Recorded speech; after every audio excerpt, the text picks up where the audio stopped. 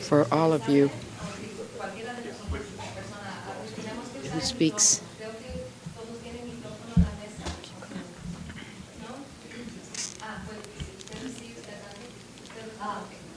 Do all of you have the microphones at the tables?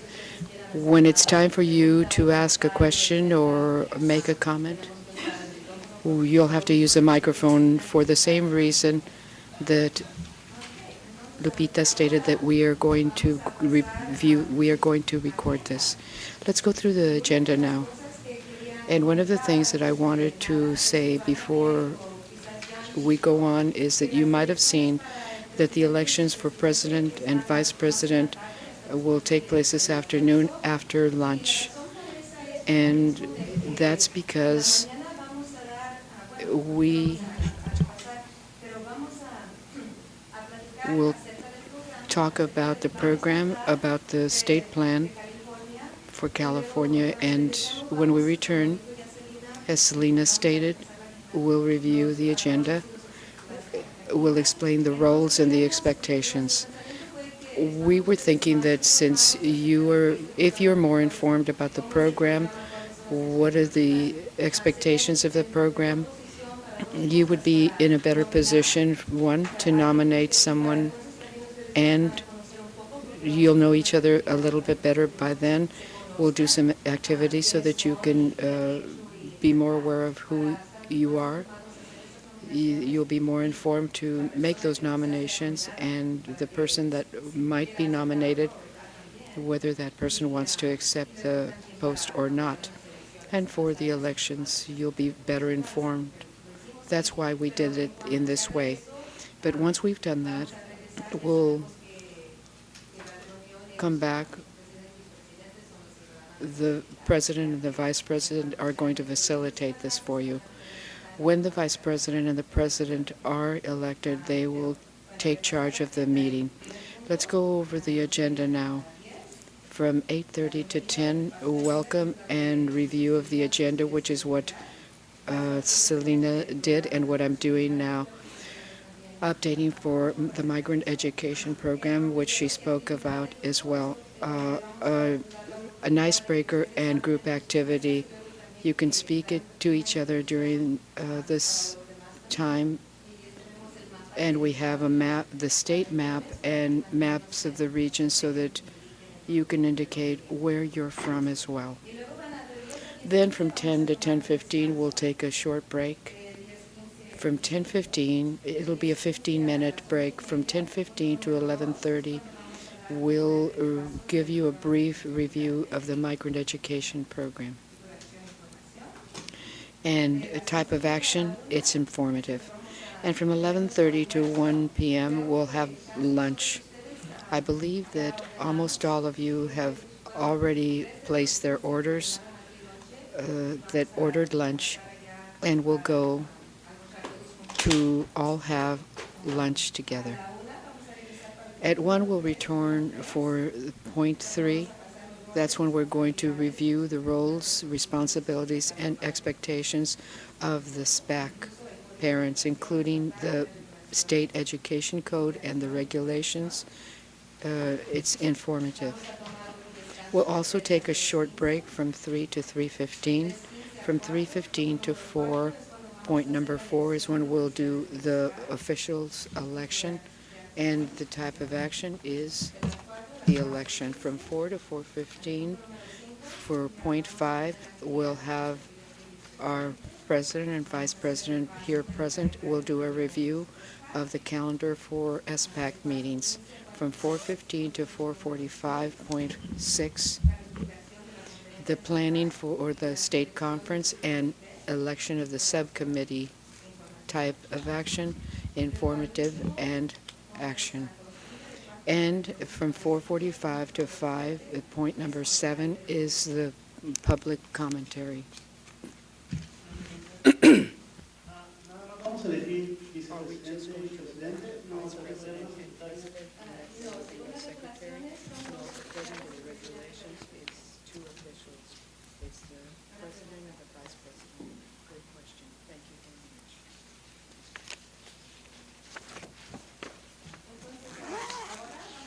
So now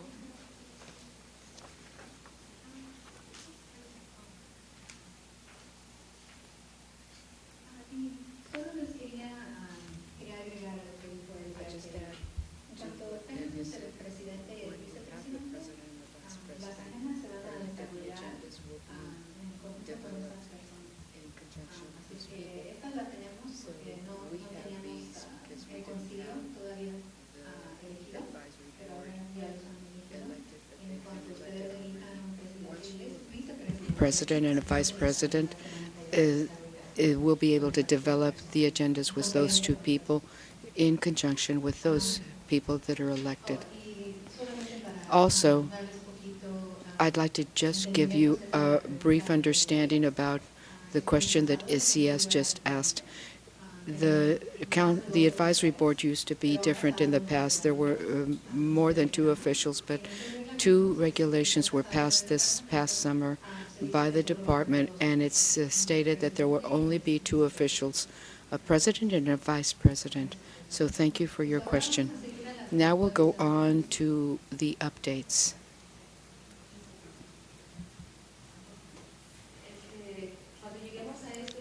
When we get to that point, we'll also give you a little bit more information about the role of the president and the vice president so that you'll have a little bit more information. But we will have reviewed almost everything. All right, now we'll go on with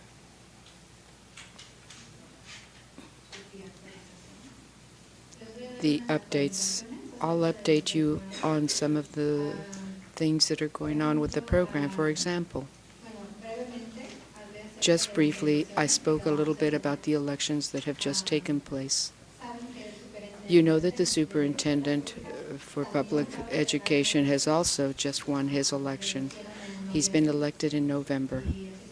So he is very happy as well, just as some of you, that he was able to return to be with you here again, heading the public schools in California. He won by just a small margin, but finally he did win. He had a lot of support. He will continue in that post for 4 more years, and I believe that after those 4 years he won't be able to run again. We're very happy for him. If you see him, be sure to congratulate him too. Another update that we have for you is that Karen, our director, will be retiring from the Department of Education. She was here for just a brief period of time because she is a professor at the San Diego University. Many times the department asks people that are in local areas come for a short period of time to share their expertise and to give leadership to certain offices. And Karen was here for what I believe was 3 years. Yes, it was 3 years. So she'll be returning to her post as a professor at the State University of San Diego. But we hope that before she leaves, she hires a new director to put them up to date about all of our projects and our programs. And finally, as I had stated previously, we have just adopted a series of regulations for this advisory board. We'll give you a copy, or rather, we send it to your directors, and you should already have it. But just in case you don't, we'll provide it in binders that Sylvia has prepared. After lunch, you will be given those. And we will start with this one, but the next one and the one after that will be included. And if you have any questions, we can talk about them. And given that, we'll go on to an activity. A question: are we going to have a folder so that we know what all the regulations are? Since you said that we've come in and everything is new. Yes, we already have it. The only thing that's not included in the binder is the federal law, because we don't have anyone to translate it at the office. But we do have the state code, we have the regulations, all of those. So it will all be reviewed with you so that you are well informed. Thank you. I'll go up to this map now, and I am going to model for you an activity that you are going to start doing. This is the state of California map showing each county that's part of each region. We talk about the regions in numbers, and numbers don't tell you where the region is, how large it is, how many people are there. So for example, Region 2 is the whole of Northern California with many different counties. For this whole region, we have an office for the Migrant Education Program. Is Region 2 representative here? Yes. So you know you have to travel a great distance in order to go to meetings. You have different needs here. We wanted to show you this. You can step up and review during breaks if you'd like. If you would like to get a better understanding, if somebody says that they're Region 23, you'll know where that is. It's San Joaquin. That's one of the closest counties. But as you can see, we also have Monterey County, but Monterey is the one that has the most students. It has, oh, yes, I believe that I believe that it's got 12,000 or 13,000. Just a second. Yes, it has 13,000. My goodness. This is where the greatest number of migrant families are identified by the state. You can see that it's Region 2 is about the second or third largest, about 10,000 students, but they're in different parts of the state. There are a lot here, over here, where the Napa wine growing area is. What I'd like to do now, and then after that Sylvia will do it, and Elvia and Karen will do it as well. I'll tell you a little bit about myself.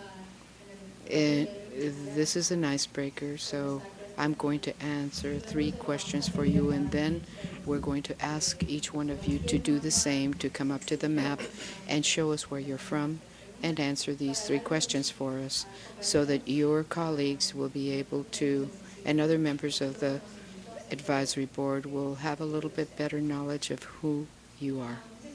So I am Selena Torres, and I am the administrator of the migrant program. I used to have Elvia's post. I used to take care of the state advisory board. I'm originally from Los Angeles. I'm from a city that's called Whittier. It's close to Pico Rivera. I got my education in Los Angeles, and I also studied in a university by the Bay Area in San Francisco. And I've been working with students my whole life. I started as a bilingual teacher working in East LA. And after that, I studied policy for my master's. And after that, I started working on studies regarding the migrant population and how to improve the migrant population situation. Homes are cheaper there. I wasn't able to buy a home here in California, so that's when I started working for the migrant program in Texas for 3 years on a state level. And I worked with the advisory board for the parents there too. That president is still my friend on Facebook, and we talk to each other. I see all their activities, and we get along really well. And after that, I came here to California after Texas. It's not that I didn't like Texas, but I like California a lot better. So I came back here and came to work for the Department of Education. I started in another office, the charter school office. I don't know if you know what the charter schools are. Those are schools that are public schools, but they function a little bit differently. I worked for 2 years there before coming to the migrant program. And just to give you a little bit of information that about why I'm interested in working with migrant children and low-income children, because I was one of those children. My parents are both from Mexico. My father was from Juarez, and my mother says that she is from Saltillo, Coahuila. That's where my mother is from. They both came to the United States about 1970, and they both worked as seamstresses. My mother worked there for 2 years until she couldn't work anymore because of her hands. She started having a lot of arthritis. My father worked in maintenance, and we have always been families that weren't always integrated into schools, and we didn't have a lot of knowledge about how schools worked, and we weren't always given the assistance that we needed. I was very lucky because I was able to succeed because I learned the language a lot faster than my brother. But it was much more difficult for my brother. He didn't graduate that easily from high school, and it took him a long time to succeed. That's my interest for what I do and what I saw that happened to me and what happened to my friends because of our language barrier. We were sometimes not put into the classes that we should have been in, and our parents didn't understand, so it wasn't always communicated to them. I know because I was a teacher as well, that students also want to succeed in schools. When one is a person that can facilitate that for other people, it's wonderful. If you can do it for just one child, one boy or one girl. I'm not from any region. I'm here in representation of all and to work towards the needs of all. Now I'll pass it to Karen.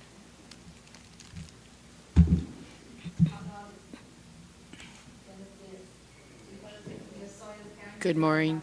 I'm Karen Cadero Kaplan. I was born in the state of Massachusetts. I lived in California. I've lived in California for 30 years.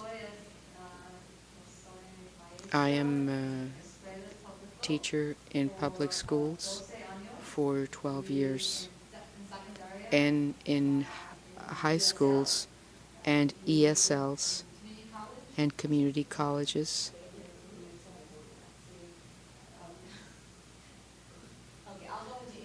Our,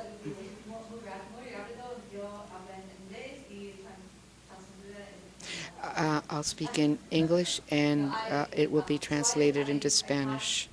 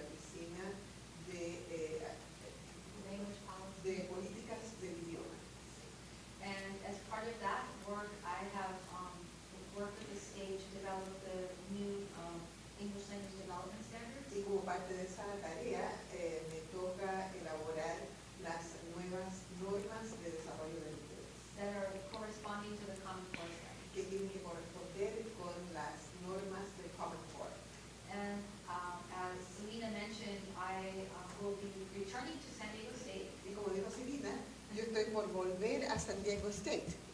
In January. So you will still see me again at the next meeting. Así que en la próxima junta ahí voy a estar. And it's been mi gran placer It's been my great pleasure to support this group for 3 years. Thank you. Yo soy Elvia Maguire. Hello, I'm Elvia Maguire, De aquí. No he viajado and I haven't traveled a lot. I'm from here. I was born in Auburn. My family is from Jalisco and Zacatecas, but live here in Auburn, not very far from here in Sacramento. I studied here at Sac State and at the University of Davis as well, so I haven't traveled a lot. I've been here almost the whole time. I like to be at home. I'm a homebody. That's where I feel most comfortable. I started with this department about a year and a half ago working with SPAC. Before that, I worked for 12 years as a paralegal, as an assistant and paralegal to attorneys. I came into education after that about 32 years of age, motivated to finish my education because I hadn't finished my education. I went back to college and I got my credentials to be a social worker. I worked as a social worker almost with Hispanic families, Spanish speaking. In that role, I worked as a mental health therapist, and then I started working as a social worker at the schools. And then I came here. I've always worked with families, with parents and students that are underprivileged. My family, my father started in the Bracero program and then picked apples in Washington. We also picked, the whole family picked peaches, strawberries, almonds, grapes, and I would help them. I was 4 or 5 years old, 6 or 7. When we'd pick, I would get the fruit that was low-hanging or the ones that fell on the ground. But those we had to be very careful of because we had to make sure that they weren't rotted. So I'm from very close by, and that's my story.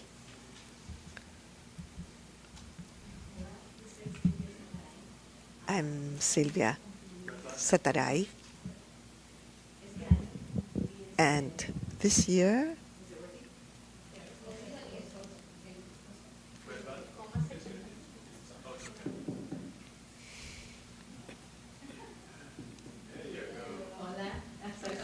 my name is Sylvia Sataray.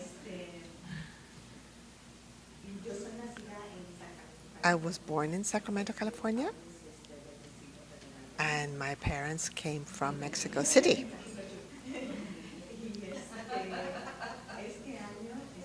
And this year was my 30th year in the Department of Education, 50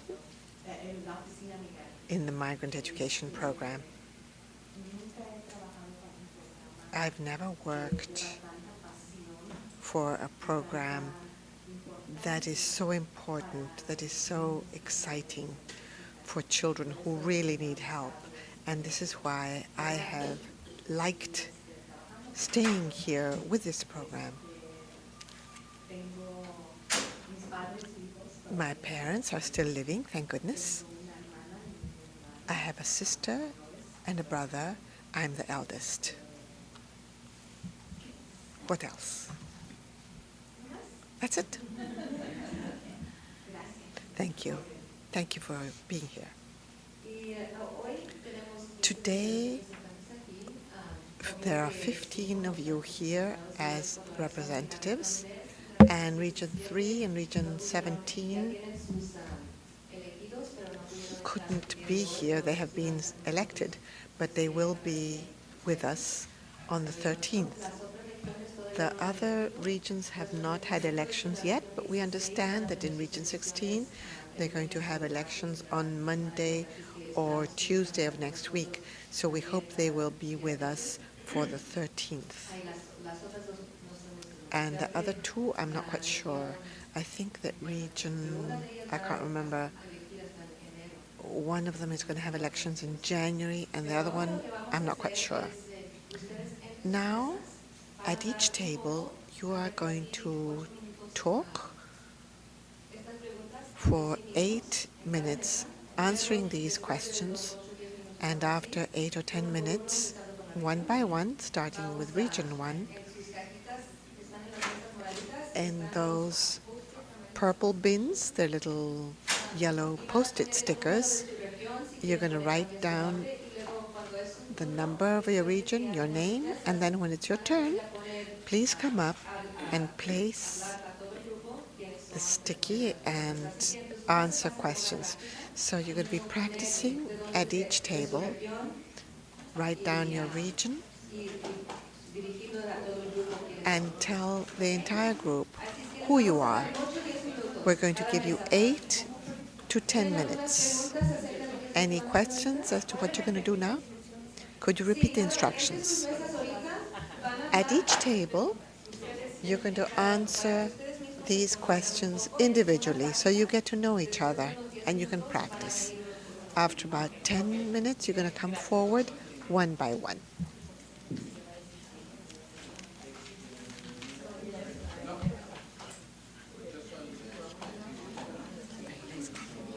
No. Passing.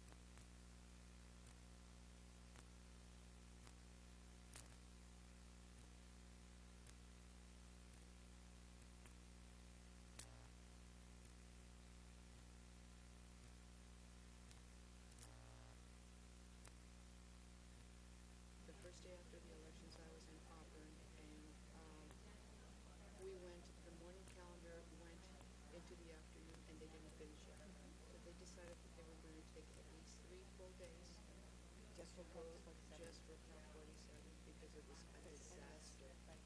And then, Disaster. and then traffic is going to get insane because they're Well, you all saw how? asking. Yeah, Right. There we go. Duh. I said, you do it. Yeah, it's going to be crazy. You have 3 more minutes. Geez, do I want to go there for Hyatt even though they're going to have lunch here? I really would rather kind of regular be filled in. Yeah. Yeah. It's not that far. The walk is really pleasant. Yeah.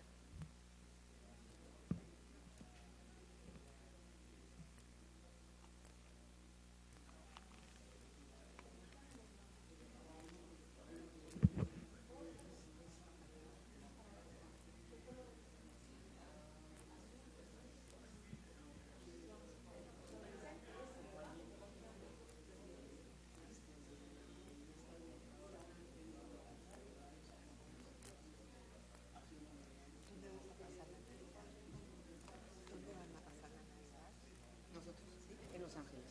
Yeah. We're leaving the 19th and will not be back until the 27th. Wow.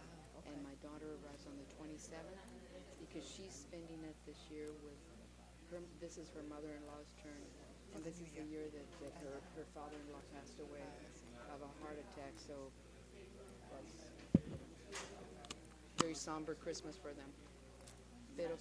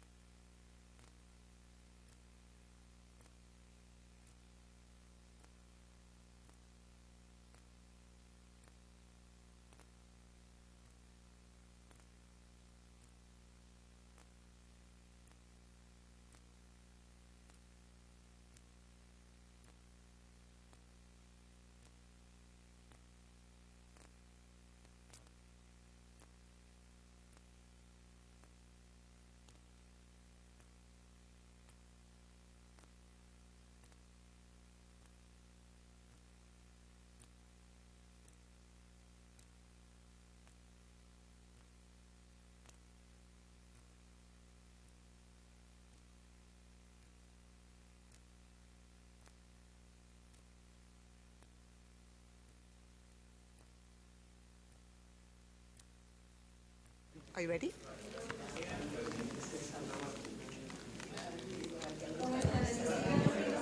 Do you need a couple of minutes, or are you done?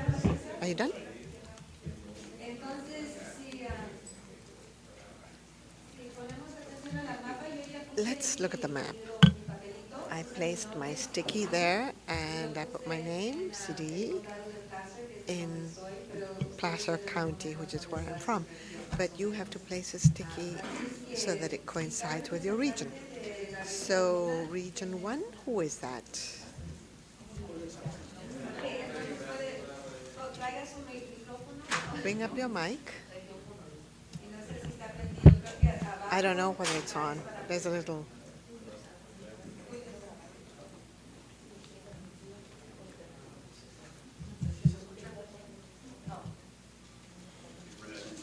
¿Se escucha? Sí. Mi nombre es Julio Salazar. I am Julio Salazar, and I am from Region 1. Son varios condados que Several counties, San Francisco, San Mateo, Santa Cruz, Santa Clara, San Benito, and Alameda. Our region to the south is a farm area, and I come from Potosí in Mexico, which is very far away. Michoacán, other people who come here, our folks tend to go to the east. But life brought me here when I was 17 years old. I knew nothing about anything. It was an adventure. And I stayed in Hollister, the town where I live, and I've been involved in the community. When I arrived in 1987, I was working in the fields. I still do. In 89, something incredible changed my life and those of many others. There was an earthquake. Our community is tiny, but the damage was considerable. I was on my own, I knew nobody, and I got involved as a volunteer. We were delivering food packages, and then I developed a passion to serve. And when you do that, you don't get paid, you're a volunteer. I volunteered for 18 years with you young people. We encourage them to achieve their goals, to go to college. Throughout high school, we have people with a PhD. In those 18 years, several have graduated. The person who's above me has been working there for 25 years. The group is nearly 25 years old, and that's part of who I am. I'm from Mexico, and about my region, we've made great changes. When I started with the migrant program, I like to serve not only myself, I like to serve others. You develop a passion. You see what you can do, what you can change in the community. When I started in a small district at a school level, a very small school, the program was minimal, it was tiny. When I got to high school, there were 600, 800 students. I thought that the program would be much better. But life gives you surprises, disappointments. But I was excited to participate. I was elected parent representative in the region, and we started to make changes. I became president of the regional group. We've made changes. We've seen the failures in various districts. We've seen what we can do. And to be a leader is not, I'm going to make this change.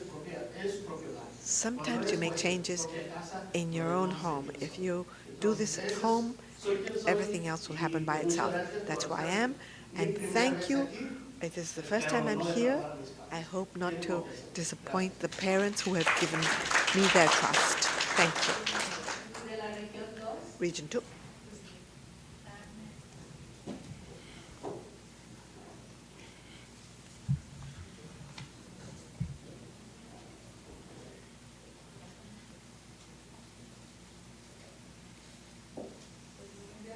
Good morning to everybody. It's a pleasure to see those of us who are re-elected.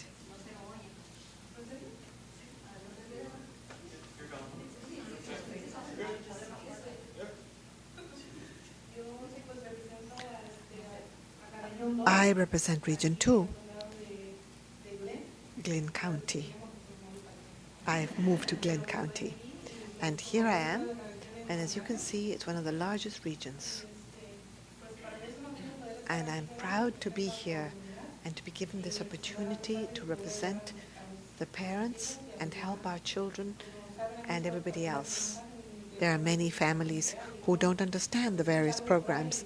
You hear something and then you can pass on the information. I come from Culiacan, Sinaloa, and my parents too.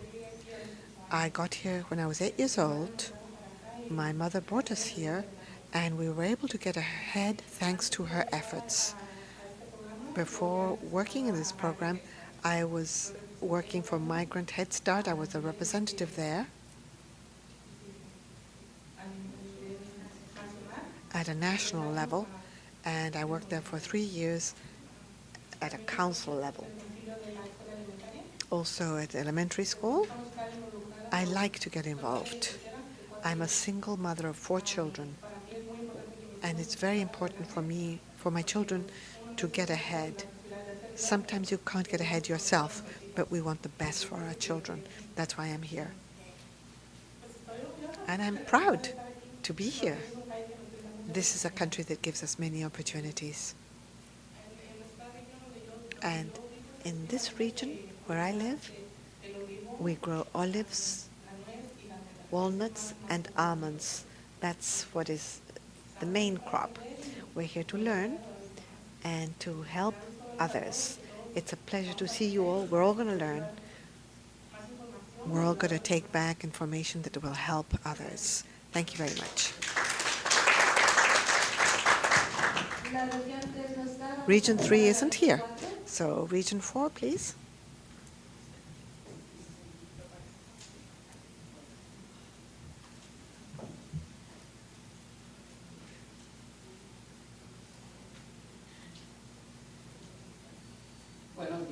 Good morning.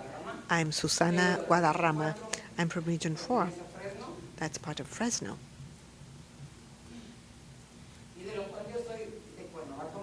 And I'm from Cuernavaca, Morelos, the city of eternal spring. That's what it's known as. I am number 5 of 7 brothers and sisters, all of them from Cuernavaca. And I've been here for 24 years. And I've been doing better here than there. You can't live there. You don't have enough to eat. I work in the fields. And I'm a house cleaner. And it's great. Because you earn your own living. And when I thought, help the program? No, it's not for me, it's not for me. And then I thought, I come from here. My fate is to represent you. I've been working with you for 7 years and I keep going. Thank you.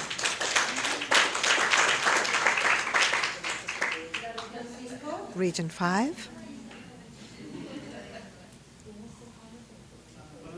Good morning. I'm Isaías Rodriguez. I'm from Region 5, Bakersfield. It includes Kern County. Region 5 has 12 districts and about 11,000 migrant students. I come from Guanajuato, in Mexico, and we grow citrus, orange, almonds, lemons. It's the heart of farming. That's Region 5. I'm the eldest of 9 brothers and sisters, and I have helped my brothers and sisters get ahead. They have good jobs, they've done well. My wife was also a representative, Lorena. She's done well with this. It has helped us with our children. My daughters have achieved good roles in college thanks to the migrant program. I thought this was not a program for me, but I showed up one day and here I am. I was re-elected and I'm eager to continue supporting our children. That's all I have to say. Thank you so much.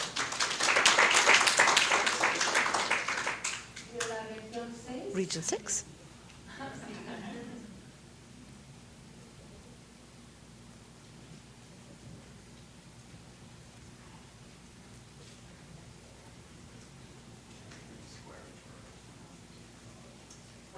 Good morning. Mi nombre es Concepción I am Virginia González Concepcion Franco. Virginia Yo soy González Franco, originaria de and I un pueblo que come está en from a little Sinaloa, town in algunos de ustedes ya me Sinaloa. conocen. Some of you know me already. Yo nací I en was born Sinaloa, in viví Sinaloa. 15 años en I Mexicali, lived 15 years in me casé con un Mexicali. agrónomo, I married a farmer. me enamoré de la agricultura. I fell in love with farming and the land. Y tengo 3 hijos, And I uno have de 3 17 children. One is años, 17, Carlos Humberto. Samuel de 12 Samuel y is Elena de 12. 10.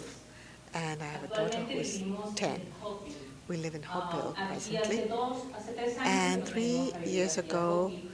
we Está en la frontera con went to Mexicali. live in Hopeville, which is at the border with Está cerca de Mexicali, Calexico, close to y pertenece al Calexico, condado del Valle and Imperial, it's part que of viene Imperial siendo Valley County. Calexico, el centro, Westmoreland, Calexico, El Centro, Hopeville, Hopeville, todos esos pueblos, Heber, ¿no? all La those towns. característica de And esta this región es que es region 100% rural. is 100% a Nosotros lo más farming cerca que region. tenemos una ciudad Our más closest desarrollada es city San Diego. is San Diego. Entonces, estos niños tienen unas So these necesidades y children unas have características special diferentes. needs and characteristics. Cuando yo me vine a vivir, When que me iba a venir a I vivir a was este about to país, come and live in this todo el country, mundo me decía, no, everybody would allá las say, cosas son oh, muy there difíciles, everything qué is complicado. very hard, it's really Yo, ay, tough. me voy o no me voy, And ¿verdad? I was thinking, do I Bueno, go, do I decidí don't? venirme. Well, I can. Pero basado en una necesidad personal que no la podemos negar de decir Due que to vamos a ir con personal nuestros hijos, needs, si es tan complicado ya if la it's so cuestión académica, difficult, las the school is so universidades, difficult, college is so lo hard. que hizo, lo que logró en mí que yo pudiera ver la But that diferencia allowed me to see the fue el difference. programa migrante.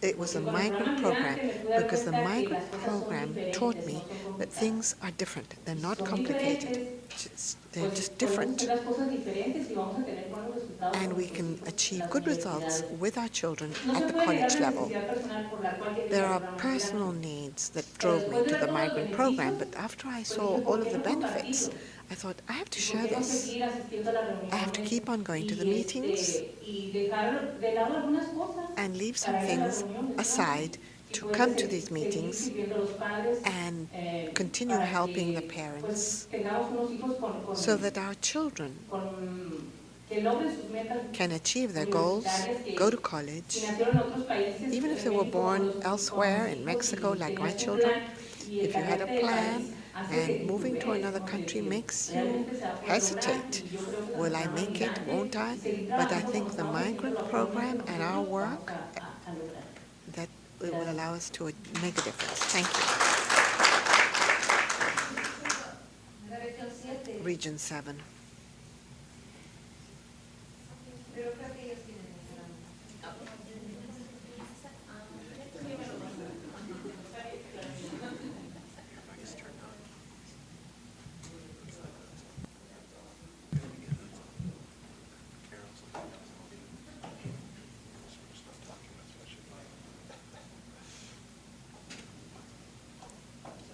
Pues muy buenos días. Good morning. Mi nombre es Leticia Duarte. I am Leticia Duarte, Vengo representando and la I provincia. represent Region 7 Orgullosamente, with a lot of pride.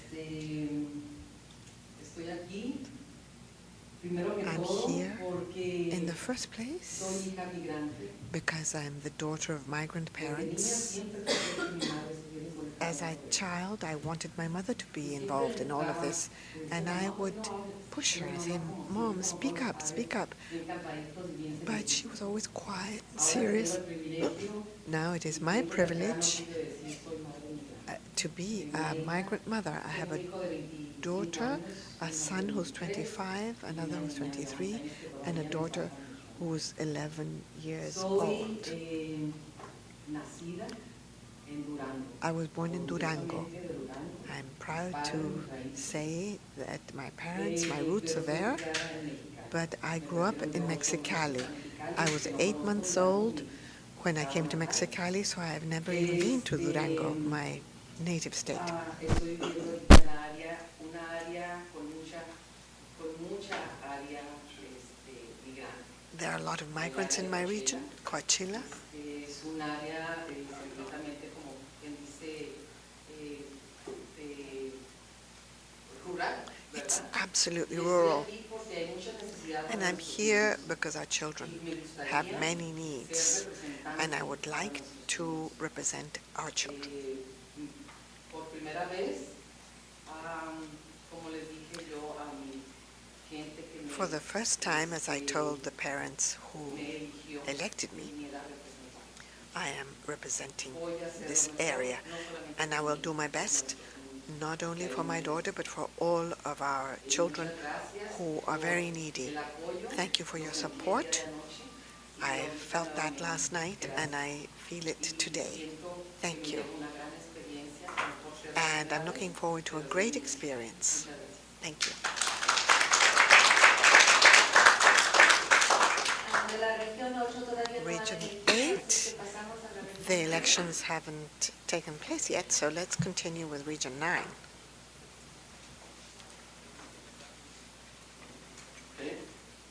Good morning. I'm Luis Villagomez. I'm from Region 9. That's San Diego County and Orange County. Bueno, yo ya migré bastante grande. Bueno, soy de la I'm Ciudad de México. from Mexico City.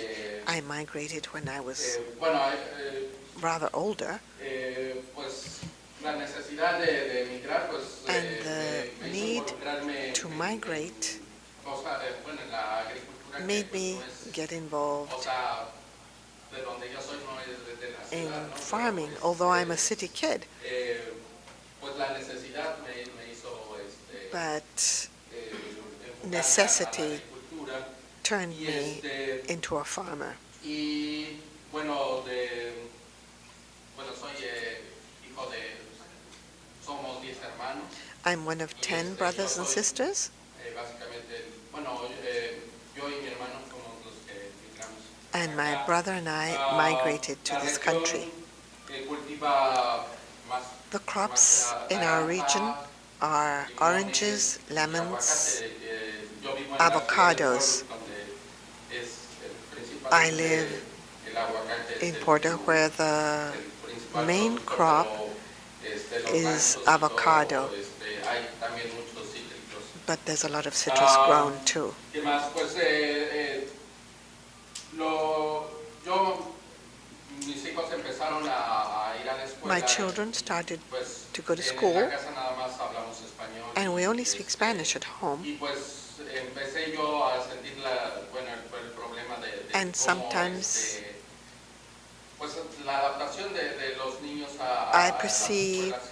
that it is Pero hard for children to siempre con la adapt idea de que no to perdieran the su school. identidad, ¿no? I didn't want them to lose their Siempre hemos identity. comentado So we have always que hablen encouraged español, pero, Spanish que sean at home, but bilingües, they must be porque bilingual, decimos que, because o sea, vale más alguien que habla dos idiomas somebody who que speaks alguien 2 que languages solamente is worth habla more uno, ¿no? than a Se puede person comunicar who con speaks only one mayor language. persona, con You más can gente, communicate with more people, y pues le da, y más que nada era And no perder su identidad, ¿no? you don't O sea, lose pues la- your pues sí, identity. la identidad.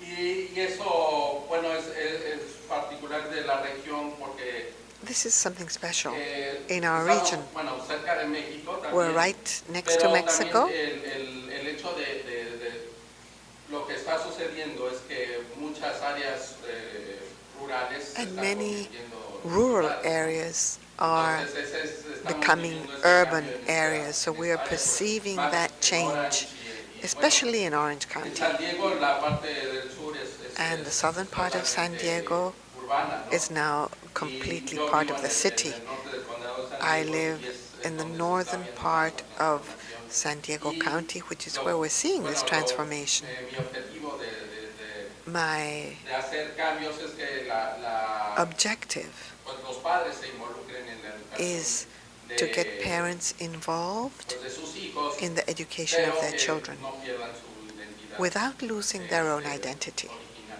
¿verdad? their national identity. Bueno, eso es todo. That's all I have to say. Región 10. Region 10,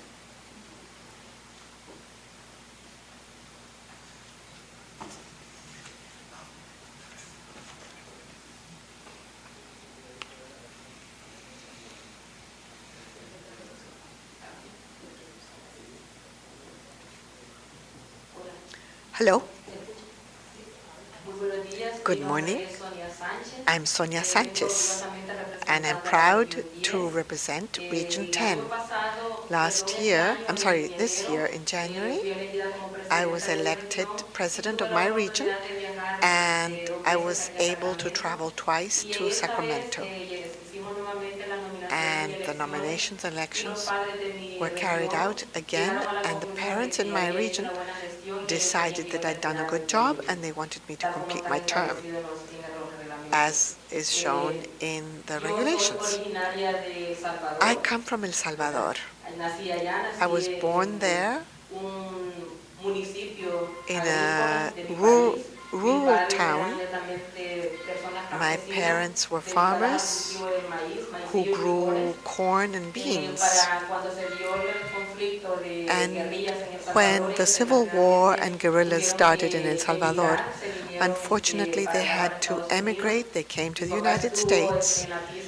My dad harvested peaches and apples, and I stayed in El Salvador with my grandparents. I went to college. I became an accountant. I got married. My husband at the time had to come to the United States, and our children were born by a correspondence course. They were born there. He's been living here for 24 years, and I've been living here for 6 years. So we migrated. My daughters stayed with me there. It wasn't my idea to come to the United States. I never thought I would do it. I wanted my husband to come back to El Salvador. I had a good job. I was working for the government. I retired 5 years ago, and then after I retired, I had no further excuse, and I had to come here. As soon as I came, we went through an economic crisis here, and my husband became unemployed, and so we went to Fresno to work as farmers. And I had worked for 30 years behind a desk. In my youth, I had worked in the fields with my parents and my grandparents. I wasn't ashamed of that work. So my husband and I worked, and my daughters, in farming, and then we did better. He got a new job, and right now what I do, when my daughters are out of school, I go to work because I like it, and they like to work there too. And to be in touch with other people has strengthened them. I have a daughter who graduated last year from high school. She's a special needs student. She fell downstairs when she was 2 years old, and she hurt her head and she hurt her brain. She couldn't speak until she was 7 years old. She had required a speech therapist, so she is a special needs daughter. The doctor said that she would never get ahead, but now she's graduated and she's studying to be an X-ray technician. So if they're special needs, that's not a barrier. As a parent, you have to make sure that they get ahead, because sometimes we make it easy and we don't allow them to fly. They stay as special needs, but I'm very proud of her. And I tell her, since I came to the United States, I have tried to get involved. I went to the schools, and I did it for my daughters. I wanted to understand the education system here. I got involved in all of the school committees, and I still do that. And now I have a 4-year-old son. So I have this 4-year-old, and I get involved with him,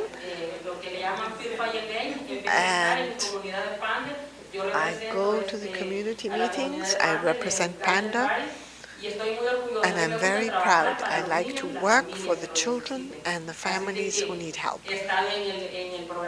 I've been in the migrant program. It's helped my daughters. It's helped them with English. It's helped them to get better grades so that they could get the credits they needed. I have a college student who's about to graduate in systems engineering, and this daughter that I tell you about. I have 3 children. Thank you so much. I get overcome. Region 11.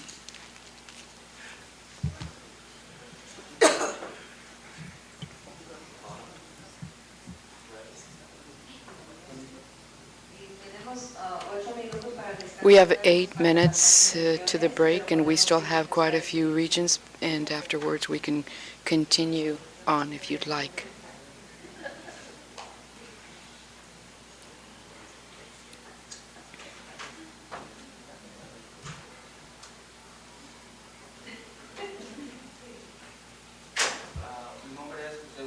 My name is Jose Gudino, and I represent Region 11. I got here when I was 11 years old. I've been here in this country for 10 years.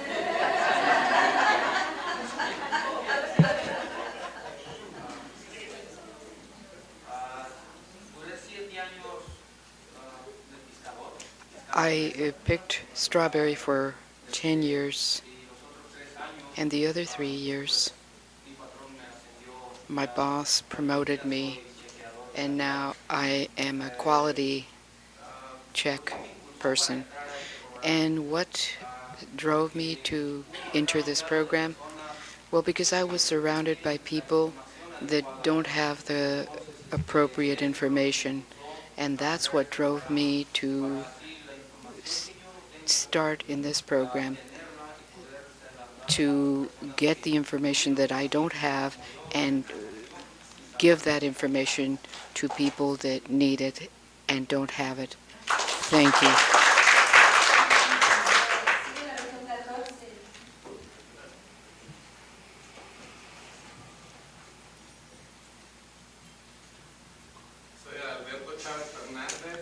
I'm Alberto Chavez Fernandez, and I represent Region 14. I'm the sixth of 11 brothers. My family was born in Gansícuaro, Michoacán.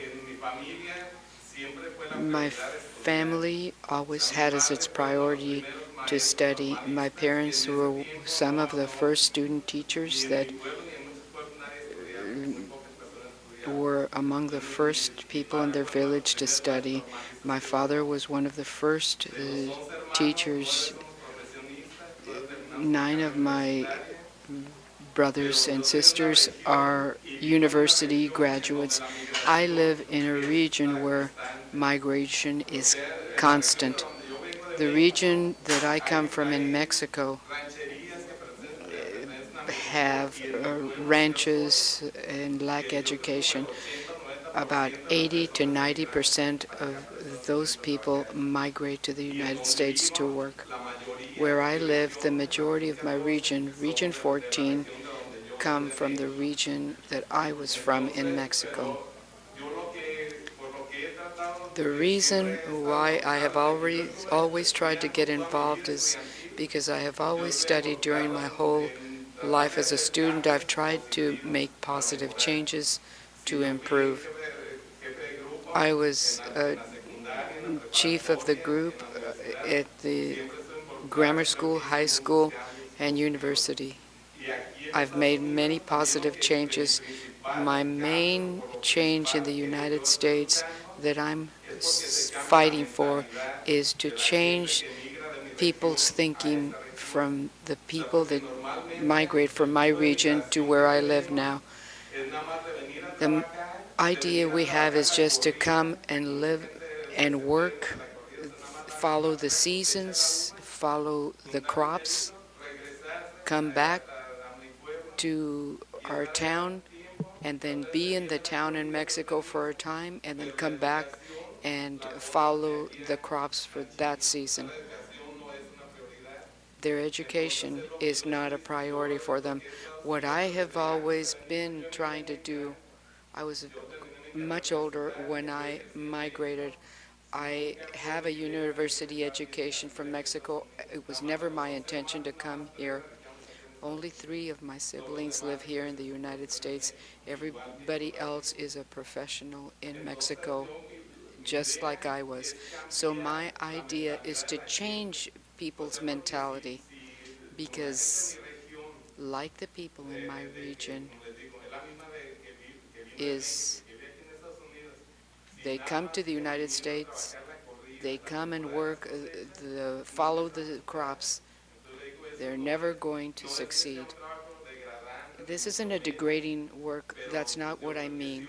But if you immigrate, if you make the sacrifice to come here, it's to find something better. That's the reason why I've always worked, and I believe that a very important tool in order to do this is the migrant program, because in that fashion we will be able to help our children, but mainly within the program and the community. I've always liked being involved in whatever there is to make people aware, that if they don't get ahead, if they don't study, they're not going to come out of the rut. That's what stimulated me to start into this program like ELAC and LELAC. Everything regarding education is something I like to get involved in, and I believe that this is what I'll be doing. And for each person that leaves the field and comes and goes towards a better education, I feel that I've had a success. Thank you very much. ¿Y dónde la región para el grupo? La región 14 es Delano, ¿no? Region 14, so that everyone knows. Is that Delano region? Oh, I'm sorry. It's Delano. It's a completely agricultural region.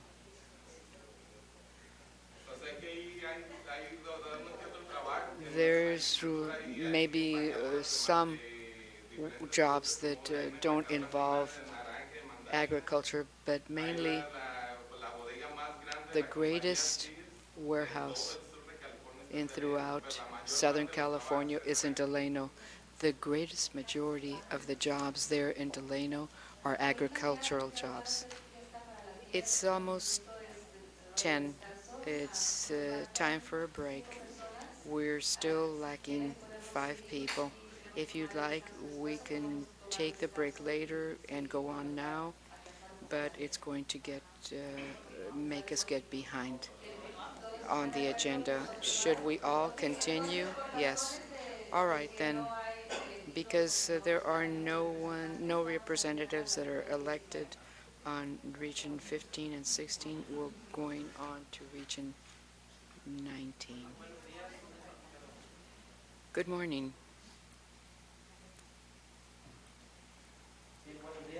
Good morning. My name is Francisco, and I'm representing Region 19, belonging to the Bakersfield County. I'm the third of 6 brothers. I didn't have the opportunity to go to school. I wanted to continue with my schooling, but did not have the opportunity. Now that I have my children, I would like them to succeed, and I hope to support them, and that's why I'm involving myself in this program, not just for my children, but all the children in my region and everyone that I can be of help to. I was re-elected this year. I came 2 times previous to this, and I was nominated because there was no representative in my region for over a year. In my region, I believe that all parents work in agriculture, and we don't get involved a lot in our children's education, but I'm interested in it, and I want to learn a lot in order to be able to support people in my region. And that's all. I'll be brief. Thank you. Region 21.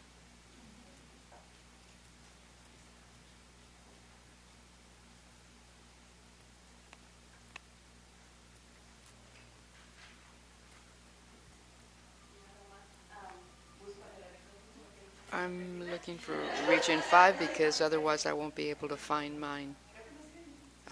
Can you hear me? Yes. My name is Edlinda Hurtado, and I have four children, three girls. The first one was a boy. Now I can get his help and support.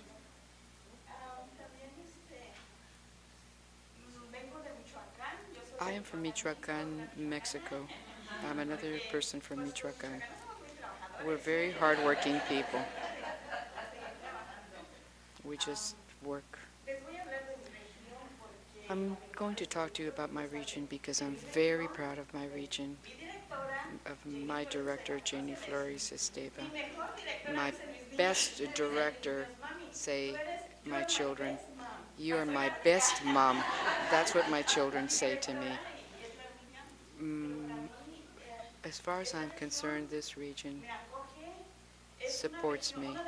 It's one of the regions that has only one district. I believe that it's the largest district in California, region of East Elieste. Because it's just one district, we are very close. All of us are very close together. And Janie Flores is our mother, not just for the children, but for us as well. She was really good to us. She made us feel welcoming by the director, made us get involved, to be in the program, and being in the program helps us learn. A mother helps their children, and she has helped us to do everything that is possible. She's like a mother to us because, let's say, a Saturday school. The bus didn't come by, and the director said, "Don't worry about it. I'll send somebody, and they'll pick you up." She's got her finger on the pulse. She makes sure that everything is going right for us. The rural clinics, those things that are available to us, she's really aware of things that are going on that are for our benefit, and makes the parents get involved because of that. She says, when you are working parents, field workers, we feel like we're very busy with our work, but the team goes out to seek us out. She makes sure that, like a mother hen, she gathers her chicks around her. This is a district that is really close-knit and that's working towards the same goal. That's the migrant children and their success. The help that is provided to them, that they take advantage to the nth degree of that help. Region 22.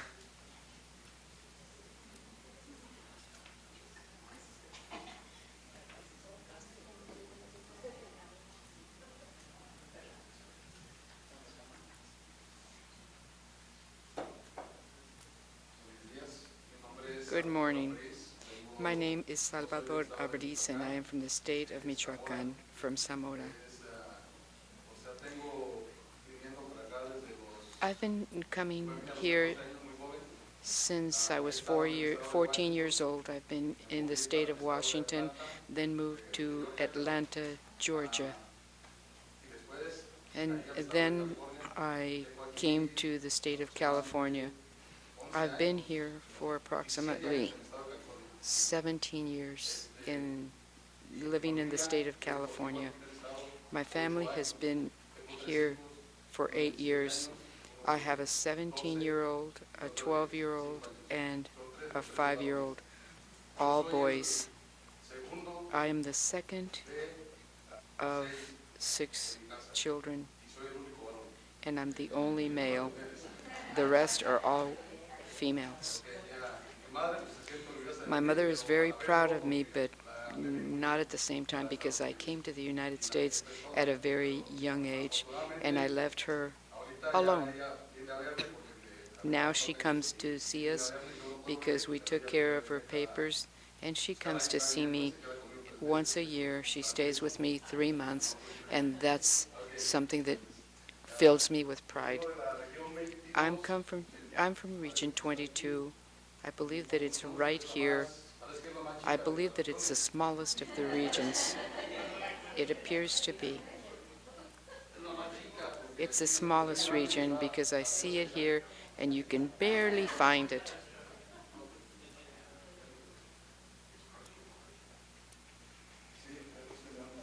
Yes, it is the smallest one.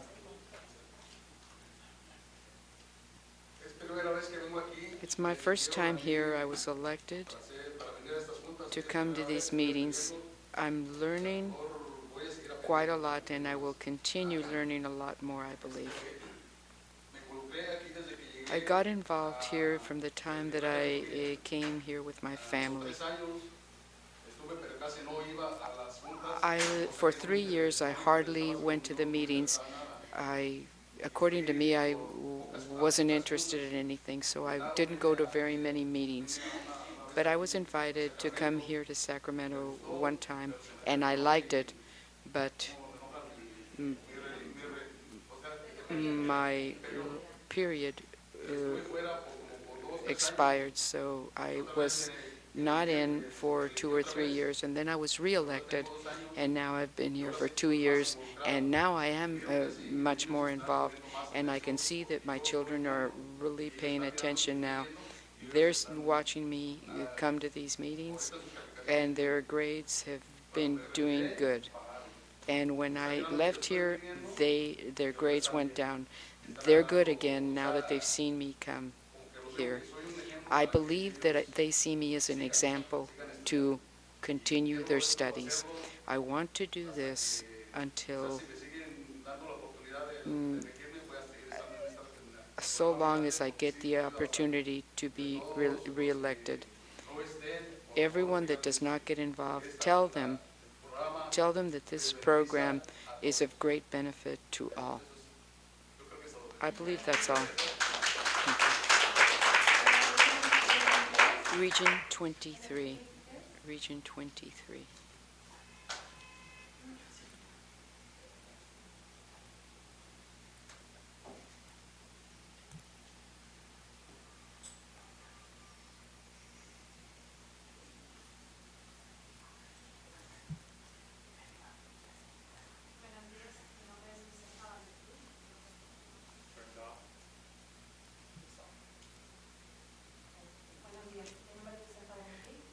Good morning. My name is Vicenta Valentin, and I'm representing the Stockton area, Area 23. I'm a migrant mother, and the area is only California. I am mother of 7 children, 6 women and 1 boy. The reason I'm here is to bring as much information as I can because there's a great need to give our children a good example and a good motivation. This program, some of my children have traveled to Washington, D.C. because of this program, and thanks to the staff for allowing my children to visit the White House to have good experiences and learn what the policy of the government is in action. This is very good for our children. Our leadership motivates our children. It brings better programs to our children. The reason that we travel every season following the tomato from the planting to the harvest. That's what my family works at. My daughter is a cancer survivor, and she works with her husband and with me, working in tomato, picking tomato and grape as well. The region that I'm from is chili, a little bit of onion, garlic, tomato. It's a very occasion of great pride for me to be here with you today. All of my experience, 20 years as a leader, all of that experience has been with LELAC, ELAC, with the advisory board, everything regarding the programs at the school. I've been in the program, migrant program, for 8 years and involved for 5 years. This is the first time I've come up to the state. I expect to have new experiences to be able to bring better things to my community. Thank you very much. And from Region 24.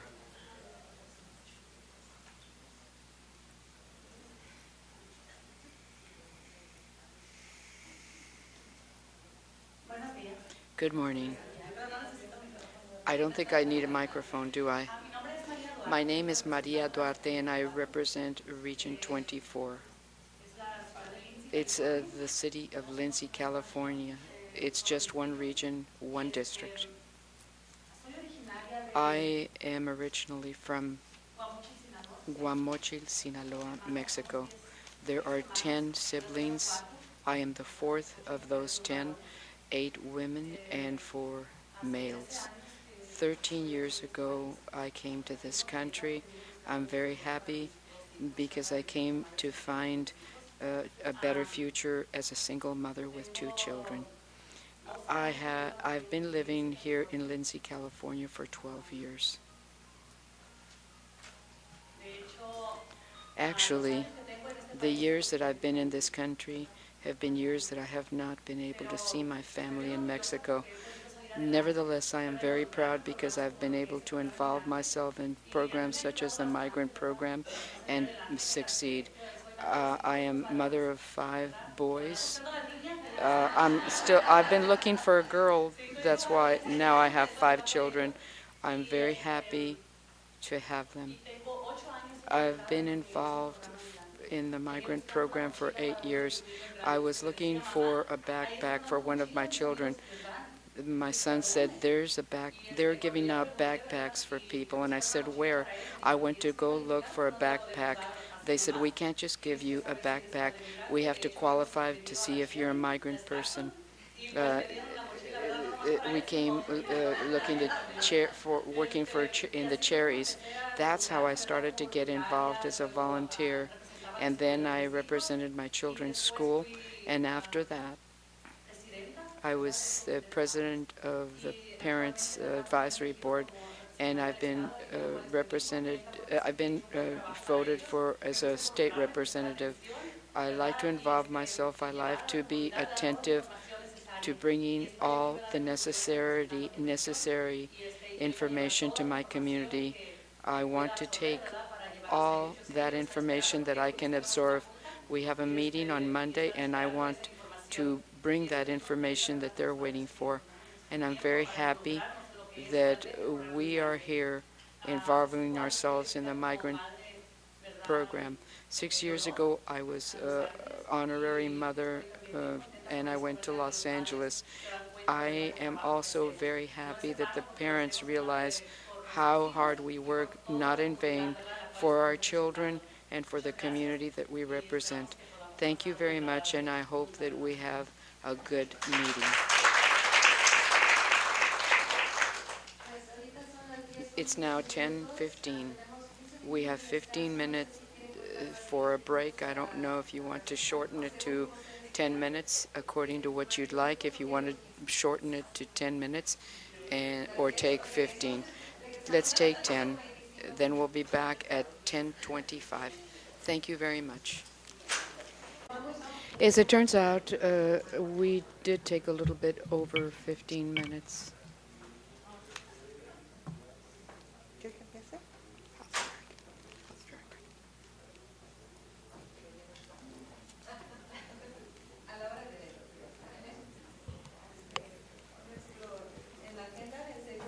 The second point in our agenda, point number 2, is where we're at, review of migrant education. I know that we have spoken a lot about our experiences. I see that you already know a lot about the program. So we're not going to give you more than 3 to 5 minutes to speak at each of the tables about what you already know about the migrant program. That can be something about the history, about the services, or about who is eligible for the program. Anything that you know related to the program. I'm going to give you a few minutes for each person to tell us this, and then let's do it as a group. Take from 3 to 5 minutes to do it, please.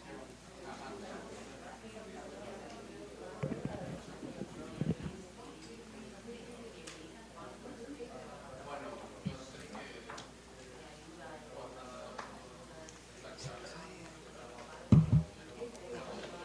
defense attorney was saying that it's absurd to consider breaking and entering when it's a bicycle dealer inside the house. Yeah. Yeah. So what's going to happen? Who's the defense attorney? John Sage, who's great. You heard that that Linda Parisi's husband passed away? Heart attack. Wow, Señor Bente? During the Thanksgiving holidays. Yeah. Was he an attorney too? I don't know, but I guess he was playing cards and just went. 25% of heart problems, that's the first and last, of course, sign of heart disease. Y sí, poquito lo pasa.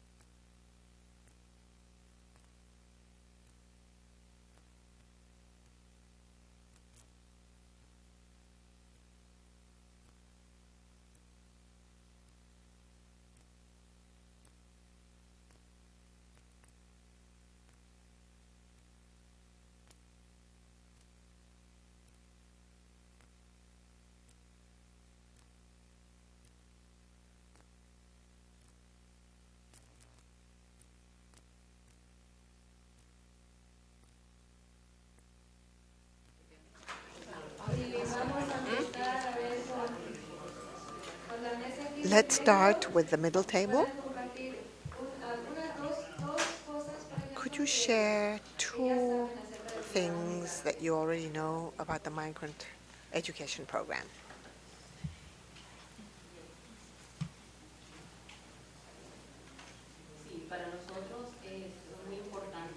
We consider it very important that our children in the migrant program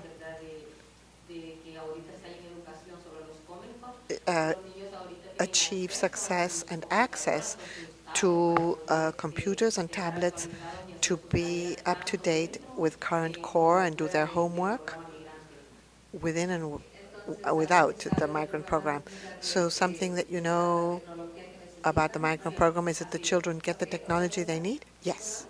Anything else? I also shared here that in Region 10, trabajado no solo we con los have niños, been sino también working con not los only padres with de the familia. children, but also El with hecho their de que parents. muchas veces las familias están desmotivadas porque ya llegan Families cansadas de su may trabajo not be y lo que motivated. They hacemos es get que, por home, they're ejemplo, tired, en las festividades Thanksgiving o and en Navidad, during the digamos festivities que of los padres de familia Thanksgiving que or tienen Christmas, experiencia en ciertas experienced manualidades, no parents estamos who haciendo can manualidades do como tal, sino es handicrafts, para we reconectar más padres de include them familia y más to niños do poder ir al handicrafts in order programa. to include more parents and children in the program. ¿Qué es lo que saben acerca de So todo what esto? do you Sería know? si lo tuviera que concluir con una What's your palabra o dos. conclusion in one or two words? Servicios a los padres. Par- Servicios a los parent padres. service. How to serve parents. Ok, vamos a pasar y luego podemos regresar. We can Pasamos a esta mesa we para can que return to that compartamos table. algo que sea The next table, diferente de lo please. que ya se compartió. Other items that are different from what you have already shared.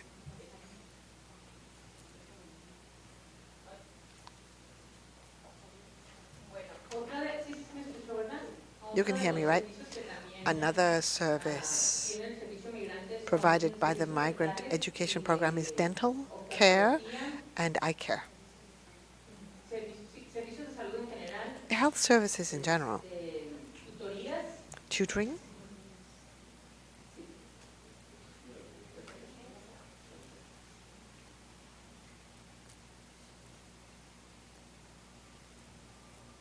y también que se puede contratar And a un especialista. that Porque has si quieres, ahorita lo a special teacher comentamos, can be pero hired. en nuestra región se In va a our contratar region, we're going to a una hire persona especialista a para que specialist usted sirva de puente entre las universidades who y los will alumnos de doceavo que create a van a salir. bridge between colleges and 11th and 12th grade students to advise the students on how they can gain entry into college, get scholarships, comply with the requirements. All of that Asesor especialista, ¿no? is going to be in the hands of this special advisor. Sería algo que sabe es, This is something, sí, Sí. yes, so college access. Hay un programa, ¿no? Yeah, there's a program. Están las consejeras, las universidades. You have advisors and students, but you need a bridge between the 12th grade student and college. How you apply, how you try and get a scholarship. So college access advisor.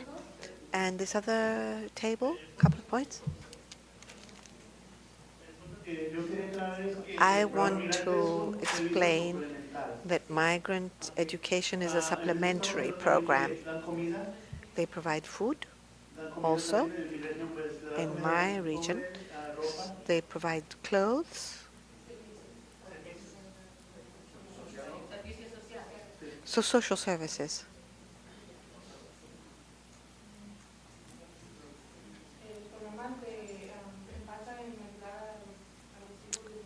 Programs to help the children of migrant parents. The idea is to provide services to the children of migrant parents and children with special needs. Of course, this program is available because there are migrant families. I know that you know a lot more. When we review this area, we're going to ask you if there is anything further that we have not reviewed. So you will have the opportunity during this presentation to add further items. Based on what you've said and what we reviewed just now, it's a lot of work. Who at a state level helps you? Selena, who's the program administrator, and the consultants.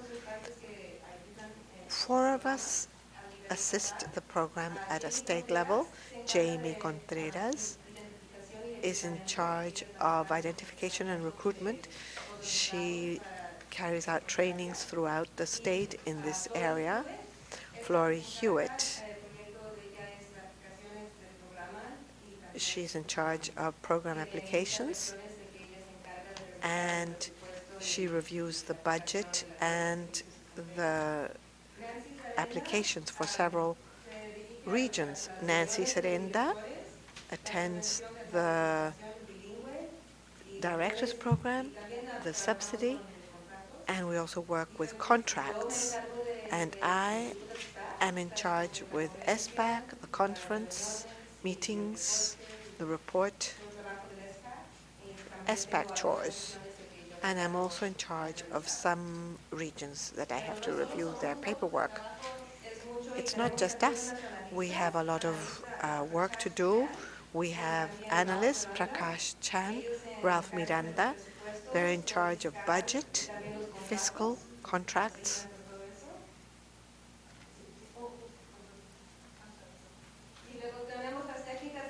And then our office technicians, Angela McCulley and Sylvia Sataray. They support the entire program. They help everybody else with communications, follow up. So we make up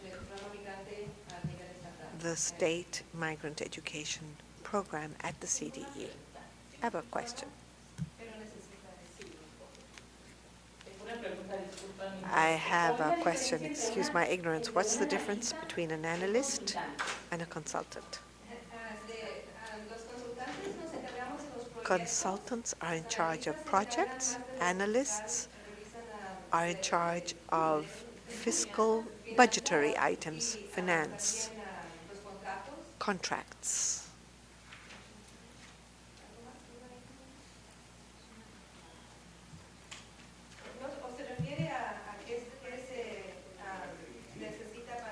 Are you asking the requirements to be an analyst? What is an analyst and what is a consultant? What level of responsibility does each have? The consultant has the responsibility and the analysts support the consultants. They have different jobs to do. At the office, they are mainly in charge of the budgets and they review expenses. But Ralph, for example, is going to help us with the conference, so you're going to see him there. We only have 2 analysts at present.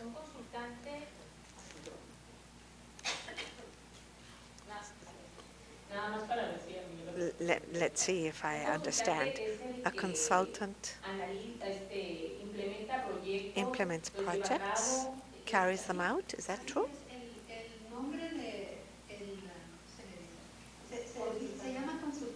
They're called consultants, but they're not really consultants as they would be in real life, or somebody who comes and does something for you. These are full-time employees. They're called that way due to the job description. Elvia has to be here on Saturdays,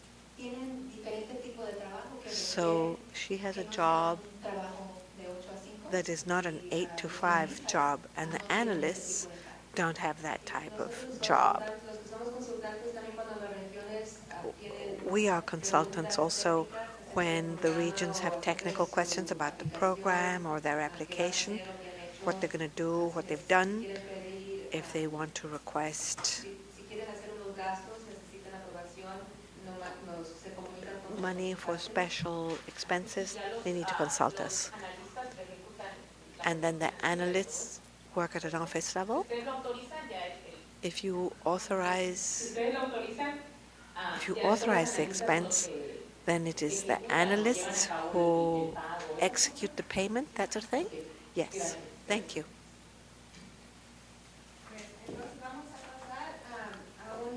Now we're going to provide a brief history of the migrant program. Some of you may already know that this has been around for a long time. But before 1964, not much was being done. In 1964, a work group got together. Do you have a question?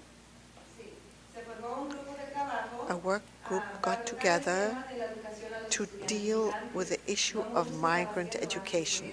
Not much was being done before that date. This group recommended, after they met in 1964, to implement a program to address the unique needs of this population of migrant students. And I wanted to tell you, if we have time, and we might not, but we have a game that will require you to pay attention and take notes. We'll do that later. And let me tell you again, this work group recommended in 1964 the implementation of a program to address the needs of this population. In 1965, a federal law was enacted, the Elementary and Secondary School Act. It was implemented as part of the war on poverty. Here in the United States, there was this war on poverty enacted by President Johnson. Title I is part of this law and was going to fund schools to improve poor children in poor areas. They assumed that as part of Title I, that this program would come together to deal with the issues of migrant students, but it didn't happen. Title I funds went to urban areas, and migrant students were in rural areas. So it didn't work. It didn't comply with the work group's recommendations. So in 1966, the Migrant Education Program was born. The U.S. Congress set up the National MEP, and this was authorized by law. So authorized by Title I, Part C, and this was part of the ASCA law. This is the federal law that gave rise to the migrant program. State laws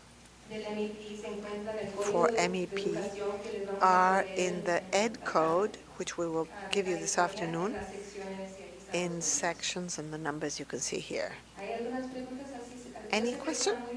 I know that this is a very short history. It's a bit more complicated than that.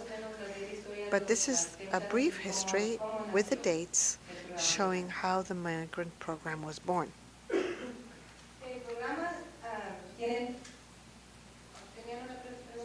A question?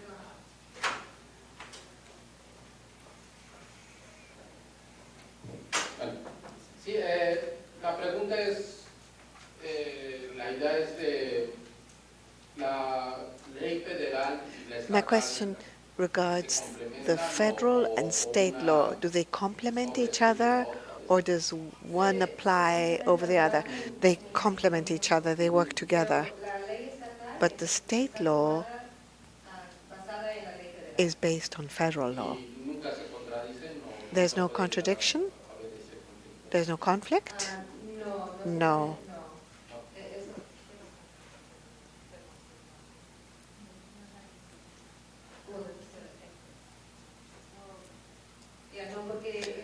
No.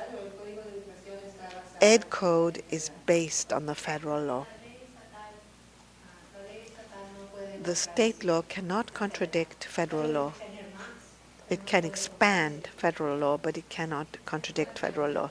Very good question. Thank you. The parts of the program, let's see if somebody knows what they are. Raise your hand. Can you name one of the parts? preschool services, migrant families. There is a parent participation component. Tutoring, for example, in math, literature, all types of tutoring. These are all the services that are required.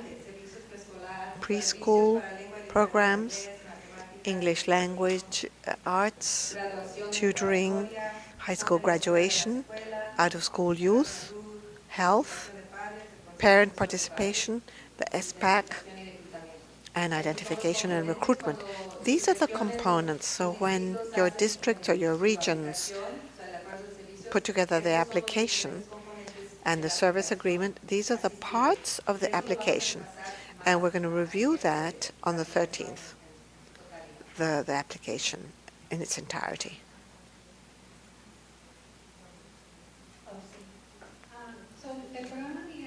The migrant education program has other parts that are perhaps not familiar to you yet, but some of you I heard mention.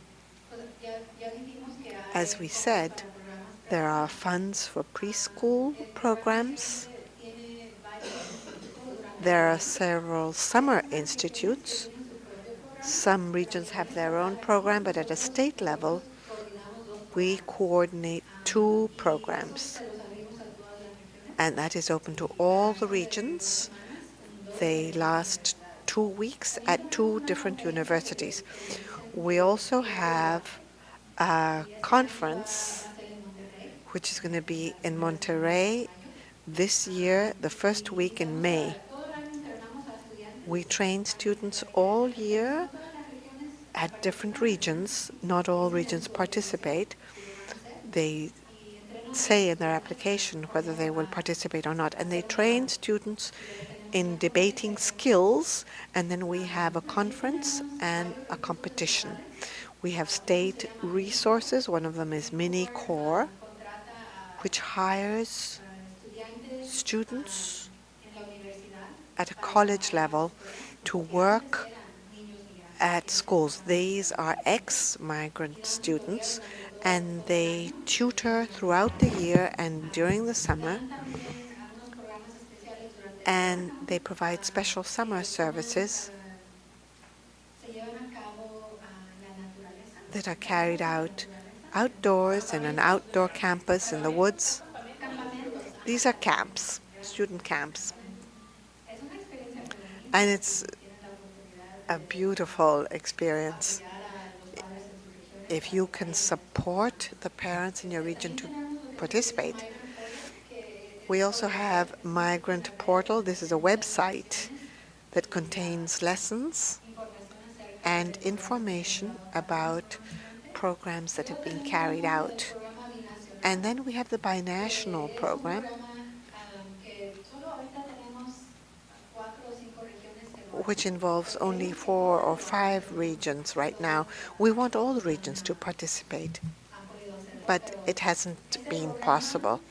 This program works with the Mexican consulate and identifies Mexican teachers to come to the schools here where our migrant students are studying to provide them lessons on their own culture and also maths and science. And these teachers support the California teachers who are being hired here. So they don't replace a California teacher, they just help. And most regions find out where most of the children come from.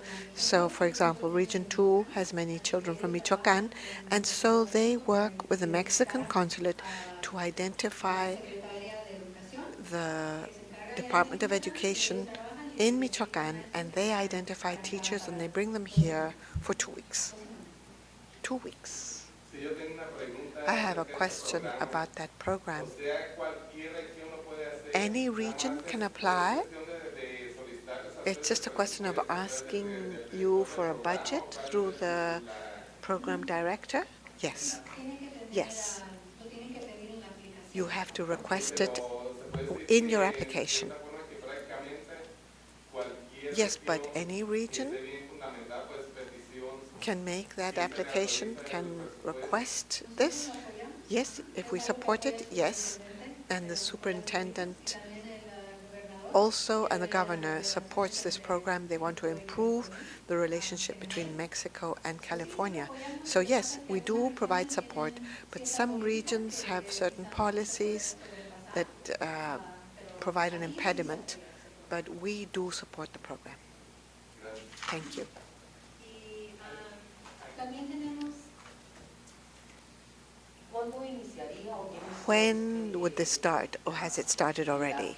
This link con esos maestros? with those teachers. está empezando ahora. It's starting now. Y si la región no quiere hacer So if the region wants to do this for next summer, ya tienen que empezar a you must start asking for this now. So we have to suggest to our director to make this application, and when would we get a response? This year, next summer, how would it work? las aplicaciones para este año y el próximo. This year's applications are already in for next summer, but you can ask for a review.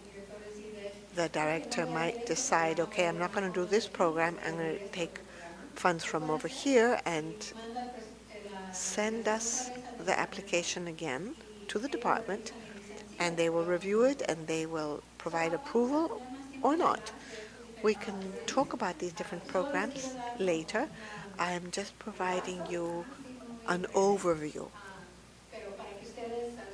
so that you can see the different components of the program. And then we have national resources, which don't issue from California, but from the federal office.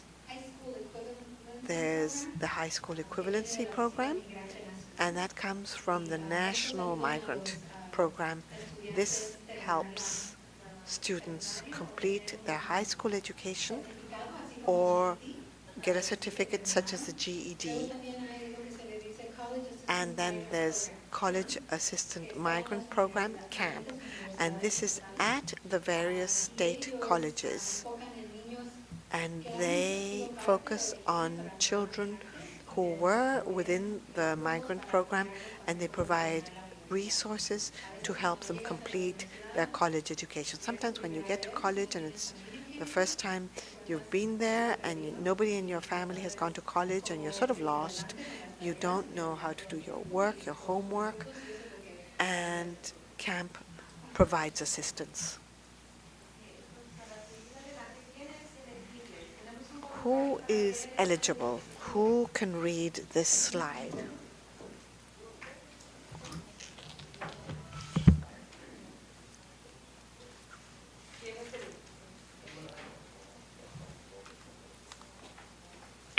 ¿Quién es elegible? Who is eligible? Niño migratorio actual se refiere a un niño A migrant student is a child who has moved with a parent, guardian, or anybody else who has custody, moved from one school district to another within California or in another state within a 12-month period, immediately prior to his identification as such, so that the child, parent, guardian, or relative may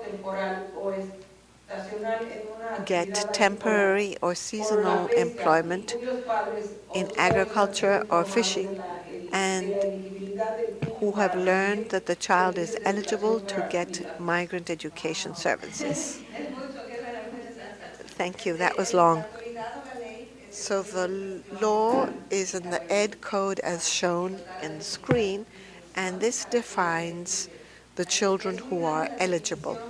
It's a big definition, but we can narrow it down. Let's see, who can shorten this? Who is eligible?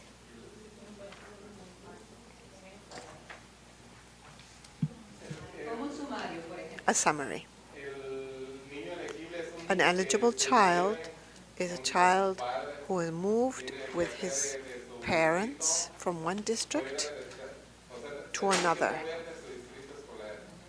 to another school district within the state or to another state moves with the parents who are seeking employment.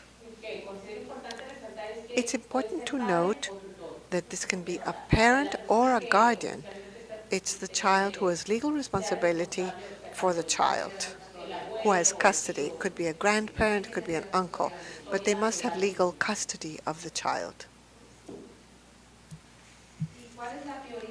And which is the priority? Who can read this? Dice, ¿cuál es la prioridad? What is the priority? ¿Cuál es la prioridad? What is the priority? Under federal law, the Migrant Education Program must provide services first to students identified as PFS, Priority for Services. In California, they're defined as migrant students who are failing or who are at risk of failure. Academic contents and achievement standards, and whose education has been interrupted during the school year. Yeah, and that is based on federal law, Title I, Part C. So service agreements should include which students are getting services and who are below standards, so or who are PFS. We have to comply with federal law and identify those students who are at risk of failing or who are failing and give them priority services.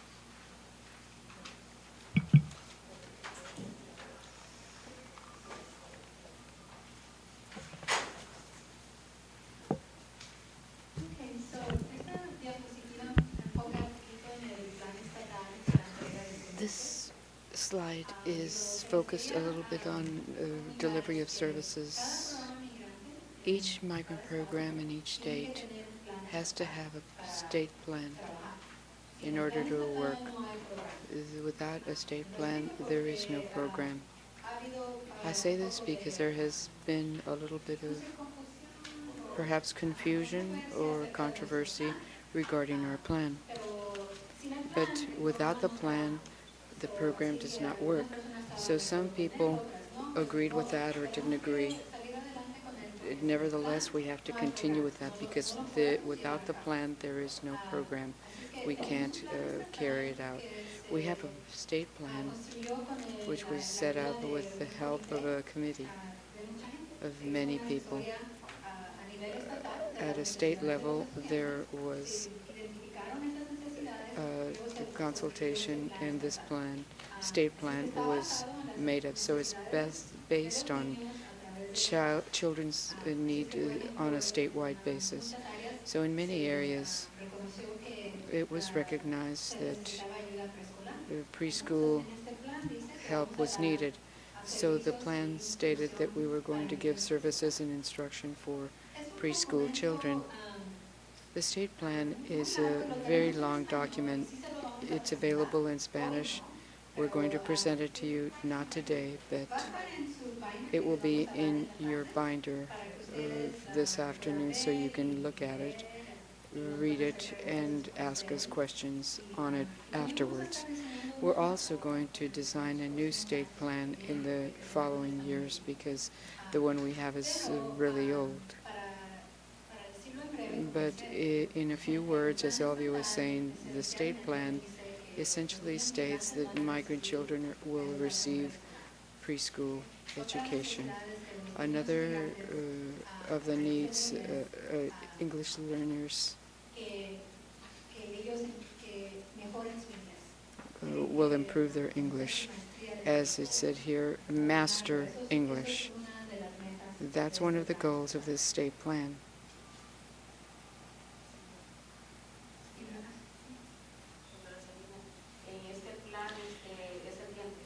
Is this the plan that we participated in as parents, as in districts or regions? I don't know if you were part of this. Are you referring to the report?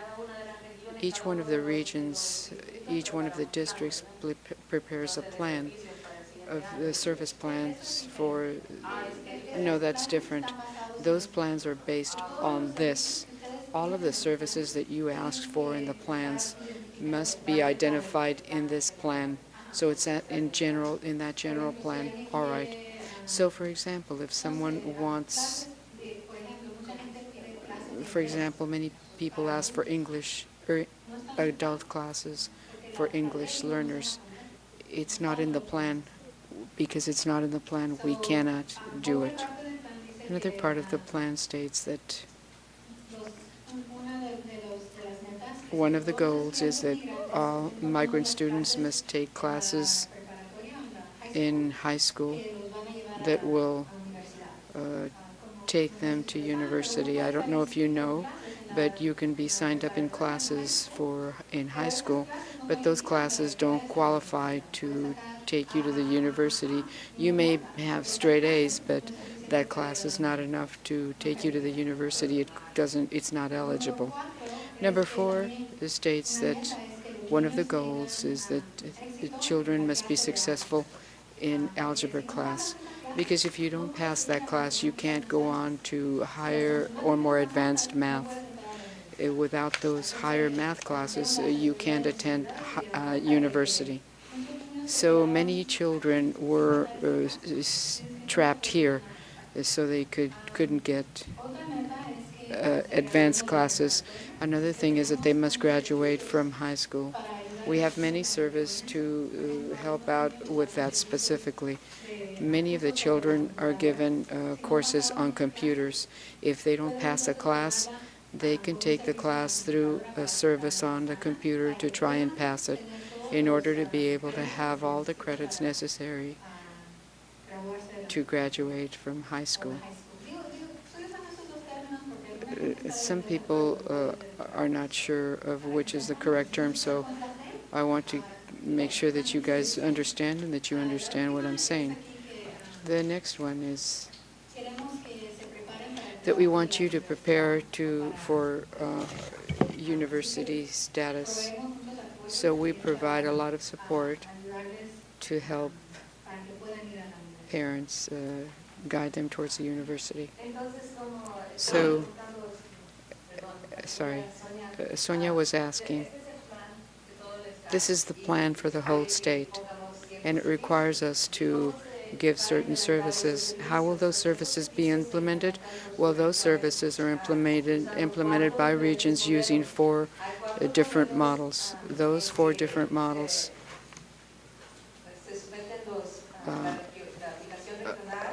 are submitted by a regional application or service application. The first model is the centralized model for the region, which means that the region is responsible for the budget and is in charge of providing all the services. The region makes the application to the state. We, according to the application, we give the services. That's the first model. The second model is, I believe that someone said something about the district being financed directly in Santa Maria, Bonita, and Lost Hills. I believe that there are others. The region is just one district in this model and is in charge of its own budget agreement for services, which we call the DSA, District Service Agreement. And that's the second model. The third model is the model with district reimbursement. The region passes all the funds to the districts. The region takes care of reviewing that service agreement for each region. For example, let's suppose that Region 1, each one of the districts turns in their agreement, and they review each one of those agreements and approve them, or whether or not they approve them. And the district takes care of the services. They give the districts the monies. After the district has the services, the expenses given to the region, and those expenses for providing the services are given. We give the region the money to the region, and the region gives it to the districts. And the varied or mixed model is the most common one. This model provides, the region provides some of the services, so the districts gives the region may set up preschool services or others, but then some of the districts deliver the service agreement and then give the money to those districts so that those districts provide their own services. So this one is varied and mixed. It's a little bit confusing, but at the same time, either the region or the district are given the funds through one of these models. Which type of models do most of the regions work? The varied or mixed one?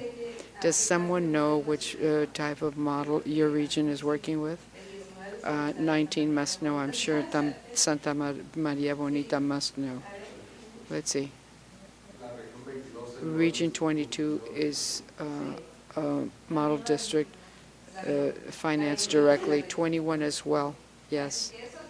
So that's the easiest one. But we must be informed so that you know how your district is providing services, which one of the models you fall into. I'll now talk a little bit about the financing for the program.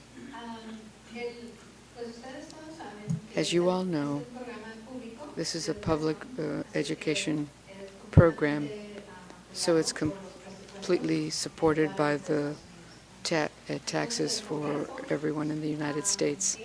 The Congress passed the funds over to the National Migrant Education Office. That's where they decide how much money they're going to give us every year, and then it's passed over to each of the programs.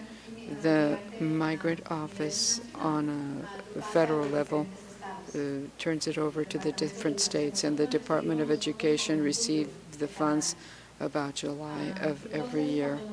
When we approve each regional application, then we send the funds to each region.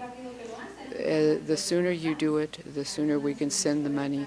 Some of your directors take a long time to send them, but we concentrate in trying to send the funds to you as quickly as possible.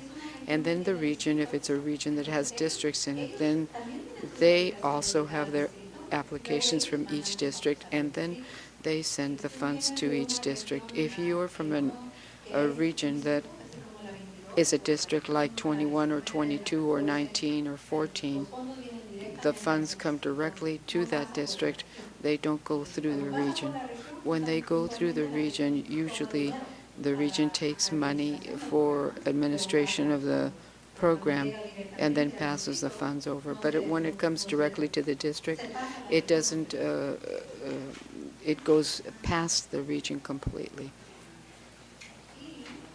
And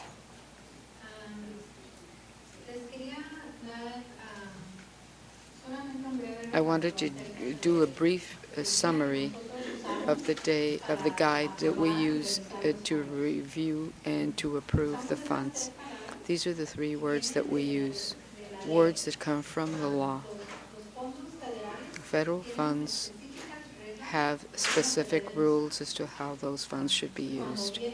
And when people come to audit the state and the regions, they are taking those specific rules into account. It's like a summary of what they are.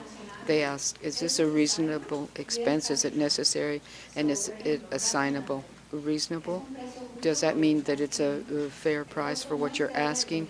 The cost does not exceed what a prudent person would spend under similar circumstances. For example, if the region wants to buy a computer, are you going to buy a really fancy or luxurious computer, or a computer that is going to do the job that you need? When we review that, we see you have to buy a computer that's going to the job for you. I know you'd like to have the nicer one. I'd like one too. But the state is not going to fund that because the federal funds must be used thinking this way. Is it a reasonable cost for what you're trying to buy? And then you ask, is it necessary? If it is necessary, it must be in your application. If we go to audit and we don't see it on your application and you bought it, that'll be a problem. It has to be on your application, and it has to be necessary in order to carry out the prescribed services.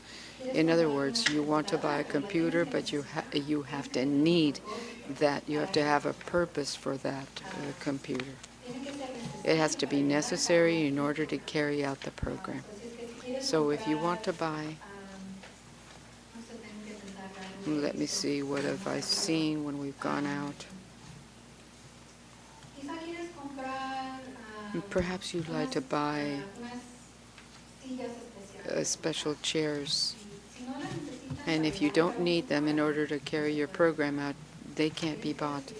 You have to state that it is necessary. And sometimes you just have to describe it and say, this is what this says. Or we have to buy these books because we need them for this. Or we have to go on this trip.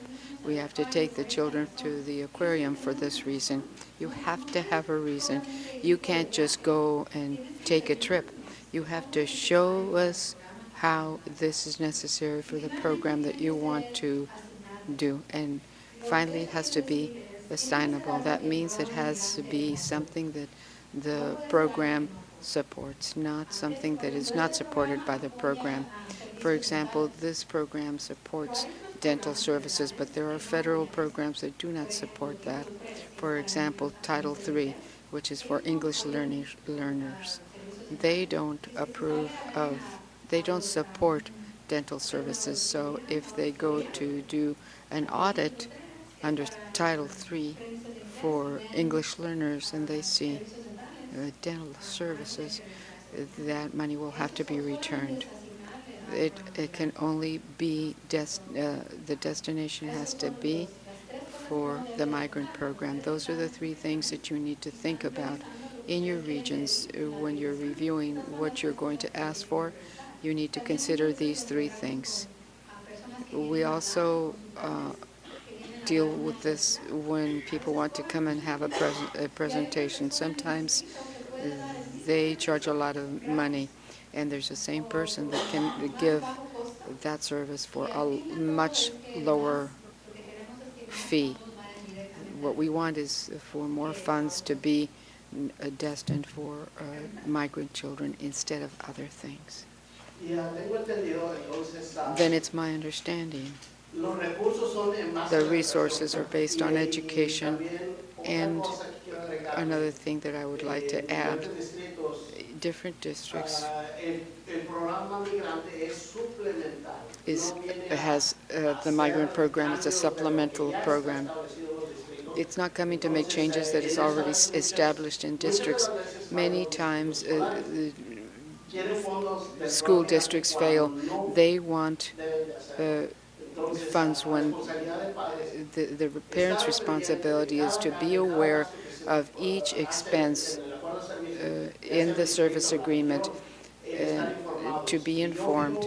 If I sign a paper as president, I want to have a copy of that, because anything that goes wrong, it hasn't happened yet, but one has that support. Signing that paper means that you have agreed to that. If you're seeing that the funds are going someplace else, and in your mind you don't agree, but you're still signing, that's contradictory. So as a representative, we must educate our parents. We have the responsibility is to go and speak to the parents. You have to, as a president, you have to sign this, have a copy, because every question that has foundation should not be refused. You've said something very important, Elvia said it, but we haven't concentrated on it. The migrant program is a supplemental program. The school has the right or the responsibility of providing a complete education for your children, a comprehensive education, which any other child would get. So the migrant program is not going to pay for a math teacher because that's what the school must do. A migrant program only pays for more. What more than what the school does? Thank you very much. What I'd like to ask is, who decides what the funds are going to be assigned for? And another question, or the reason for the question is, as a parent, how can we influence in those decisions? So it's a little bit lengthy response. The state plan is there. Those funds have already been decided as to what it's going to be for. Sometimes the coordinators, directors, along with employees there, they start to write this plan out in around January because we have to have them in May. So they have to have meetings with you in order to present those plans to you and to tell you what's going to be in the plan and to tell you through several meetings, what do you think about this plan? What do you know about the children in this district? What are these children's needs? As a parent, what do you think is necessary here? That is communicated to directors, and they speak, they talk about it in the committee. They talk about it in the regions and PACs and the districts and with themselves. So, And when you sign something, you were saying that you have to sign a document. It must be a signature to signify that you participated as an advisor at a meeting where this was talked about. It's not a signature of responsibility. The people who are responsible are the program administrators. I just wanted to make that clear. So if you sign something, it's to acknowledge that you were participating in the meeting. Any other questions right now? I know that at the beginning, at each table, you talked about what you already knew. You talked about, did you talk about anything that we haven't covered here? Something else about the migrant education program that we haven't covered? I have a question, but I don't know if it pertains to the migrant program. Is there a difference between a bilingual child who speaks two languages and a child who can speak fluently both languages with a good vocabulary, and there's a certificate? Is this certificate through the migrant program? Yes, it's a special program that started about 2 or 3 years ago. They get a special seal when they graduate from high school, and it's called the Seal of Biliteracy. And Karen administrates this program because she directs the English learner programs. So if you have more questions about this, Karen or somebody from her office can give you a special presentation at one of our meetings. Excuse me, what's it called? Seal of Bilingual, oh, it's a bilingual literacy. Something like that. Seal of Biliteracy.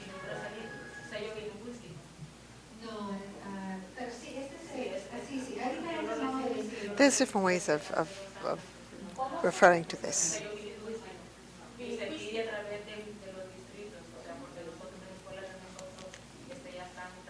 Micrófono.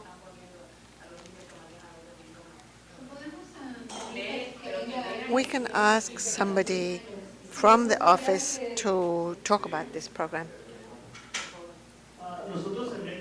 In Bakersfield, we're doing this already, and last year 704 students got that biliteracy seal, but you have to request it.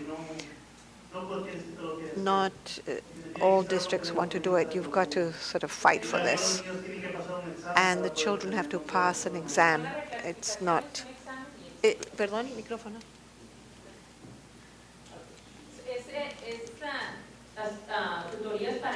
So, are these tutoring sessions so that they can reclassify as being fluent in English, and then they pass an exam and they get the seal?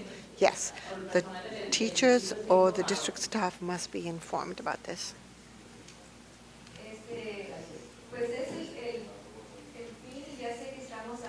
We're now reaching lunchtime. We're going to play a game. We can have one question per table if you want.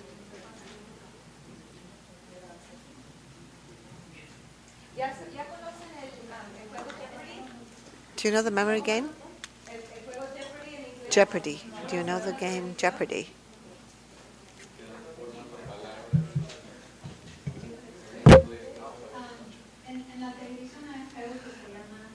There's a game called Jeopardy on television. And about 3 people play. We're going to cover different topics shown above and sums of money. So one person says, I want to play in the preschool area, $10. And I'm going to answer a question. So the question arises, and you have to come up with an answer. In English, they provide the answer, and you come up with a question.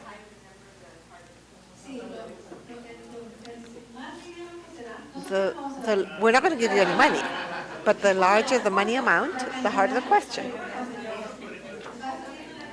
So the more money you can win, the harder the question. This game is now based on what we reviewed this morning. So before we quit for lunch, we're going to ask one person per table to be a player and to say, okay, I'm going to talk about structure for 10, or you can play as a group at each table. Let's do it as a group. So figure out which topic you want to cover.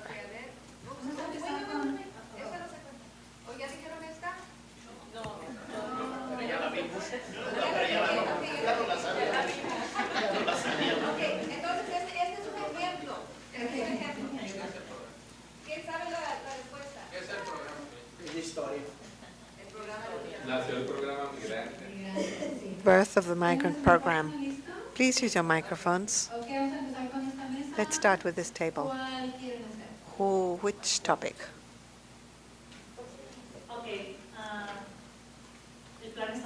State plan. Number 20. What 20?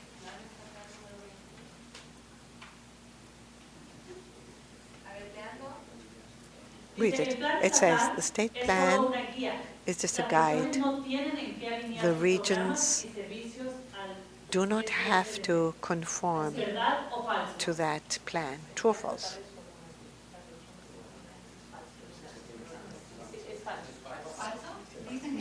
False. They say it's false. False. Did it right. This table here. History. For how much? Choose an 30. 30.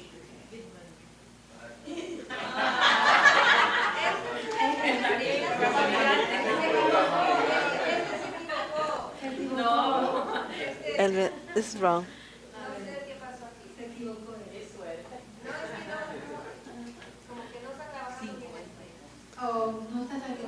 This isn't working right. Choose another. How about history for 20? It didn't. History for 40.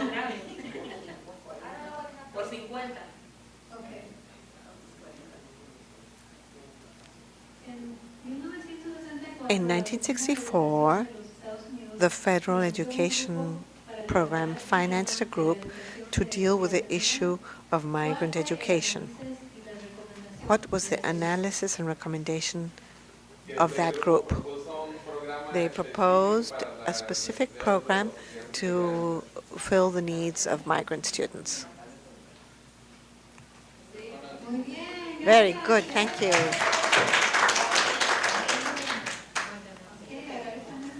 How about this table?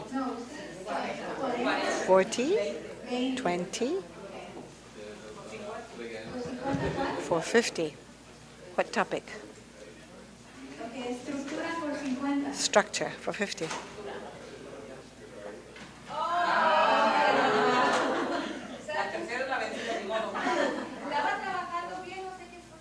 It was working right. I don't know what's wrong. Another for 50?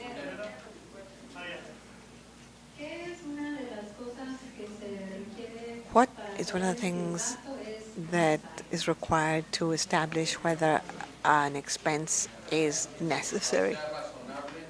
It has to be reasonable, necessary. Well, in order to determine whether it's necessary, it should be included in the application. Yes, correct. You're ahead for 50, 40, and 20. See if after lunch you can make it a draw. And let's see if I can fix it. So we're going to take a break for lunch. We wanted to give you the opportunity to have lunch together here because many of you are new and you don't know each other. So usually we give you free time to wander off but this is a Saturday, so many restaurants are closed.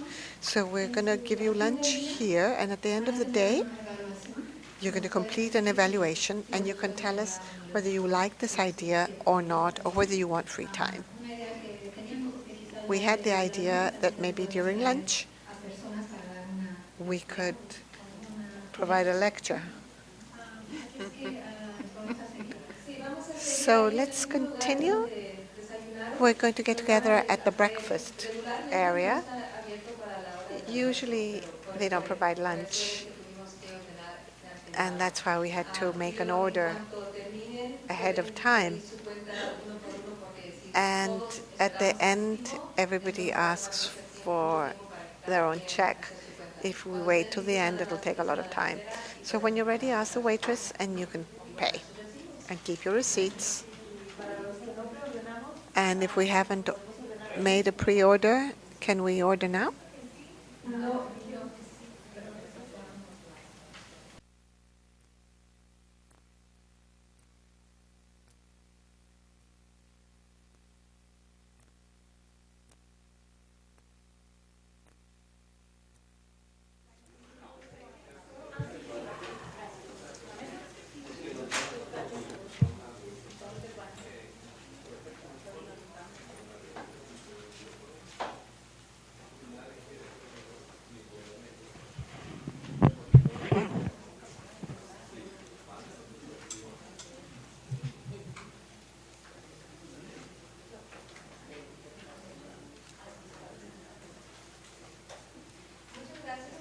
Thank you very much for returning on time.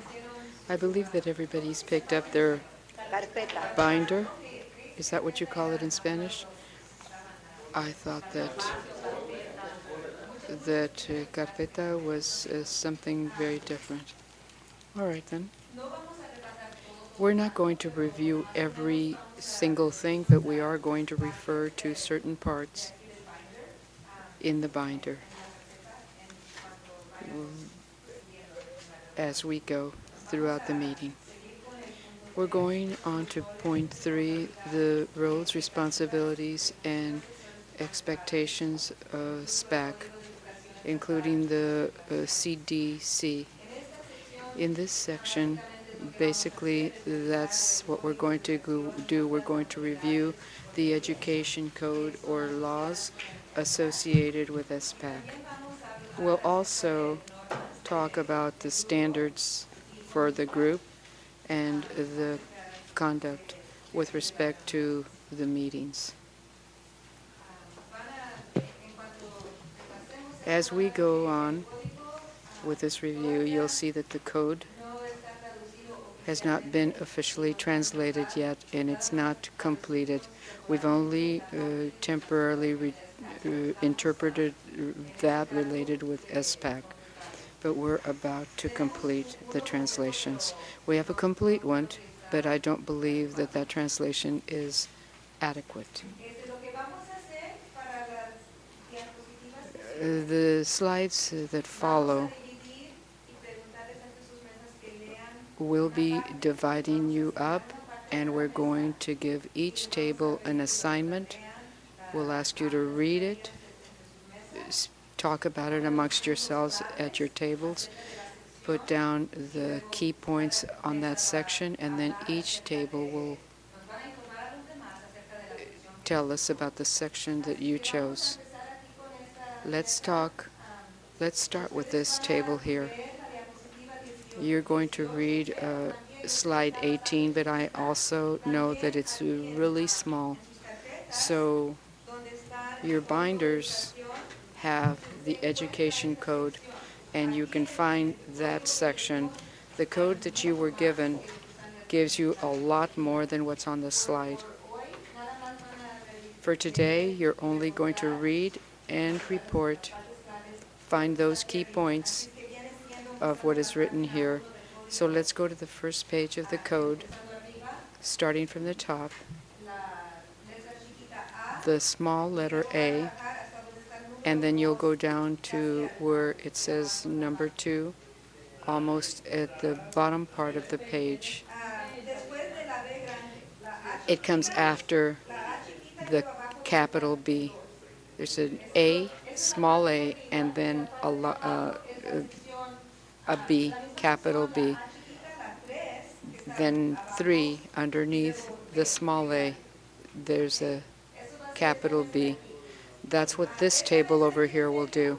The middle table will have 2 to do, and I'll tell you why. Because slides number 19 and 20 are practically identical, different authorities, but the content is almost the same. You'll find that in your binders in page 3 of the code. And lowercase a and only the numbers 1 to 5 on the top. That will be for this table here.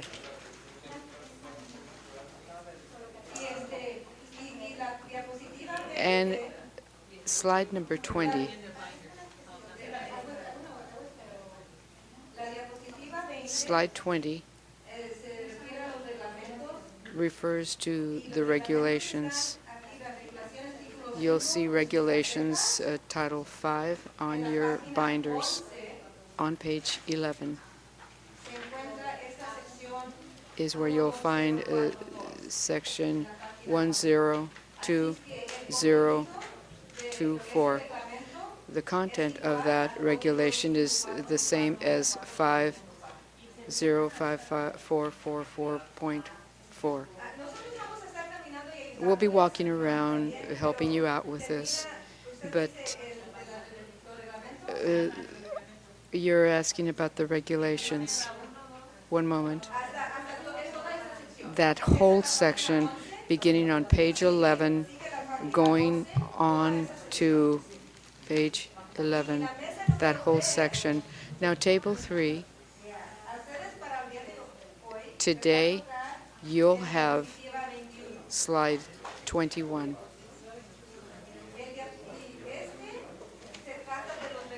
Regarding the regulations that are under the rules on your binders on page 7. That's where you'll find section 120.236, page 7, and the law, green, is in your binders, and it's much easier to read in your binders. That's section 35147C. Therefore, Selena and I will go around, Sylvia too, will walk around to help you. But we'll review again what you're going to do. You'll read your sections and then you'll talk amongst yourself and your group. You're going to pick the key points and you'll report to us the key points of that section that you were assigned to read. We'll give you 10 minutes. So do you think that 10 or 12 minutes would be sufficient? I'll go right over there just a second.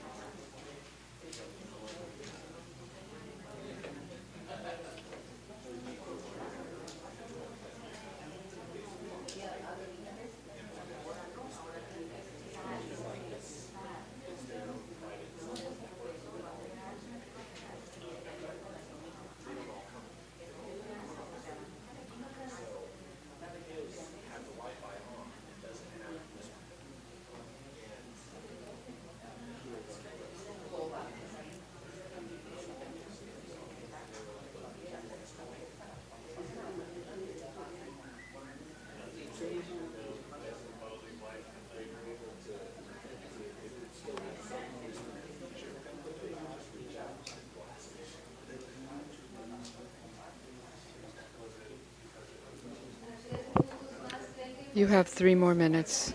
Do you think that will be enough, or do you need more time? All right, then let's do 3 more minutes.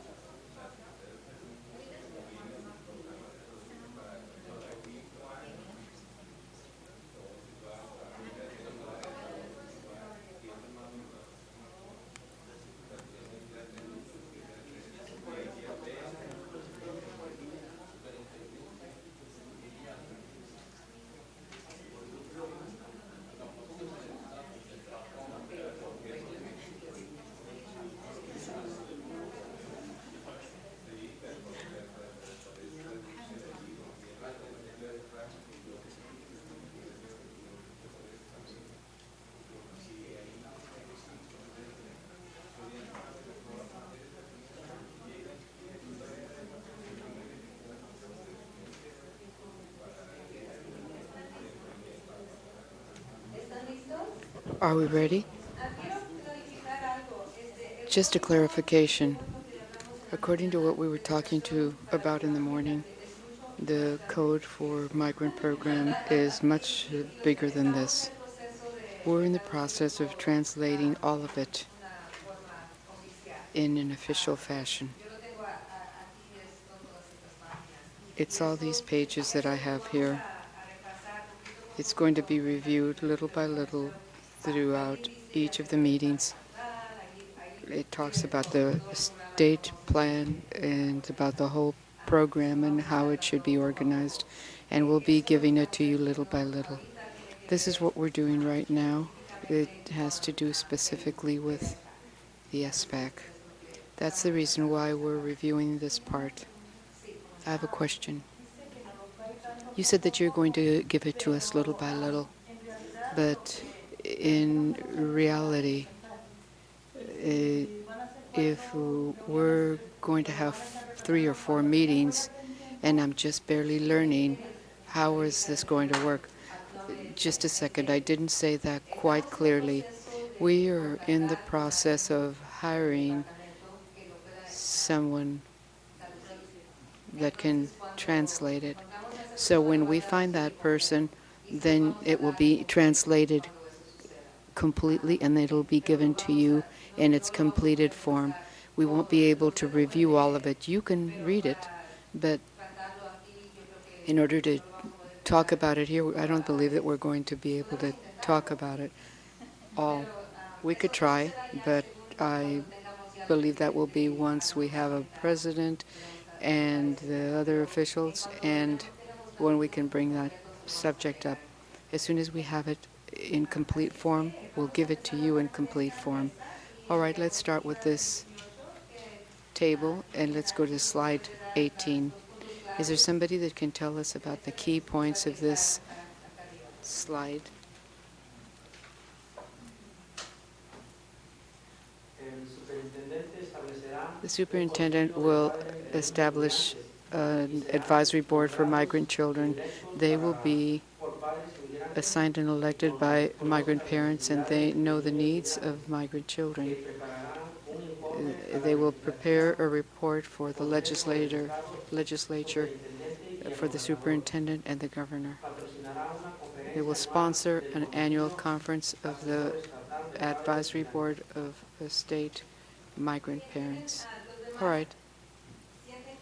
Does everyone feel that they believed that they understood that rather, or do you need any clarifications of it? Do you have any questions?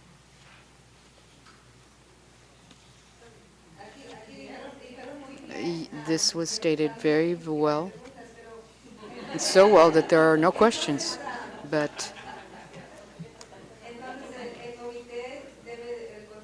the advisory board must participate in the implementation, the explanation of the program regarding the program as it was stated. And the second section that's on there has to do with the report that will be turned over with recommendations at the end of the year, next to the training after the report is done.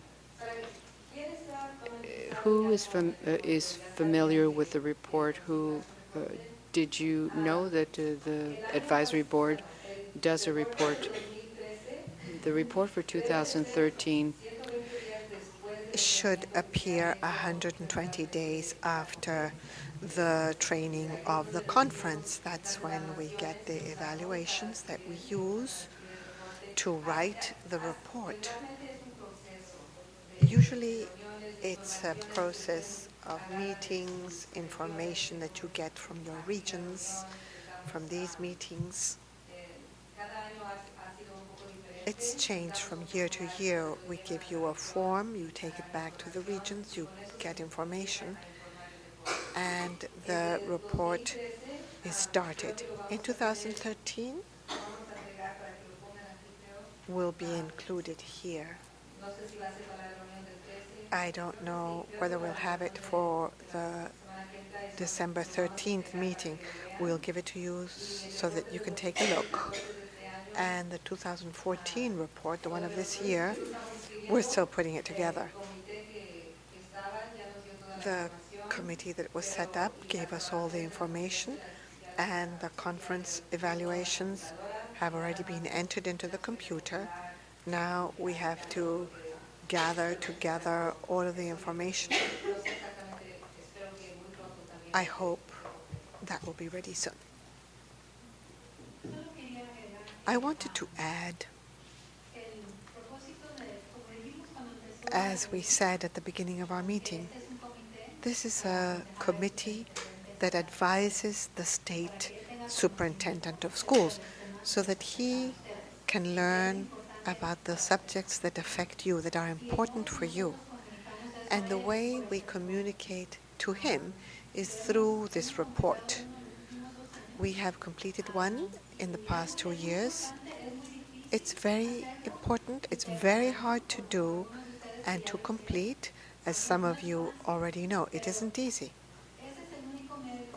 But this is the only means we have to talk to him, the governor, and the legislature. I just wanted to emphasize the importance of the report. And then we're going to talk further about the report, and we're going to be trained as to how to begin it, complete it, and provide the recommendations. Any other question or comment regarding this slide? Table 1, very good. Table 2 had the hardest task. They had to work with 2 slides, 19 and 20. What is your report?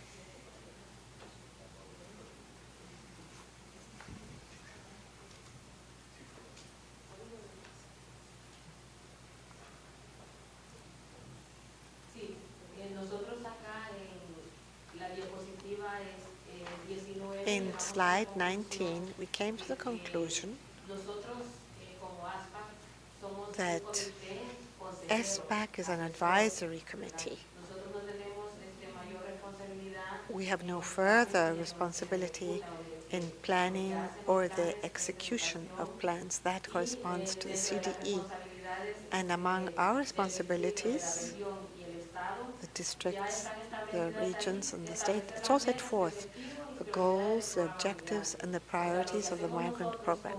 What we do as a committee recaudar, o sea, la is to información gather together the information a nuestro distrito, a and nuestra región, turn it o over al to our estado, district, de lo que region, or nosotros state hemos visto, y son based on ellos what los que we van a have seen, establecer and las then metas, they los objetivos set para the el programa. goals and objectives for the También, program. asesoramiento de las necesidades. We also Llegamos a advise lo mismo, about cuáles son las needs. necesidades que los distritos tienen en su momento, What ¿verdad? Y are hacerlas the llegar district's a nuestros needs? directores And para we que tell sean our ellos los que directors evalúen, so that ¿verdad? they can Si se puede, o evaluate sea, si se cuenta con el dinero disponible, and porque decide también whether hay que they ver have eso, o sea, enough que money tenemos un to address the presupuesto que nos problem. dan We have a a budget cada una de las regiones, y en in base a each eso region. ellos ven si en su momento And ellos so pueden they disponer have to de decide fondos para whether they poderlos can utilizar use en lo que nosotros those estamos funds to address participación our activa en la needs. planeación. Active participation in planning in Region 10 at least. Somos partícipes, se recuerda que hoy es We la do pregunta de que participate. si se Remember, refería a eso. I Porque nosotros asked you? participamos en la We do planeación participate in the planning que se hace process en nuestra región. in our region. También creo que esa es la del 19, la I think that's slide 19. Slide 20. deberes y responsabilidades. Duties and Aquí, o responsibilities. sea, yo creo que está de más, I think ya aquí están establecidas cuáles son these are set los forth. deberes de nosotros y las responsabilidades We que know tenemos our como duties and comité. responsibilities as a committee. Es aconsejar, o sea, nosotros We have somos to consejeros. advise. We are advisors. Consejeros, nosotros lo que hacemos es aconsejar y decir We lo que advise nosotros vemos en su momento. And we tell about what we are seeing. Creo que es todo. I think that's all. ¿Vieron muchas diferencias? Did you see a lot of differences or similarities? Similarities. And that appears in the Ed Code and in the regulations. You did a good job. Any comments from the other tables? Any questions? Acerca del código en la Any questions regarding the code in slide 19 or the regulations? 104042?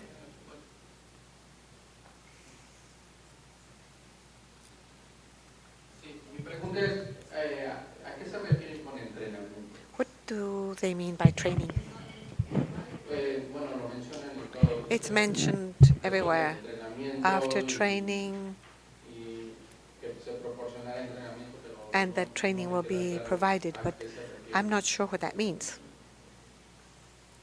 Bueno, el entrenamiento sería, no sé exactamente en dónde está. Well, I don't know what you're reading. Which slide? Cada programa de entrenamiento se da Each desarrollado training program will be developed. Which slide? tras- Oh, están en la carpeta. Por eso. Oh, you're looking at the binder. What page? en la 2, 2, en el punto 5, item 5.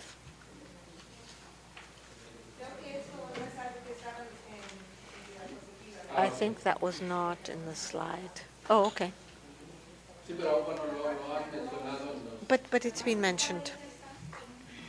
En el punto 5, Item 5. dice el superintendente... It says the superintendent entrenamiento. will implement training programs for the SPAC. This is on page 2 of the Ed Code. Yes. Se refiere a que cada, por ejemplo, dice el superintendente. It says the superintendent and each operative agency, that means each region or district, will establish and implement training programs for the SPAC and for the regional PACs for them to carry out their responsibilities.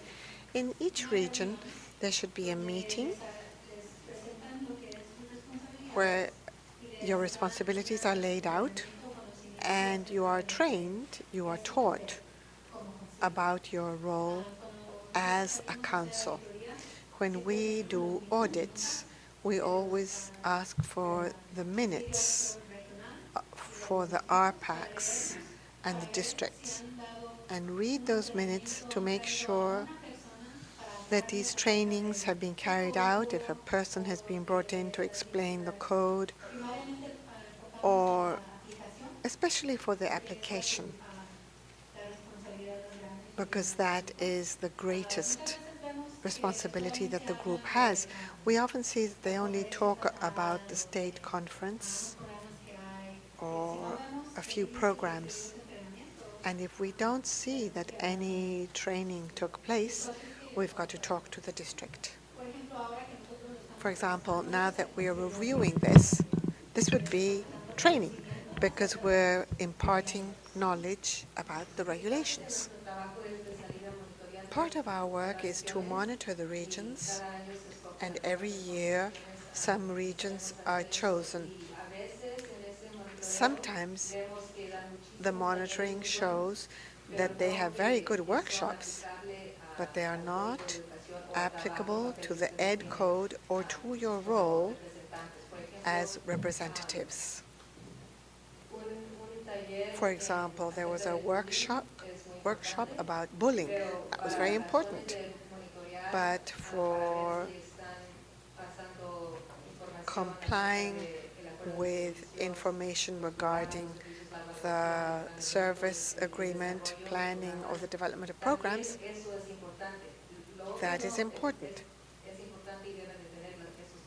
Those workshops should be carried out too. When we monitor the programs, we've got to check to see whether there's training about the program, services, development, and so on.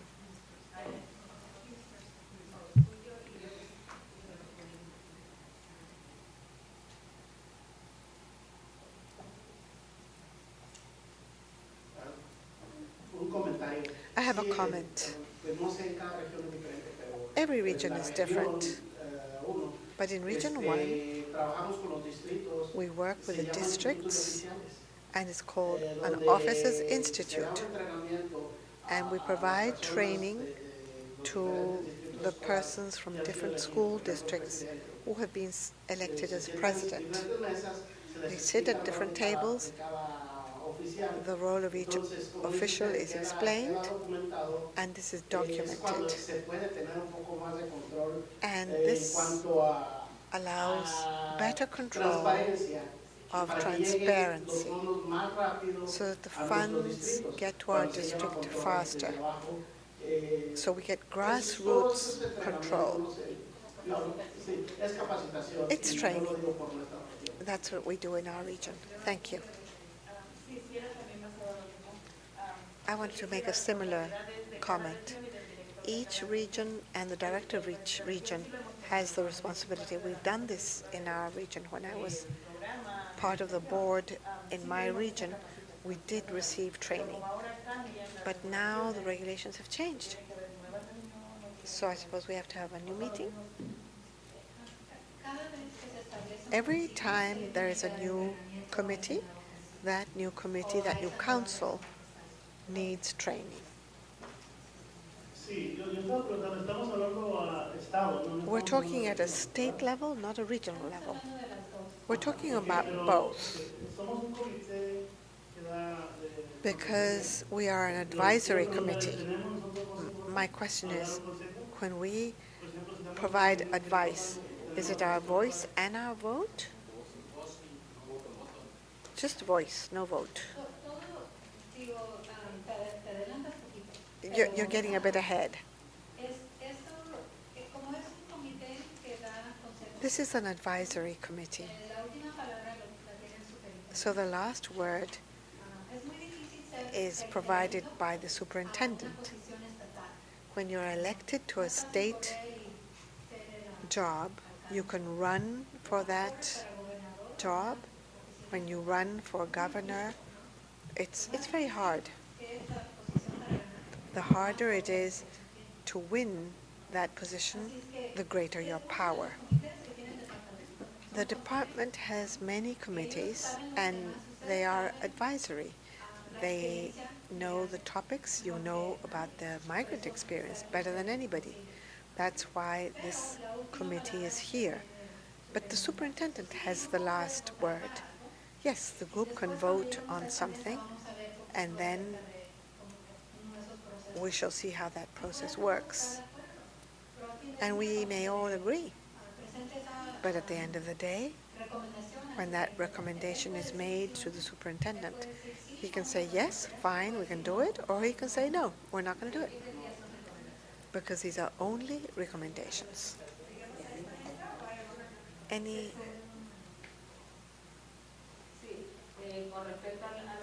regarding the training sessions in Region 10,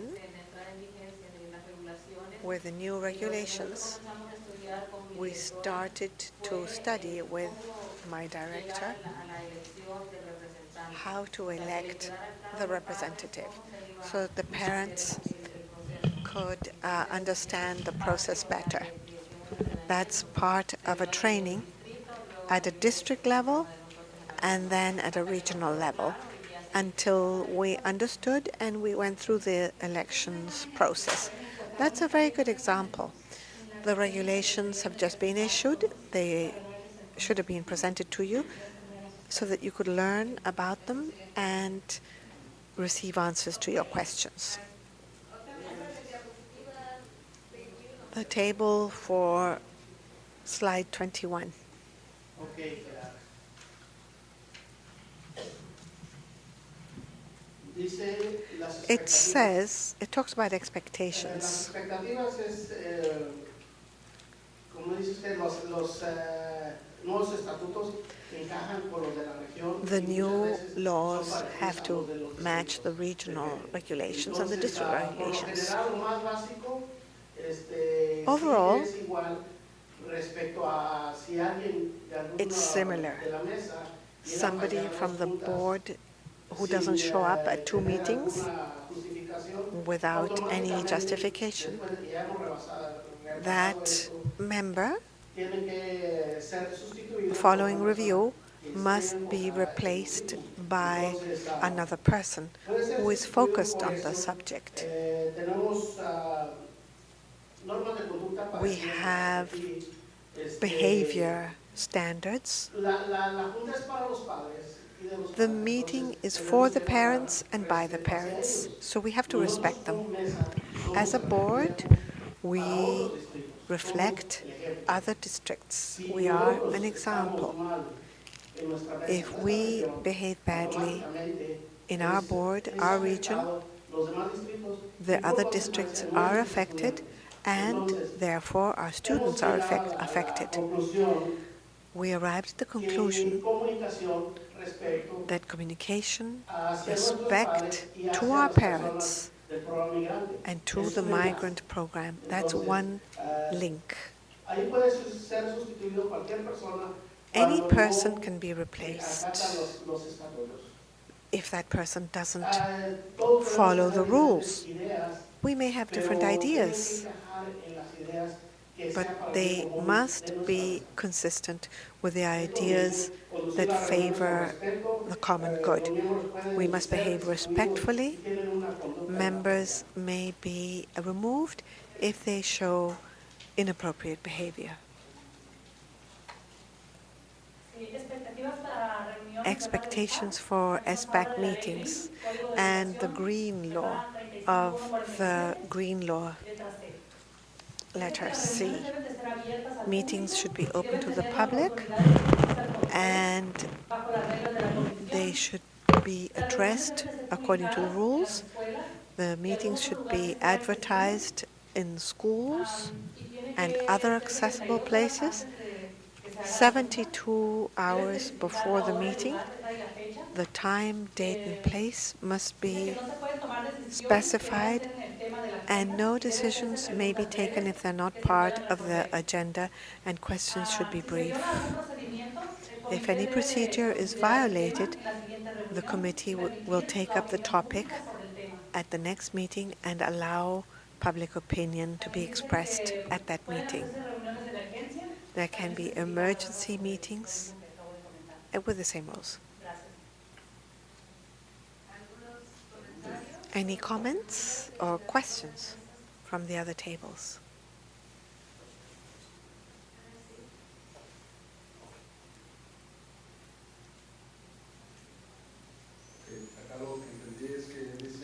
I understood that if in a region things are done badly, the other regions are affected. I don't think so. I think if things are done poorly in one region, that stays there.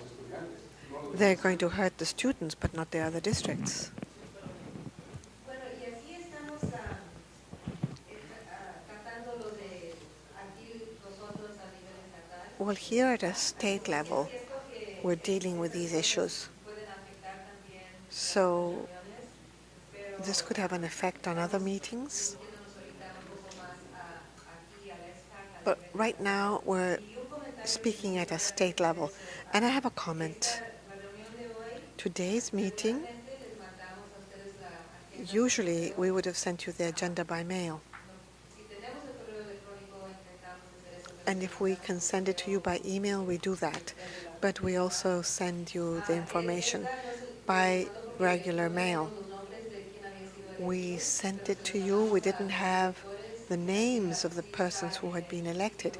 And we sent this to the directors and we put it on the website. It was there for a month. And we sent the information to your directors. The meeting on December the 13th, I would have hoped to provide the agenda today. We have rather a complicated process at the department. It takes a while to approve these things. But it will be on the website and we'll send it to you as soon as we can, maybe on Monday. If we have your email address, we can send you the information by email, and we will also send the information to your directors, and we can also put it in the mail.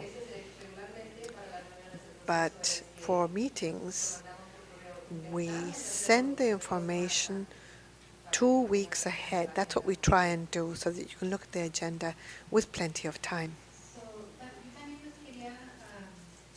I also wanted to tell you that all public committees have to follow a law that explains how the meetings are carried out. Our attorneys have researched the subject to find out which law applies to this group. There are other committees, for example, a city council, the legislature, other planning committees, and depending on the size or the complexity of the group, different laws apply. The green law applies to this council. And this law has sets forth certain standards that must be complied with. For example, meetings are open to the public. Any person who wants to hear the meeting can come. The agenda must be provided 72 hours before the meeting. That's usually very easy because we post it on the web, but some of you don't have access to the web. As Elvia was saying, we send it by mail, and we try to send it out as soon as we can. But sometimes, because the superintendent must approve the agenda, this doesn't happen so fast. But it must be posted 72 hours before the meeting takes place. And we can only refer to topics that are on the agenda. For example, let's assume that we want to talk about a certain program, let's say binational, estamos decidiendo que el Consejo de and Padres le va a decir al the superintendente parent council is going to tell the superintendent whether they support the program or not. You see that that's going to be on the agenda and you want to give your opinion to the group. But on that day, they decide they're not going to talk about the topic. Well, the people are already here. And so the subject must be addressed. Or if you decide to talk about that subject and it's not on the agenda, the outsiders who also wanted to provide their opinion didn't have a chance to come and speak. So this explains the laws that govern the agenda, and they must be followed.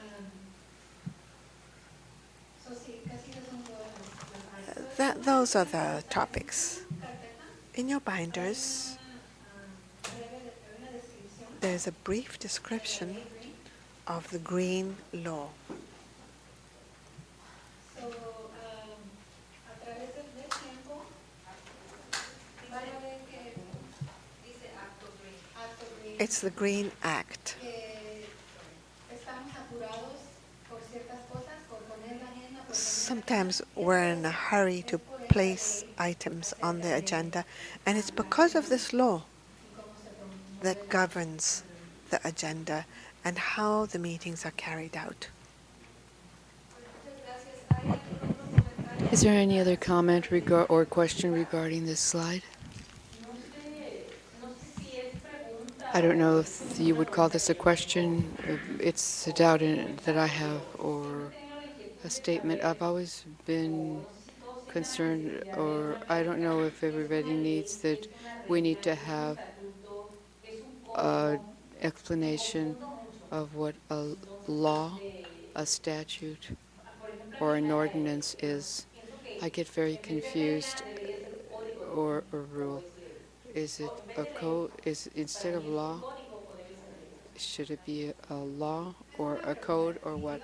That's a good question. And I was going to try to give you a brief explanation because it's a little bit confusing. All the stuff that we're talking about, it's a little bit confusing. In education, in English, it's called the Education Code.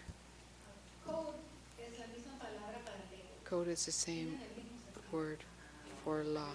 It has the same meaning. Code. Code and law are the same thing.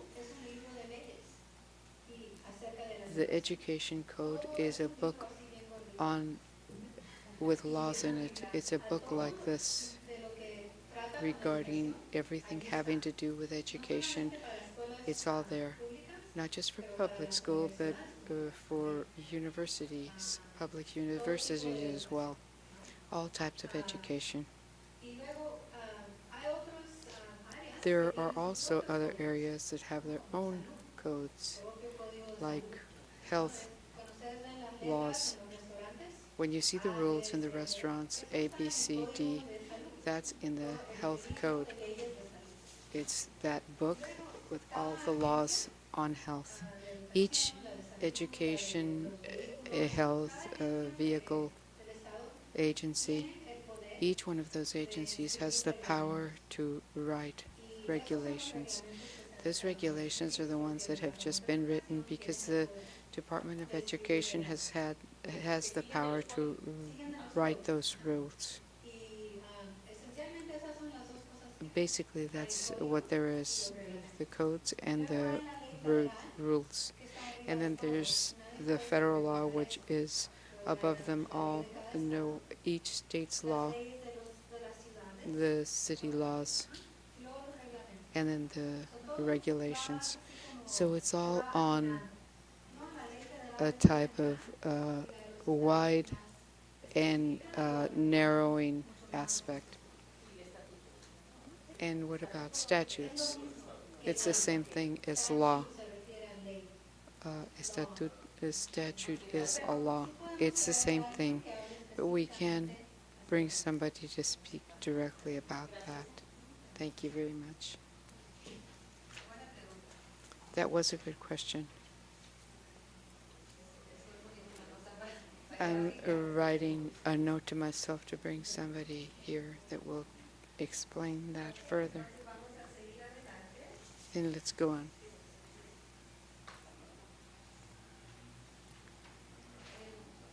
Conduciendo una reunión eficaz. Creo que el señor Julio Carrying out an effective meeting. I believe that one of the members gave us the rules that are in their region. I believe that in your regions or different sites you have standards that you follow. We did a short study, and these are some of the recommendations of some of the standards that came out several times. It isn't something that we're going to do today, but because I believe that you need your president and vice president for that to make a facilitate the standards for you.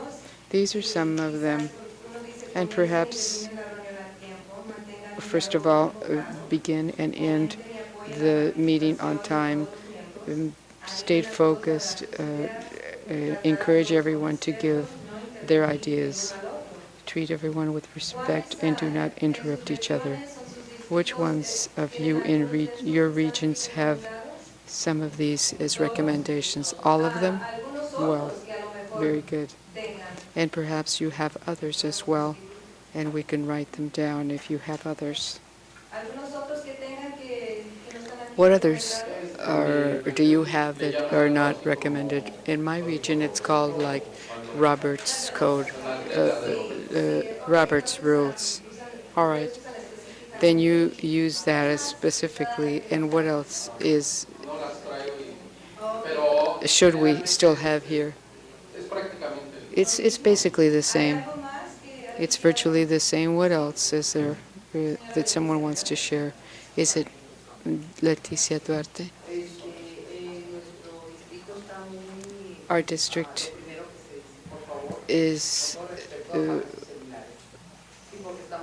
in the habit of saying, first of all, please, everyone, turn off your cell phones, and that's uncomfortable and a lack of respect. I don't see that in the recommendations, but I think that that should be included. Anything else? What about this table, Ms. Duarte? Yes. And something else is that only one person speaking at a time so that we don't all talk at the same time and not be understood.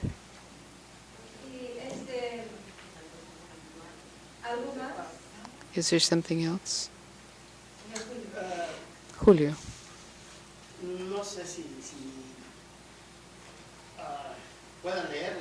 I don't know if I could read them. Maybe you all feel that, but it's brief. Do you mind if I just read it?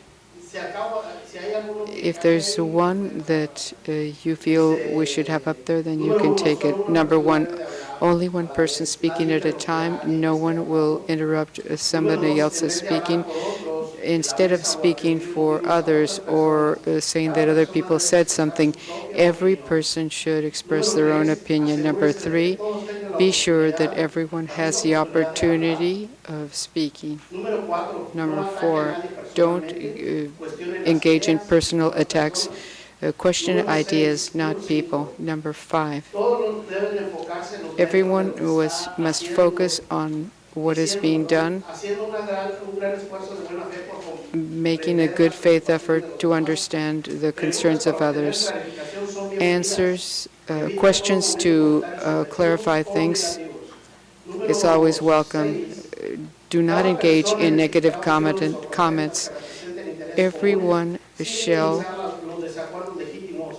not disagree with legitimate requests or comments. We should consider the interests of the whole group. Each person has the right to disagree with any of the proposals and has the responsibility to offer alternatives that will come into play with interests of their own and with other people's. It seems to be that all of you are in agreement that the standards for our group are important. Yes. One of the reasons why this is also important, and I'm sure you already know it, is because sometimes there's people that don't participate. You're here as leaders of your regions so that your voice is heard. We want to hear everyone's opinions, and sometimes there's an environment where people might feel rather intimidated, but that shouldn't be. You shouldn't feel fearful. Your voice has merit, so it's very important because these are your standards. We would like you to keep into account those information, those rules that you've given us that we've put up here. But you must also return to your regions and think about it.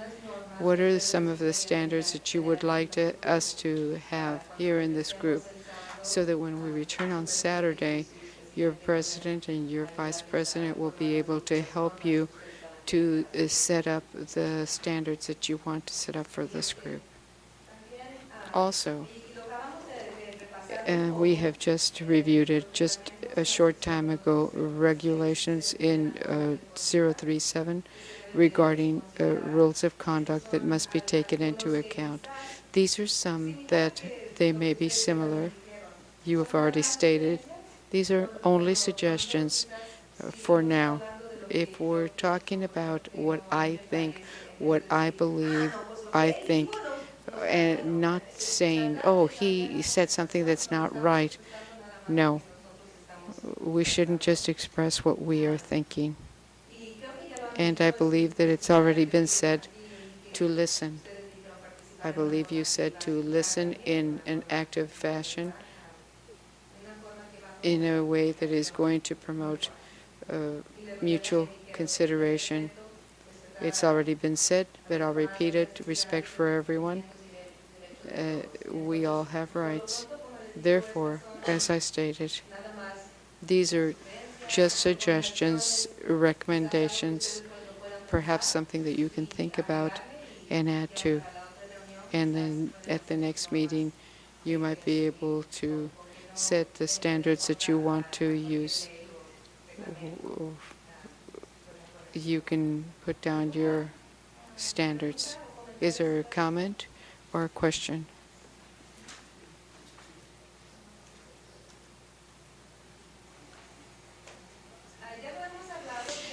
We've spoken about this before.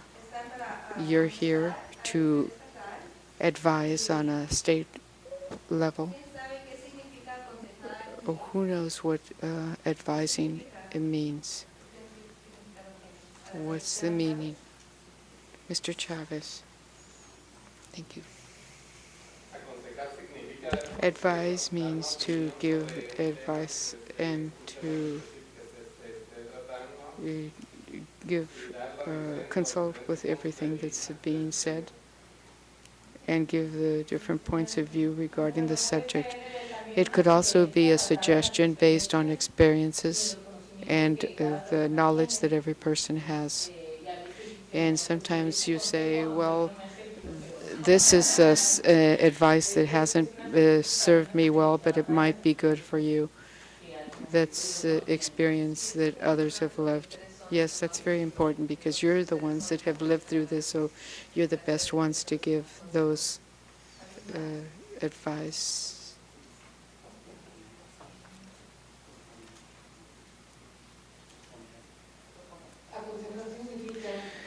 To advise, first of all, means to take advice and then share it with others.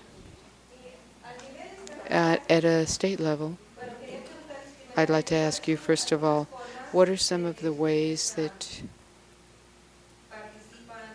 you participate on a local level, and what would be the difference between the participation on a statewide level?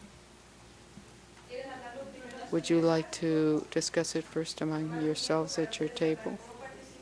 It's to speak to how you speak in your regions locally, or if you feel that there is a difference to give advice on a statewide level. Take 5 or 10 minutes to talk, and then you'll give your report.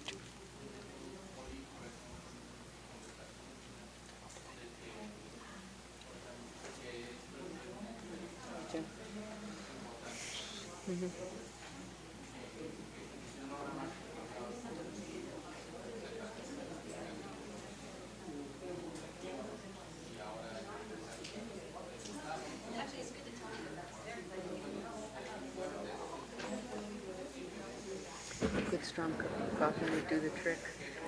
But where? To where?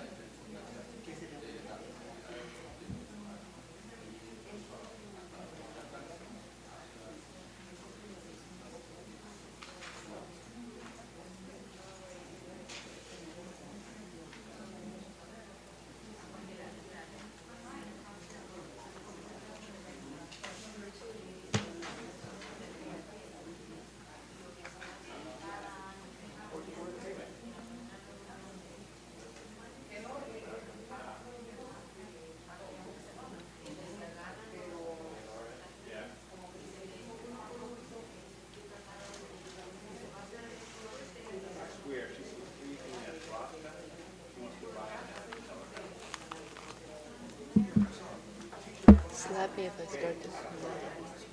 Will I notice? You'd have to wake up first. Pero la forma y me trae cada vez más Sí. creatividad en la cara. I feel as if I had jet lag.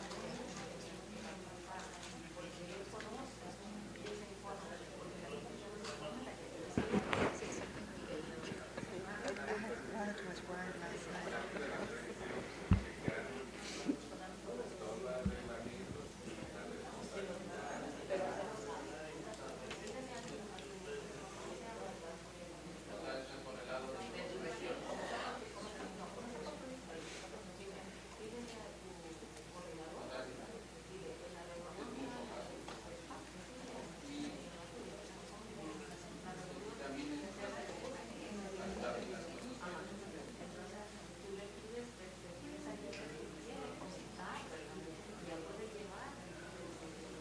Is that the extent of the restaurant they have out there? It's just a Must little be bit. able to get some coffee. I mean, serious coffee. No? There's a Starbucks around the corner. Is there? You want to go get some? Oh, people. Okay, well then when it's my turn, when it's your turn, then I'll go get some coffee for both of us. What would you like? I'm going to ask how far it is. Well, yes, Okay. No, I'm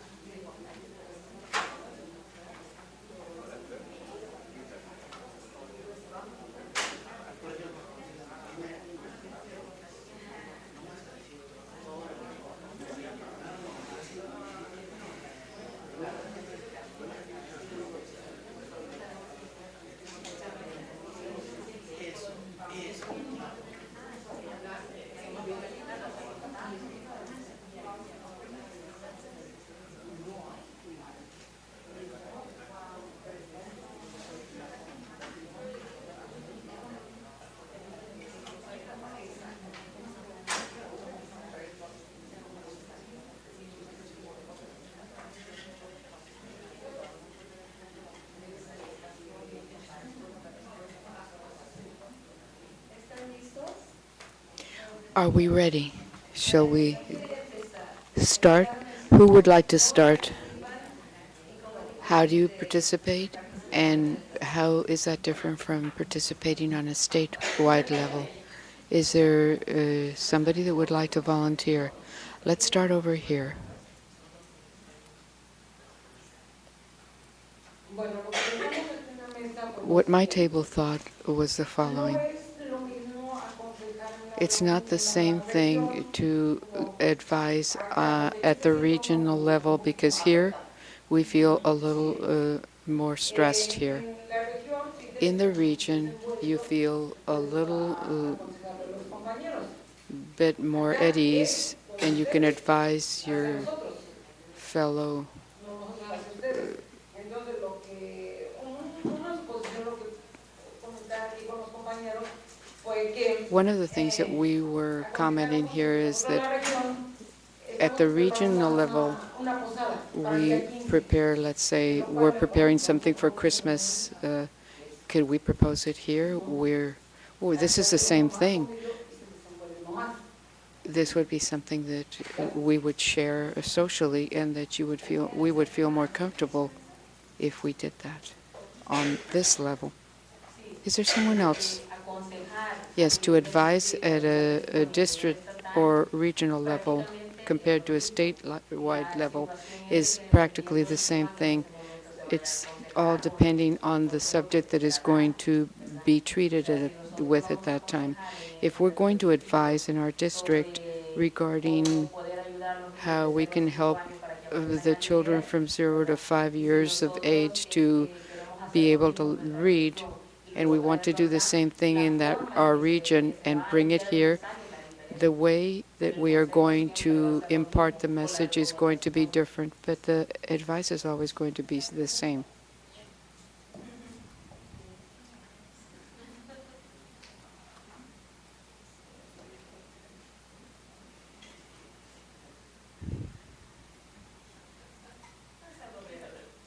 Something brief. Go ahead. The difference that I see is the following. When I was elected, someone said, you know what? At that meeting, you're just going to go to listen. It's very interesting. It's 100% informative. I said, all right, then I'll go. And it was a great surprise to me that this is interactive. We're listened to, and virtually my region on a statewide level is listened to. We share our experiences and the decisions that we take on a regional level the same as you do here. I don't see any difference in us here at our table. One of the things that happens when you're locally at your regions, at your districts, at your schools, obviously, you are advocating there for the students, perhaps for your own student, or the students there at that school or that region or that area.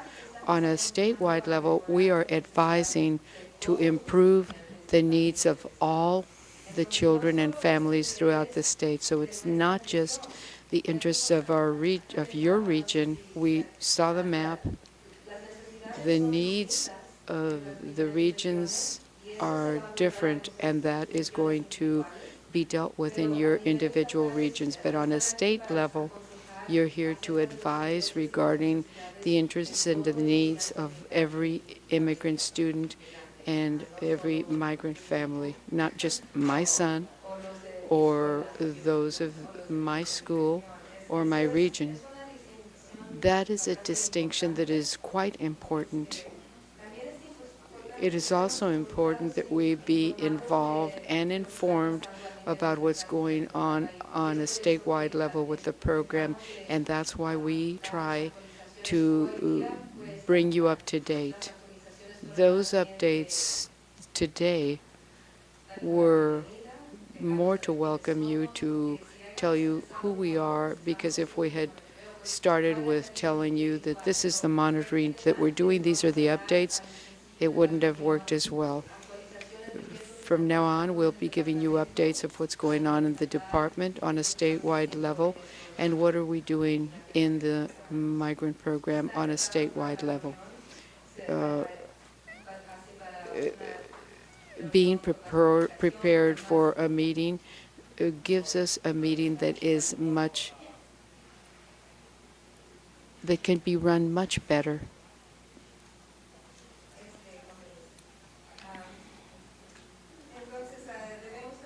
So we should also attempt to be creative.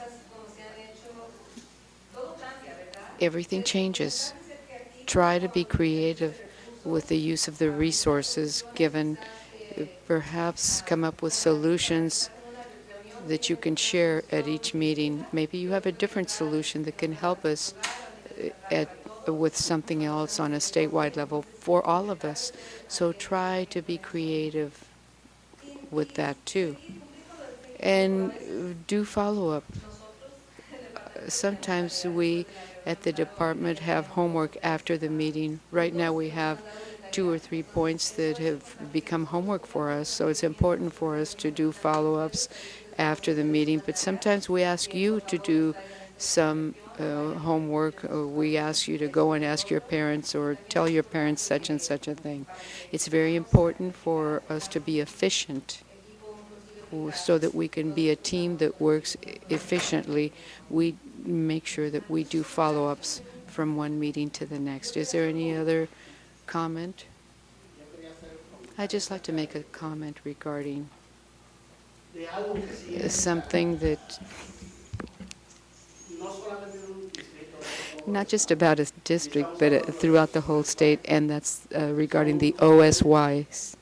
That's youths that are not out-of-school youth. It affects all the regions, so perhaps our region works differently with them from others, but perhaps somebody else is more efficient in working with OSYs. So how are you being more efficient with your meetings or your outreach for those types of young people? Just a few little things that are good for us, that make a difference for my region. You've also given me ideas regarding that subject, that type of workshop where we can bring information to talk about and that we can deal with this situation. This could be something that could be very helpful to write the report and recommendations for a statewide level to see that we can do things better, find better ways to deal with that problem.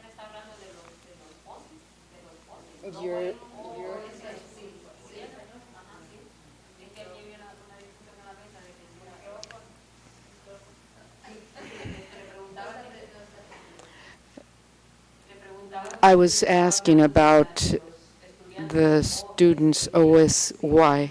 Yes, yes. Any other question or comment?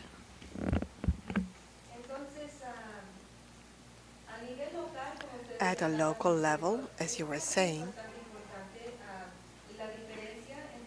it's also important. At a state level, you are providing advice. At a local level, you're advocating in a different fashion. And I want to emphasize that difference. There are different ways of advocating big issues, small issues. Some are key based on our studies. We have to develop good relationships in order to advocate and to make a difference. You must have the triangle of community, school, and family, and have a good relationship among these groups. We are a supplementary program, but we're not alone. You can contact other councils at the school, other community resources that may be helpful. So you have to develop good relationships. That's important. You have to learn how the school system works. You've talked about that already, and you're doing it, and that's good. Because if you don't understand the system, how can you advocate for the students? And you have to communicate your ideas clearly so that everybody can understand. Sometimes we communicate things in such a way that nobody understands. Those are 3 keys for local advocacy. So here we are advising. Locally, we advocate. I wanted to emphasize the different public, the different relationships. For example, when you are a parent of a child at school, it's a good idea to establish a good relationship with a teacher, because that person spends the whole day with your child, and you want to make sure that the child is treated well. The child won't be mistreated, but if there's an issue and the teacher has to decide, do I give the benefit of the doubt to this child or to the other child, maybe they will favor your own child because they know that you as a parent are going to support your child. So when you advocate for your own child, you have to establish a good relationship with the teacher, the principal, and so on. You start that way at a local level. Things don't always turn out right. Sometimes you disagree with something. And you've spoken to the teacher, you said your say, and the change has not been carried out. You have to talk to somebody else. Perhaps a conference with the teacher and the principal in order to explain the problem. This is a situation in which you advocate for yourself, your child, your family. It's very personal. You get very passionate about a situation such as this. When you work at a regional level or at a state level, it's different. Now, you're not only thinking about your own child, you're using your own experience and what you know in order to apply this knowledge to a larger audience. Now, all the children of the region need your help. It's not just that your child wants to go on that field trip. You have to think of all of them. Will they all go on the field trip? Does the region have enough money to send them all on a field trip? Should the region invest in this? Or should money be invested in those children who haven't learned how to read? How is the region spending its money? So you can't just think in me, what's happening to me, but rather, what is the purpose of this program? How can we do good through this program and for the children? In that situation, maybe your child should not go on a field trip because you want to provide services to 100 children who still haven't learned to read at grade level, and you need money for that. And as a parent at a regional level, you have to think, what is the greater good? What's the priority? The greater benefit. And when you come here at a state level, it's the same thing. Now we're thinking, how can we improve the state program? I know that in my region we have these field trips, we have this, we have the other, but what are we going to advise the state superintendent? What we do at my region, can it be done at a state level? Will it reach everybody? Is this program for the ones who are doing best or the ones who are not doing very well? You have to ask yourselves these questions when you consider a program that is statewide. You're not talking about my child, my family. We're talking about all children with different experience. Each of you talked about your own experiences. Some things are similar, but each story was different. Everyone has a different story. a different experience, different needs. Entonces, cuando pensamos lo que decía hace poquito Isaías, As Isaias was saying, and I understand what he's saying, también pensar del superintendente we have to think of the superintendent. estatal, He's a la state audiencia, official. la gente que lo eligió, The people who elected him, la gente latina, he reports to them, and they're not all Latin. It's the whole state, la mayoría, ¿no? Más de mitad. more than 50%. Así es que él tiene que responder a So he is accountable to them esas decisiones acerca when del he takes a decision programa. Y este programa regarding this tiene mucha program. gente que tiene interés en él, no And solamente el comité, también la this legislatura, program, también the toda la gente que legislature, trabaja para el programa. everybody who works for the program, they all have an interest. Directors, recruiters, coordinators, Y los estudiantes. students too. Así es que hay muchos diferentes grupos. So there are various Y no groups, nomás ellos, digo, también hay un congreso, and we have to think of que pone todos los Congress. fondos. These are the people who supply the funds.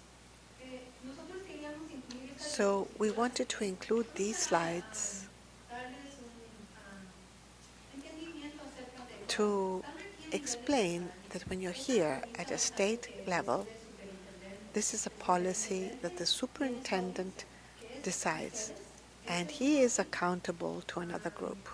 pero también mucha otra gente. Not only you, Tiene que pensar many other people. cómo And you have to think, el superintendente how is the superintendent going to think? He's going to support this? Is there a reason to think that he might not? Not long ago, there was a situation with the conference. Everybody wants a conference to be huge. That's understandable. But we had an audit and we were told that we could not. And the superintendent has to think, here are the parents who want a large conference, but here's an audit that is telling me that too much money is being spent. So you have to come to some sort of a compromise. So those of you who are here, this is what I ask you. Think that you are not an isolated group. You are working with many other organizations and groups who have their own interests, who are interested in this group. And there are also other groups that have other interests, and not everything can be done. Although I think and I expect, based on Elvia's experience, mine, Karen's, Sylvia's, we all have similar experiences. We understand what's going on. We understand the children's needs. In our future meetings, we will continue providing training. This was just a little bit to find out and to learn how to advise. We also need to learn how to advocate at a local level.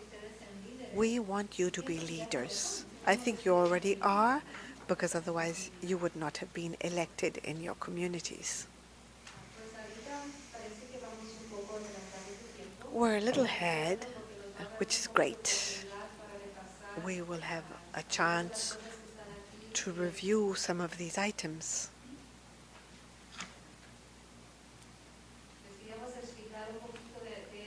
We want to provide an explanation, and then we can take a break. Or we can keep going.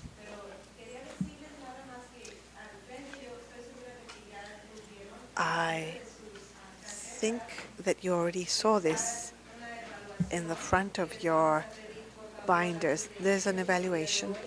Before you leave today, please complete it and leave the evaluation at your table. That's one issue. In addition, the lunch arrangements, we're going to review that. So the evaluation first, all of these issues are important. And if you have any questions, we're here to help. And here you see this slip of paper, and that's if you want to share information with the other group. Do you want your address, phone number, email to be shared? Or do you just want to provide your phone number? So the second box says only my phone number.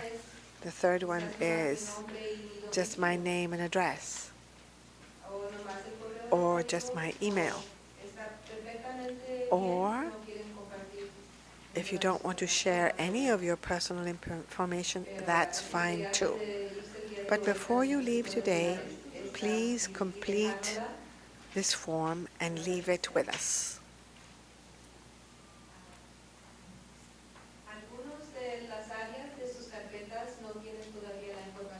There are some parts of your binder that lack information. We haven't put it together yet. We'll give it to you as soon as we can.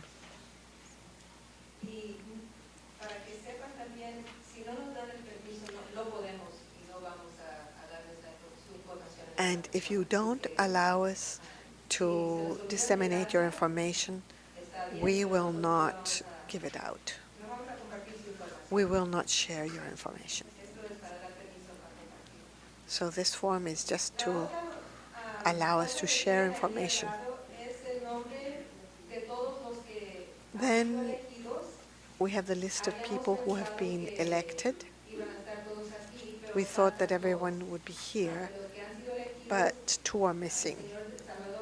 Mr. Salvador Torres from Region 3, he isn't here, and Jeanette Ortiz from Region 17 is not here. These are the names that you can use to nominate, except for the people who aren't here. They have to be present. As you've barely got to know each other, we wanted to provide this information so that you could have a better idea as to who everybody is. Oh yes, this is from such and such a region.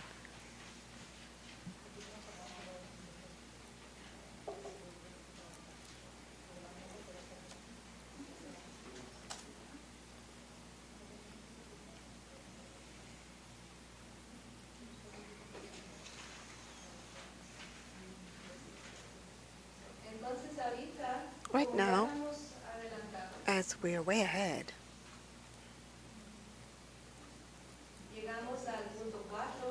we're now on item 4, the elections of the SPAC officers. As we said, you have the list of names, but please scratch out Region 3 and Region 17 because they're not here. And now we're going to give you additional explanations. The regulations in section 12038, it says that the SPAC will have nominations and elections to choose a president and vice president on the first meeting after the 1st of September of each year. And this is it, the first meeting after September. And that's why we're going to do the nominations and the elections today.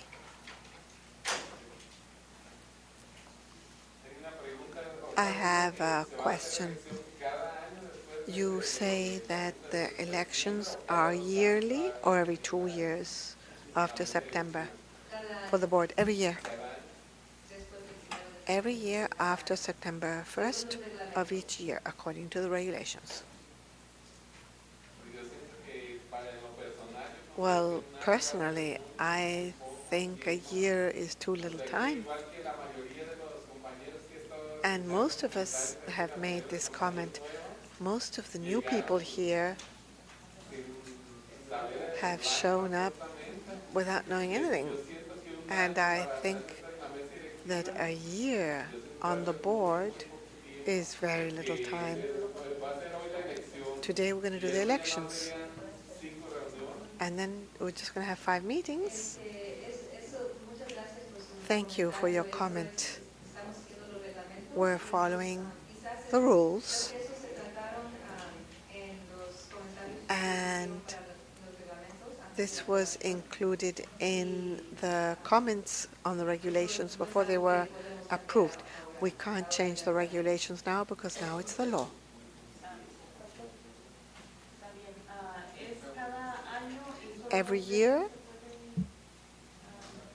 veces se pueden, And how many times can you be nominated or re-elected?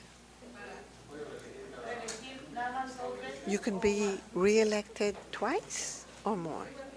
Good question. Let me look. The regulations are there in the binder on page 9.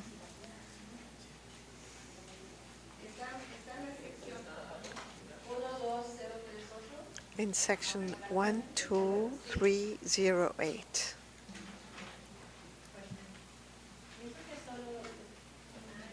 I think it's just 1 year, just once.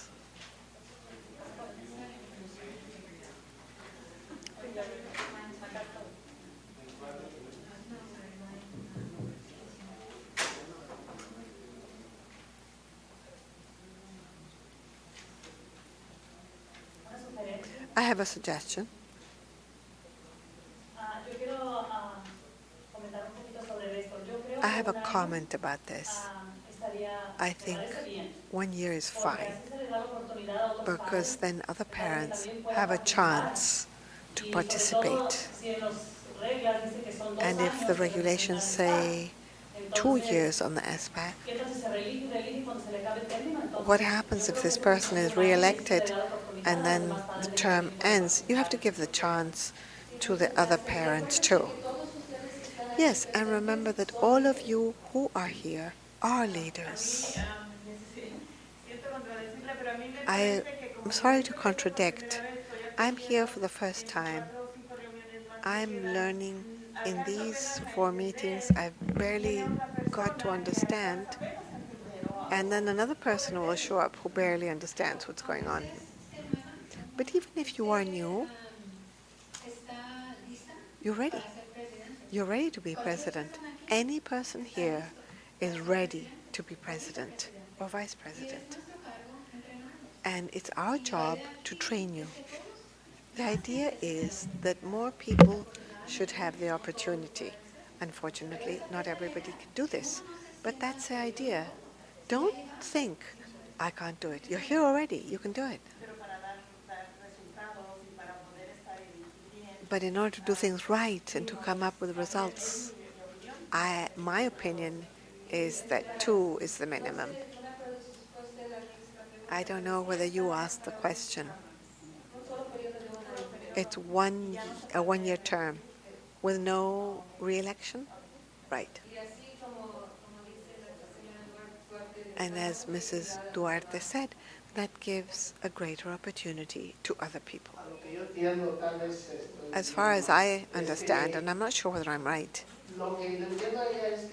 she's saying that if she's being elected, she has 4 more meetings, 5, in her term. So if she is elected to the board, it would be for 1 year. And then she's no longer an officer, but she's still a member of the SPAC. She's a member of the board for a year.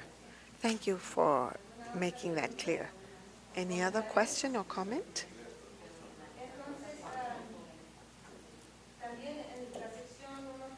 In section 12038 and 2040,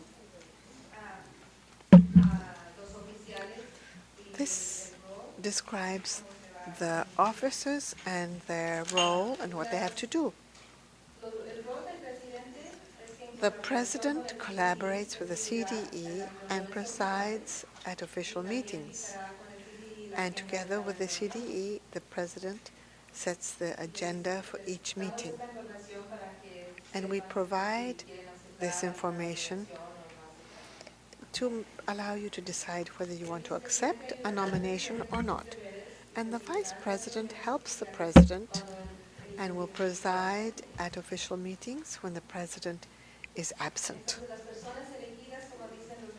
The persons who are elected assume their positions right after the elections. So as soon as we have elected a president and a vice president, they will come up to this table. And the intent of the CDE, because as you say, they need to be trained, together with the president and vice president elected today, we're going to talk about parliamentary procedures and how we shall carry out our meetings. If you have no further questions, let's proceed to the nominations.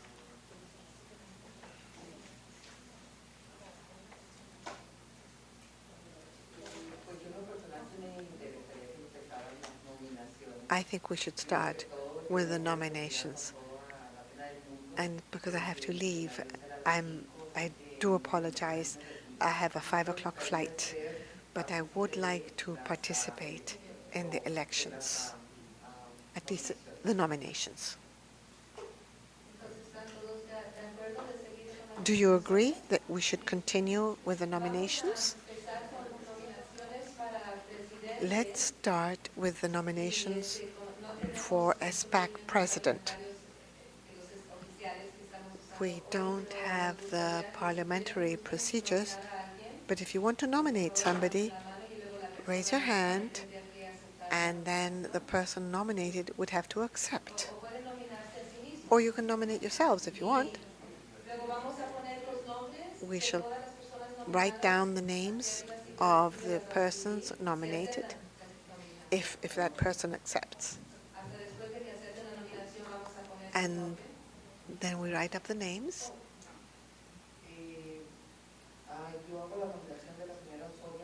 I would like to nominate Sonia Sanchez. Does she accept?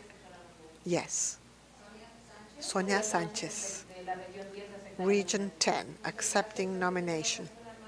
Okay, here we have another hand.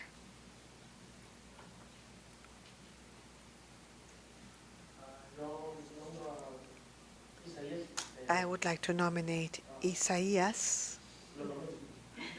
I nominate him.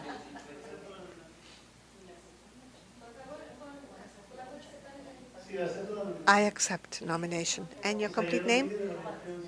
Isaías Rodríguez, Region 5. And a hand up over here. I nominate Concepción González, Region 6. I accept. Thank you. Your name? Concepción. Region 6. And your name? Concepción González.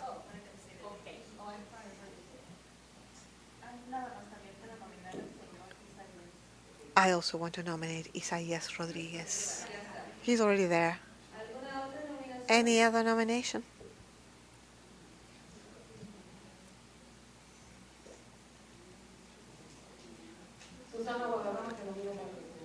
Susana Guadarrama, nominated for President, Region 4.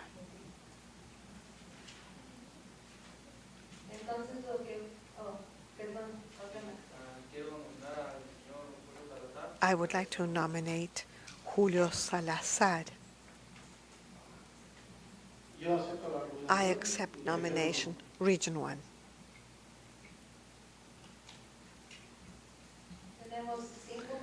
We have 5 nominations for the presidency of the SPAC. Sonia Sanchez, Region 10. Isaías Rodríguez, Region 5. Concepción González, Region 6. Susana Guadarrama, Region 4. Julio Salazar, Region 1. We would like to take a break to talk to the nominees and allow them to prepare a 2 or 3 minute presentation, or if they're ready, we can keep going, but if you need a couple of minutes, 5 minutes, to say a few words. And what about the vice president? Or do we vote for president first? No, once we elect a president, then we proceed with the vice president. So the nominees, do you need 5 minutes or do you feel you're ready? If you don't need time, let's start with Mrs. Sanchez. You have 3 minutes.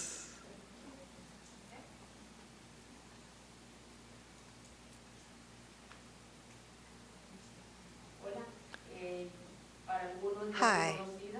Some of you know me, most of you don't,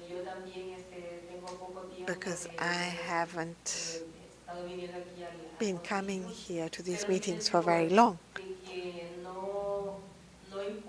But it doesn't matter how long you've been coming here.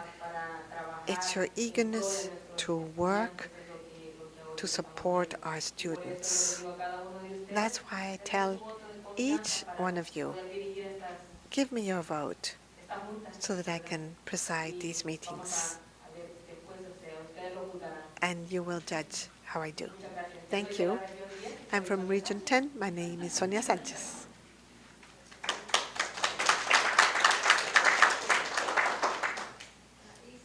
Isaías Rodriguez, Region 5. I'm Isaías Rodriguez from Region 10, Bakersfield 5. I ask for your support so that I can provide my experience, my energy to be your president, and I commit to represent all regions, parents, and children from all of California. Our council is unique. We need to assume this responsibility, take it very seriously, and I have the experience, the time, and the energy to help you in this council as the council deserves. Concepcion González, Region 6.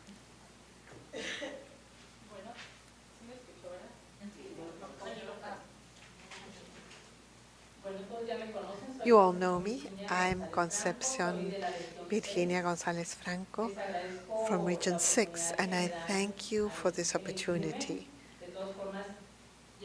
by nominating me. I already feel honored, and I thank you.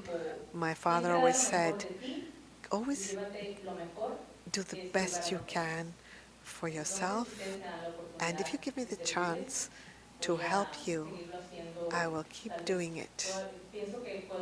I think I can do even more. Thank you.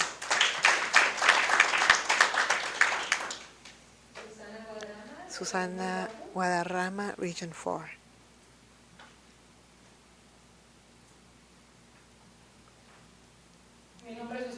I am Susana Guadarrama. I'm new. I have no experience, but I want to learn. And that's all.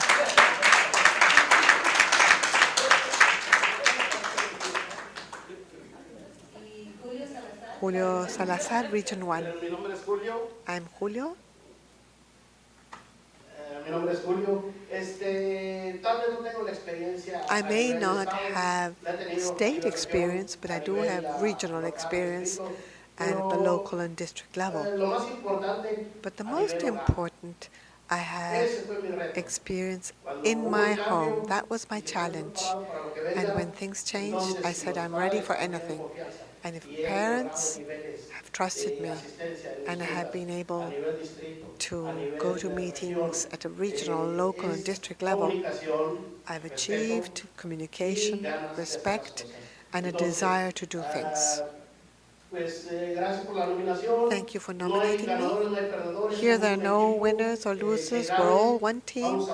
Whoever wins has our support, following the rules, and I'm here to help you.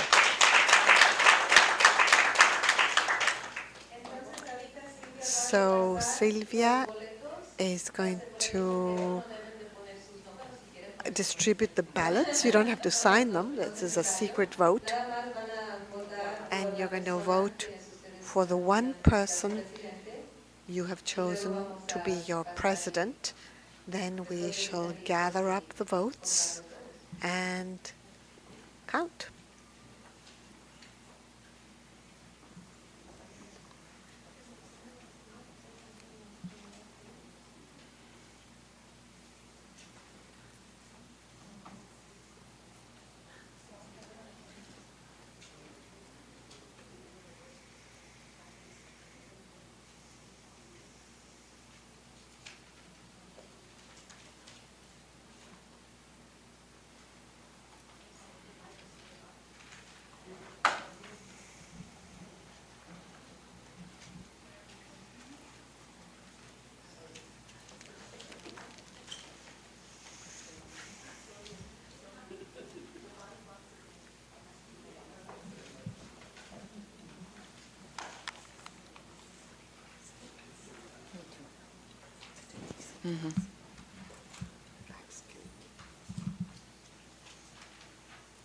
Did you heard it or just too much sitting? And the leaning into the mic.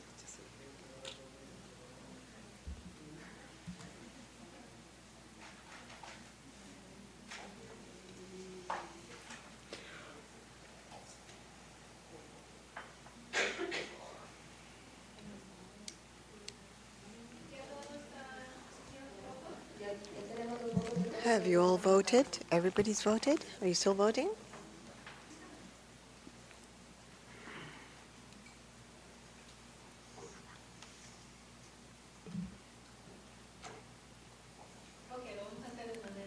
We're going to do this publicly. Julio Salazar.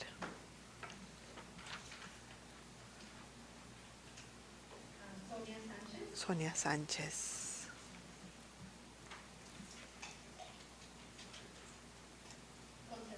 Concepción.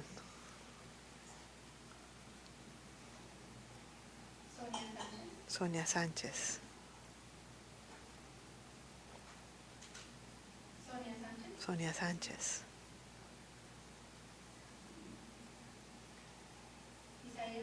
Isaías Rodríguez. Isaías.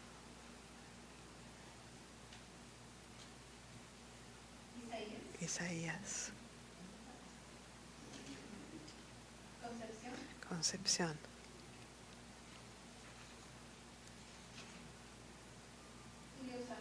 Julio Salazar.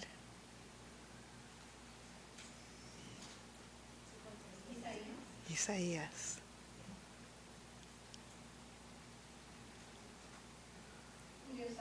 Julio Salazar.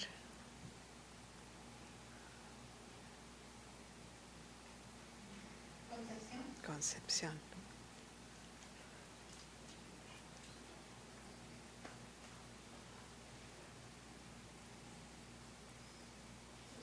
Susana.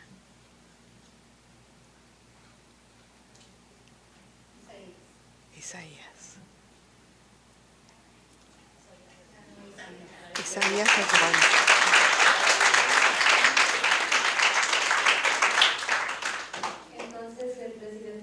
So, may we ask the president to come forward to occupy his seat?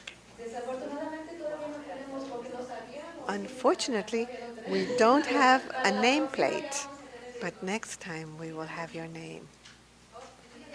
Oh, he has his own tent.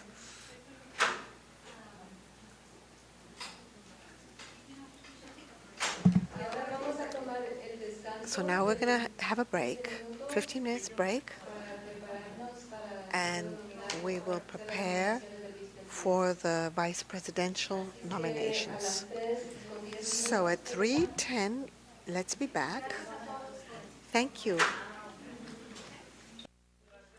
I'd like to thank everyone for your support, and I hope I live up to your expectations. Thank you again so very much.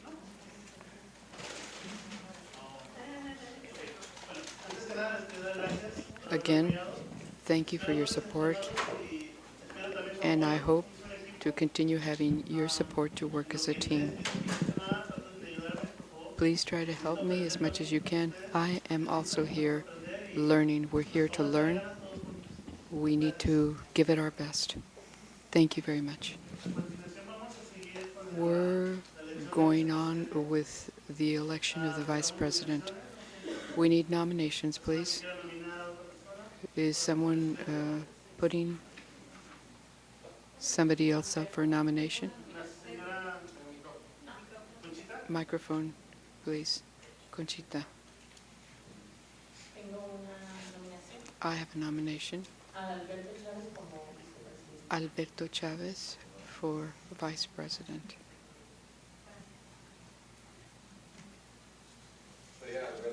I'm Alberto Chavez from Region 14, and I accept the nomination.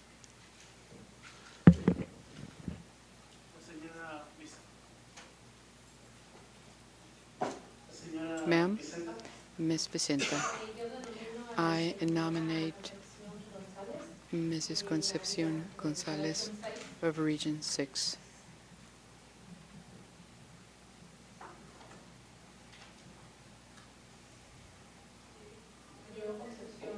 I, Concepcion Virginia Gonzalez, from Region 6, accepts the nomination.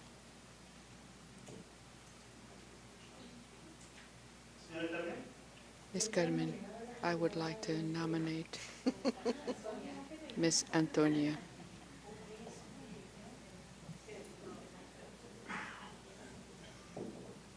Yo, Sonia Sánchez, I, Sonia Sanchez.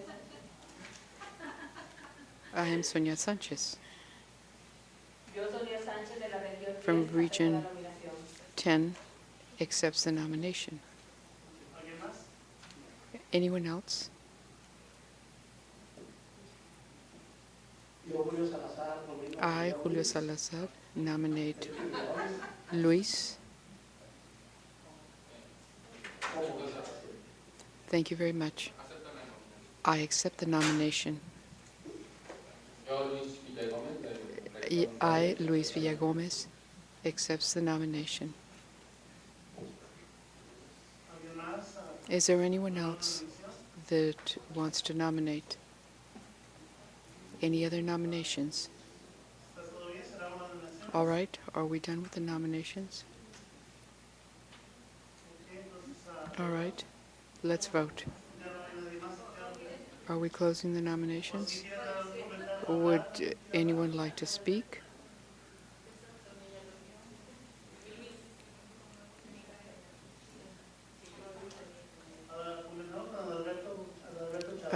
Alberto Chavez? Comments?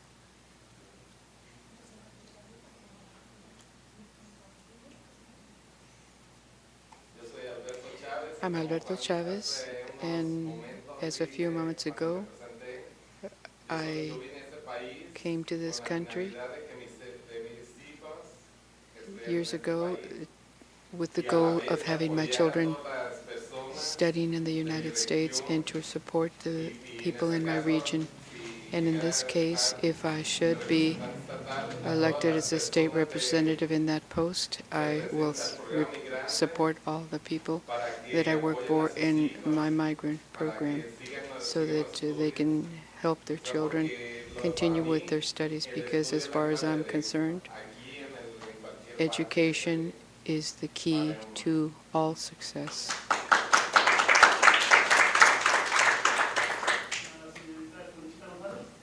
Ms. Conchita Gonzalez, I have already made a speech. Do I need to? Go on, come on, go on, make one.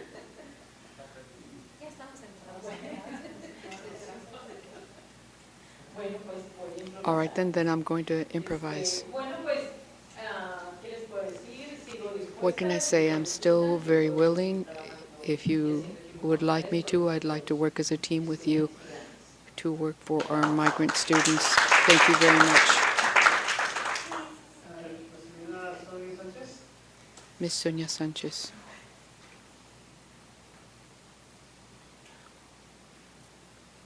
Bueno, sigo en la recta. I continue in the running, waiting to pass that yellow line, and I hope that I have better luck this time. But nevertheless, I will continue working with all of you, supporting us and you in order to work for our migrant students. Mr. Villa Pues, Gomez, principalmente, pues a mí me above all, I would gustaría like to ser be cerca able to del serve Estado, you and the frente a los state niños, and the enfocado a los niños concentration mainly on the migrantes, children, y colaborar and con nuestro to presidente work with our y con president la administración and with the del administration of this program. Thank you.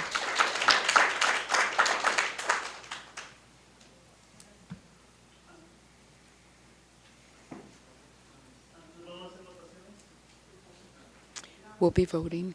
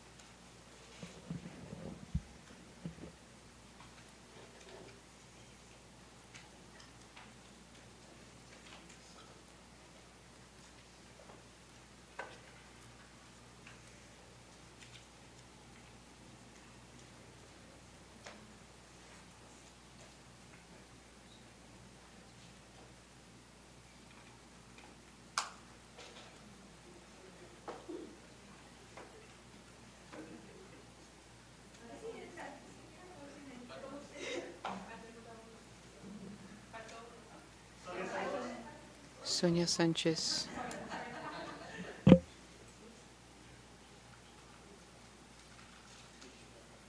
Sonia Sánchez, Sonia Sanchez. Sonia Sánchez, Sonia Sanchez. Concepción, Concepción. Adalberto Chávez, Adalberto Chávez. Luis Felipe Villagómez, Luis Felipe Villagones. Sonia Sánchez, Sonia Sánchez. Sonia Sánchez, Sonia Sánchez. Concepción González, Concepción González. Sonia Sánchez, Sonia Sánchez. Adalberto Chávez, Adalberto Chávez. Luis Villagómez, Luis Villagómez. Concepción González, Concepción González. Sonia Sánchez, Sonia Sánchez. Luis Villagómez. Luis Villagómez.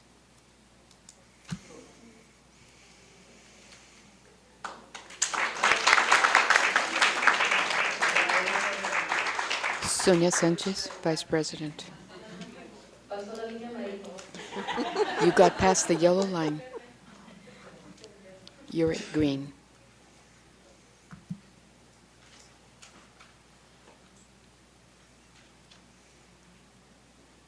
Felicidades y muchas Congratulations and thank you to all of you. I don't know if you would like to make a comment, a follow-up comment.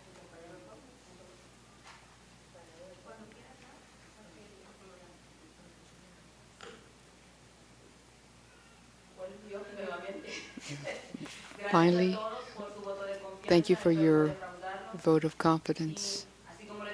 As I had said in the beginning, we will work very hard to help our children succeed. Thank you very much to all who voted for me. Thank you very much. Vamos a continuar al punto número We'll continue with number 5, review of the SPAC conference, informative.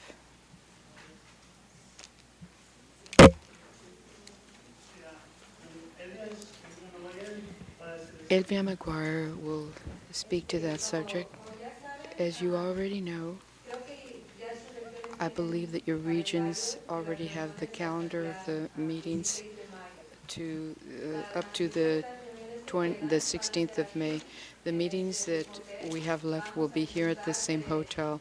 We're going to try to change the room a little bit, or change it around a little bit. This is all we have. They don't have a bigger room.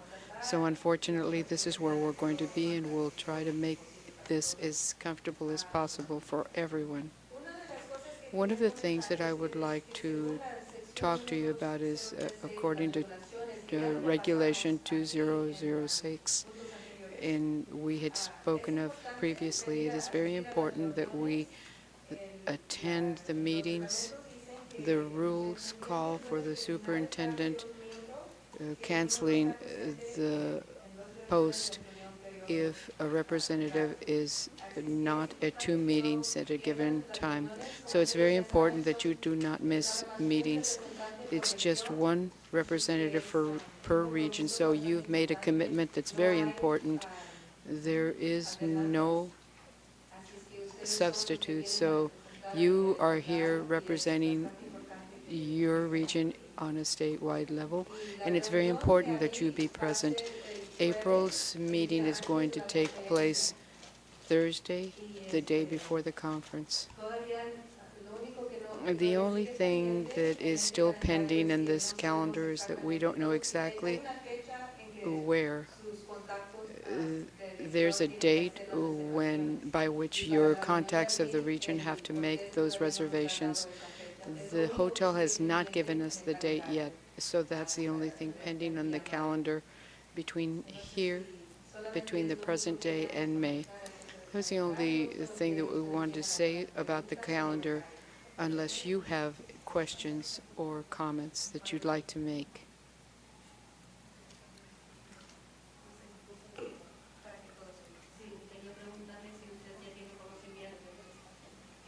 I wanted to ask if you know where the conference is going to be, what hotel. Yes, the regions have already been given that information. It will be where we had the April meeting at the LAX Marriott. That'll also be reviewed when we start talking about the conference as well. But it's on the calendar too. The calendar is found in your binders as well. After the directories, then you see the calendar for the meetings.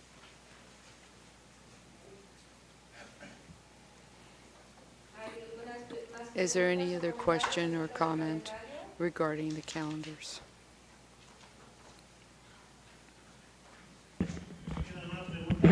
Does anyone have any questions about the calendar?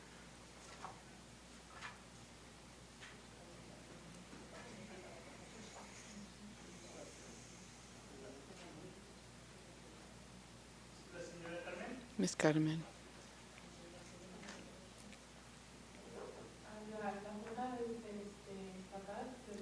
The state meeting, why did the change occur between May to April?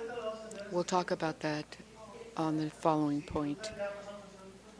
Should we go on to the next point? Unless someone has any other questions, we'll go to that. About the meeting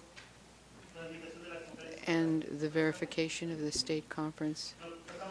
We'll go to point number 6, confirmation of the state conference information topic. We're going to start answering your question.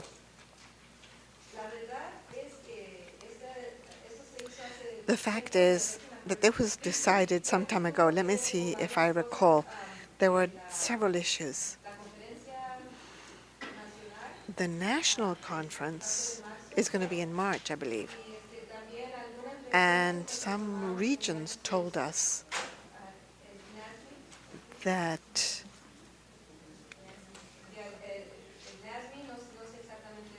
NASME, and I don't know what the acronym stands for, that's going to be in March. And many representatives go to that national meeting, and some regions have regional conferences, things that were going to be going on in March. And none of the hotels, based on our contracts office, when they requested a bid for the hotels to participate, and come up with a budget. Y de los que respondieron, creo que I believe that one hotel primeros de marzo, had a date at the beginning of March, very difficult because our group is just getting going. difícil hacerlo los primeros. It would have been very difficult to do it the first weekend in March, so it was moved to April. Another question? Entonces, So el subcomité the conferencia se había ya sido elegido. conference subcommittee was elected in May, I believe. We had a subcommittee at that time. We had one person re-elected, Salvador Torres from Region 3. He was re-elected as a representative and he was on the subcommittee. Pues nosotros también cooperamos en eso. And we also cooperate in that. El presidente también es parte de The president is also a part of that subcommittee, so Isaias, you will be there. And we can choose a few more. But first of all, I want to explain what it means to be on that subcommittee. You were there last year.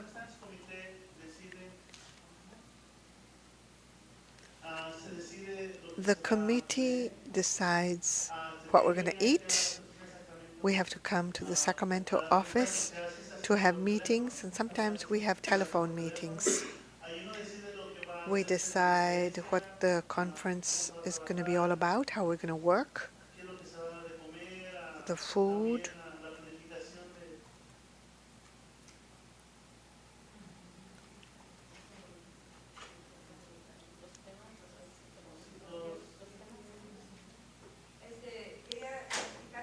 I also wanted to explain that these people are volunteers. The subcommittee members do not get reimbursed for their travel. That's only for official meetings. So last year we would meet on the Friday before the Saturday meetings, and the subcommittee would arrive early on the Friday, would meet from 2 to 5. The problem we have is that we have only one more meeting in Sacramento before the conference. So we have only one meeting. You'd be reimbursed for food, but not for loss of pay, nor for mileage, nor travel costs or hotel. Those expenses, yes, but you would not be reimbursed for lost wages if you participate in a subcommittee meeting. So this is, you'd have to volunteer for this. If you want, we can give you more information about the conference before you commit to being part of the subcommittee. If you want to be part of the subcommittee, we will have a vote and we will choose 3 persons. So moving right along. A question? Yes. La pregunta es, ¿va a ser para todos los más para los representantes de la conferencia estatal? Oh, what was that? ¿Va a ser para todos los padres migrantes? Is it for all parents or only for us representatives? No, it's not for everybody because there is a limit. Each region is allowed a certain number of places, and we'll review that. But if it's for only you, no, as occurred last year. Similar to last year. We had a subcommittee meeting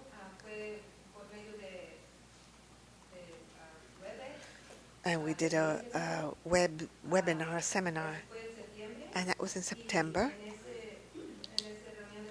And at that subcommittee meeting, we developed the focus of the conference, which is linked to the university and professional plan and Path to Prosperity, 10 to 12th of April, and it'll be at the Marriott LAX in Los Angeles. La información según cada año, Every year, sucede es que nosotros después de que ya tenemos after we've developed a theme and we have a date and a place, we send information to the directors through a letter with all of the information about the students of honor, parents of honor. We provide the dates and everything that they need in order to start the process so that things can get going. The important dates that you need to know are January 9. That is the date for turning in the applications for Parent of Honor, Alumni of Honor, workshops, those of you who want to provide a workshop, and the logo. We have a competition to choose the best design for the logo, and that appears on the conference booklet that includes all of the presentations, and the logo appears on the front page. And how old do the children have to be to participate? ¿Quiénes son los que participan y la edad de los estudiantes para The elaborar el logo? logo participants, there's no age limit. This year, this has changed. Before it was open to all students, and now it's only for 8th graders and above and OSY students. Last year's logo was on the brochure for the workshops, and this is the logo that won last year, and we used it for several parts of the conference. And we include the name and the photograph and a brief bio of the student who prepares the logo. And last year we also provided a second and third award. Last year, the winner was Mrs. Herrera's son. Okay.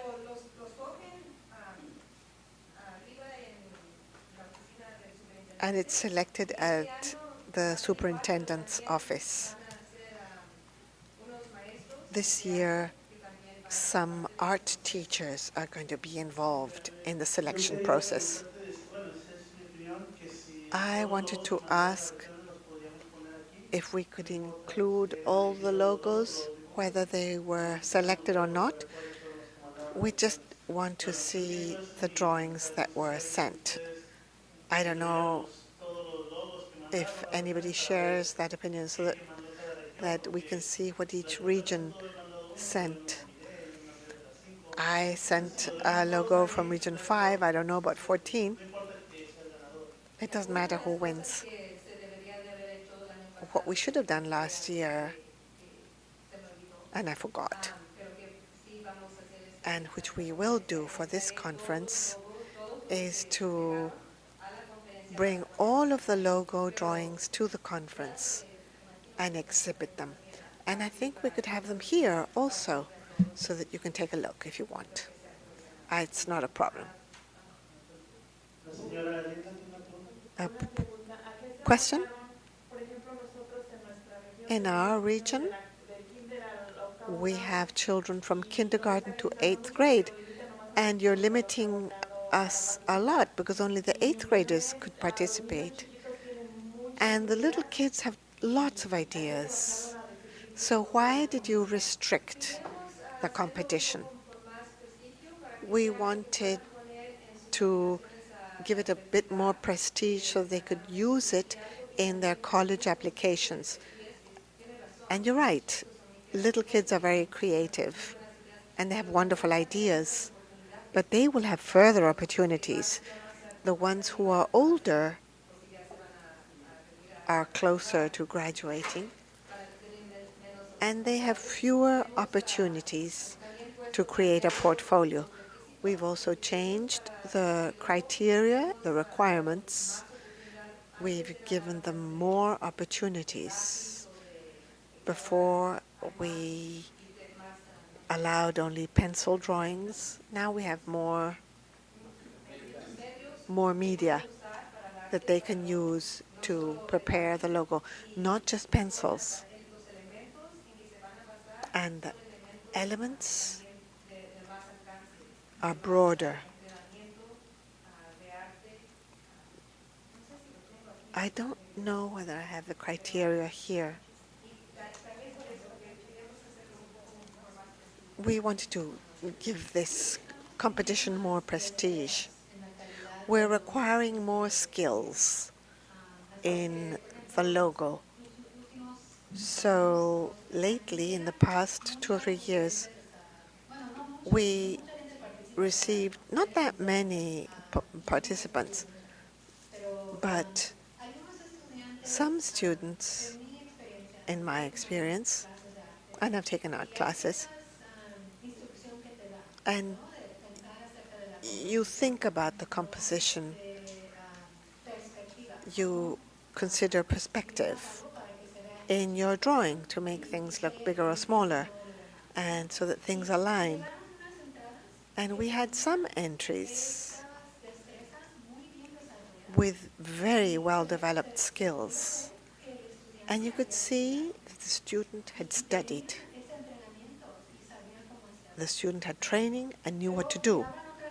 But we also had other entries from kindergarten, for example, and they were cute, but they're not trained. And it's fine to choose a kindergarten entry or third grade, but we wanted to provide recognition to those children who have really studied art and who have those skills, because art is difficult. It requires patience, and they have to be detail-oriented. That's what we think based on our recent experience. Ready? The other date, there'll be 2 dates. The information for the honor students will be needed to be turned in by the 16th of January. We gave you 1 more week because 2 or 3 or 4 regions told us that they do part of their process through interviews, and those interviews needed a little bit more time. So we gave them 1 more week to turn in the information on the honor student of the year. But this month, by the 29th of December, the regions must let us know how many people will be participating from your region. We're going to distribute this list, and this is the list that we gave your regions. According to the numbers of migrant students in your region, calculation was done. It's in English, but the numbers are the same. This is the name of participants. The reason why this is always turned over to us in December is because not all the regions use the numbers that they're given. I have been notified by 3 regions that they are going to use very few of their numbers. Therefore, by the end of December, early January, we're going to see how many extras there are from the regions that didn't use them. This is the same process that we did last year, and then they'll be divided. For example, let's just say that in all of the regions, there will be 80 extra that will not be used. They'll be divided in the same fashion using the same calculations. And if there's extras, then we'll divide them again.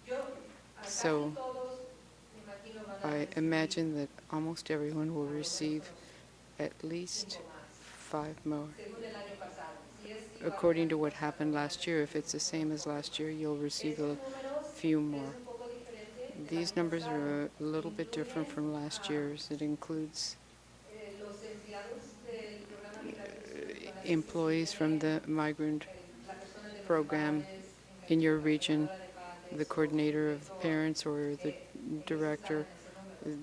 Those people are in that within that number. incluye también a ustedes It also includes you, los representantes a la your SPAC. representatives to the SPAC. Esos números. That's part of the number. También si traen And a personas de if you por la región, que la región bring está people from the region, apoyando para talleres, people that the region is supporting for the workshops, those are included too. Also, there are other times that workshops bring other people too. All of those people have been added to that number. Está diciendo incluye los presentadores, And the staff, presenters and the staff, us, padre del año, and the parent of the year and student of the year. Are those numbers also included in this count? Yes. And recently, what has changed? Well, we spoke about the slogan contest, and the logo is going to be different this year because of circumstances beyond our control, and that's the SPAC workshop. I don't know how many of you have worked and participated in the conference, but usually what we've done is that the advisory board give the first workshop. You get together in groups and you have given the first workshop by tradition. We don't have time to have that training, so it's not going to be done this year. But whoever wants to, whoever feel that they are capable of it, and this has been information that has been imparted to your regional directors. We've asked them to support you to do a workshop because you can do one through your workshop. So each one of you, if you want to do a workshop at the conference, please contact your region, give your proposal for the budget by the 1st of January, and depending on what we received, we'll review them all, and that's where the decisions will be taken. Last year we had a great program. We received more proposals for workshops than what we were able to take. That could happen. Another thing that we're doing, Elvia, just a second, I have a question. Is each one going to give their presentation? Is it going to be different, or was it or the same as other years in the past? Is it going to be separate? I don't understand your question. In years past, the presentation, all the leaders of the SPAC were giving a presentation, but you're saying that each region is going to support us in doing a presentation. No, we haven't told the regions that they have to help you, but we think that if you want, those of you who want to and are interested in it, that the region will support you, and through them you can propose do a proposal for a workshop. In the past, we did a training for that group so that each person be given a training at the conference. Sometimes it was groups of 2 to 3 who gave the first workshop at the conference. So everyone did the same workshop at the same time, but this year, because the meetings have been delayed and now we only have one left before the conference, the one in February, I believe, the one for the 13th, this coming week. There will be no time to train you to do that presentation. In previous years, the parents always would let us know that the training that we gave was not enough, that they wanted more time, they wanted more training, more time for training.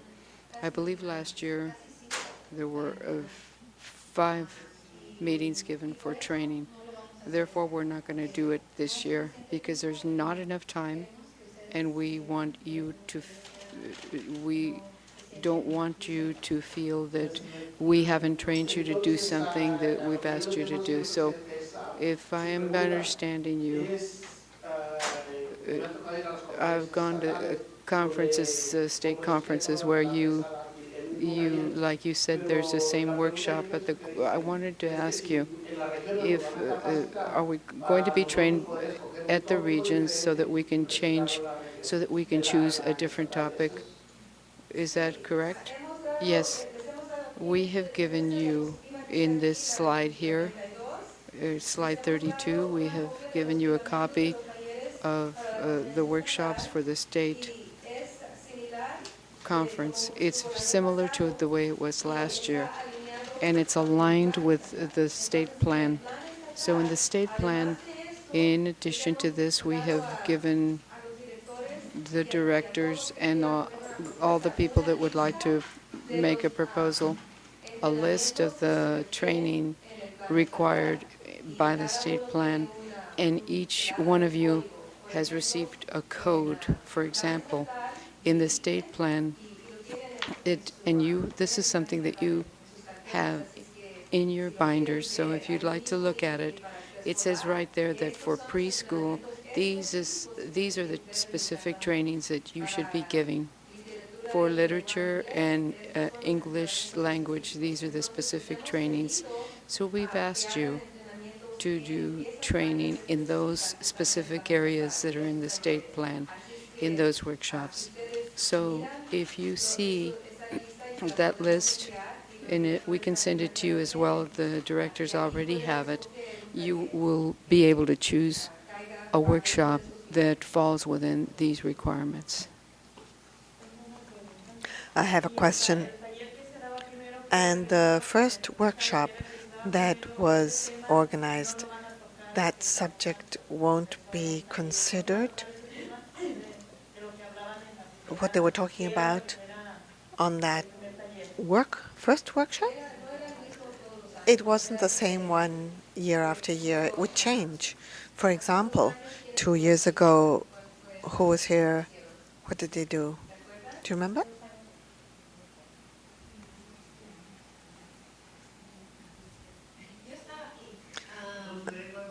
I was here.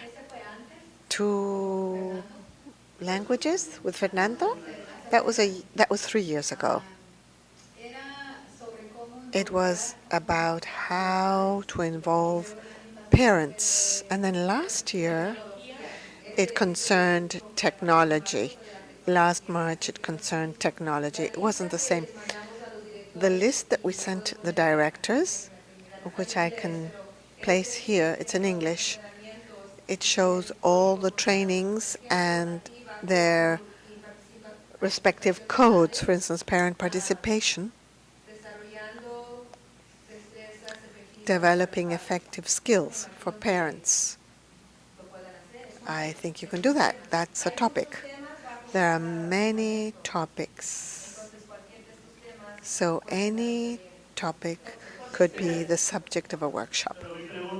But my question is, that presentation is when the parents arrive or the next day? Because we used to give that presentation when the parents arrived. No, the workshops is on the day of the workshops, on the Saturday. Everybody arrives on Friday. Are we going to provide that presentation to the parents? It's going to be organized like any other presentation. Conchita, I'm not understanding this.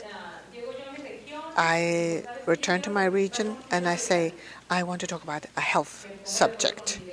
And I agree with my director, and she supports me, and she helps me develop the topic.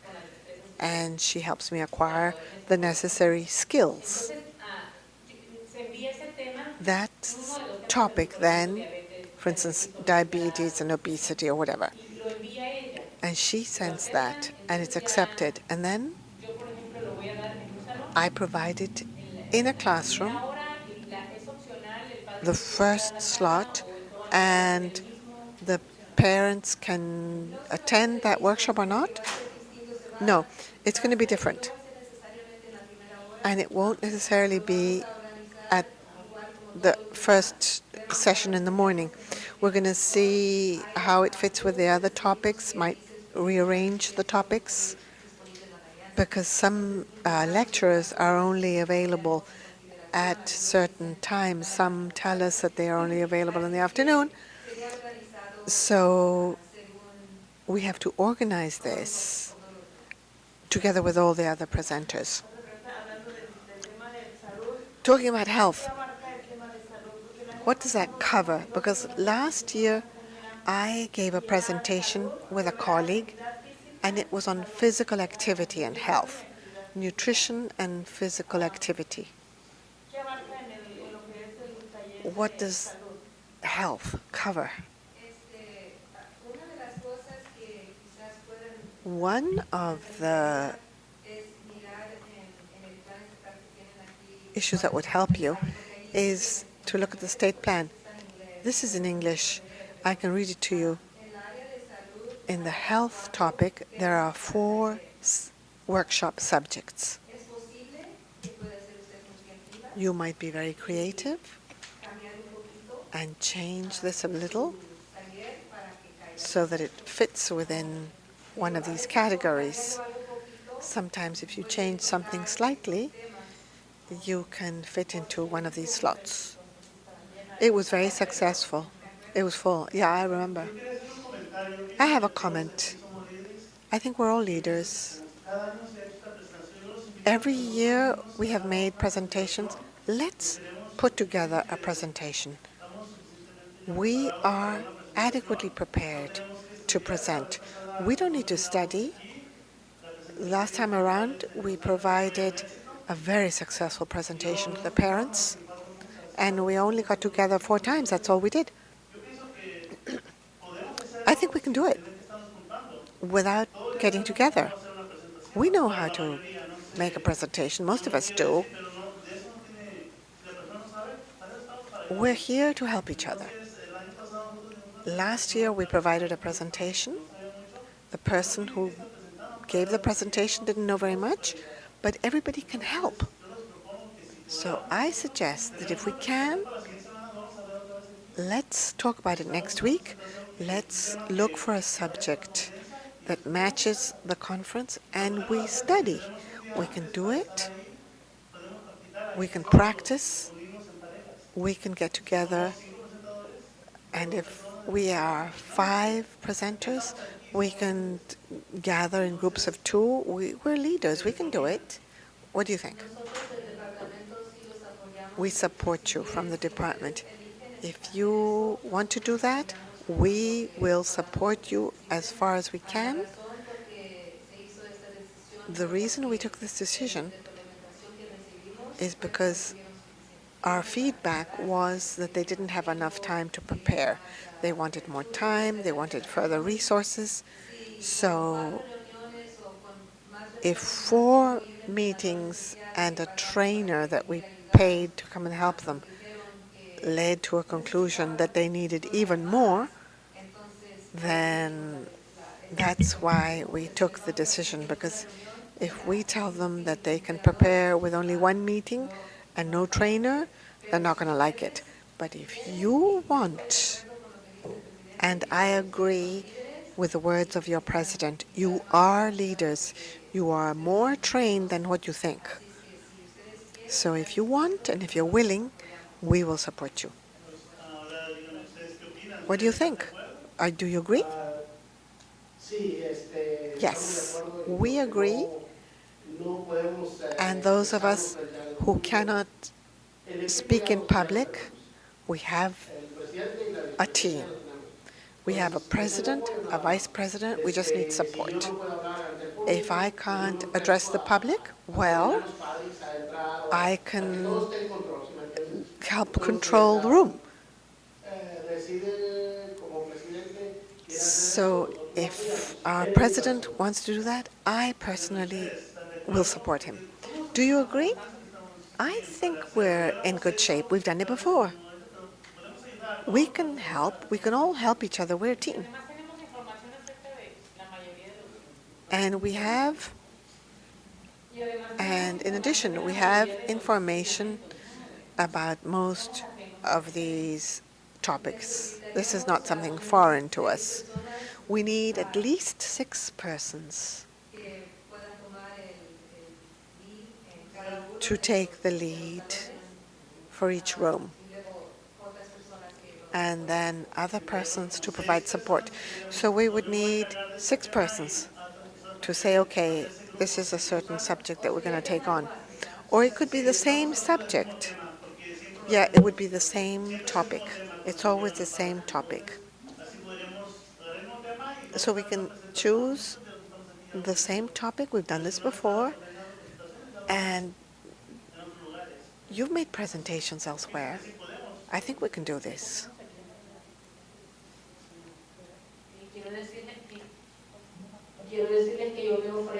I am happy to coordinate the presentation. If you give me the subject, I can study it. I do have some experience. I have been working with Pique, and I know how to teach, and I have made presentations at work, so I can help.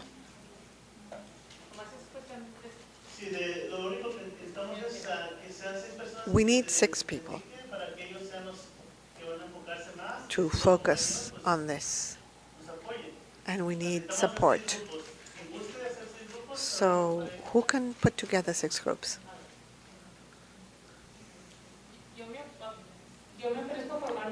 I can put together a group.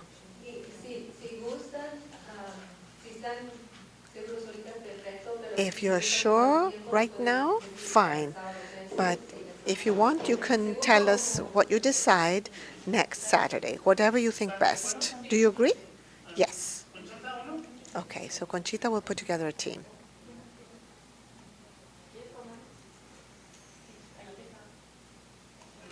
Anybody else? You will, Carlina?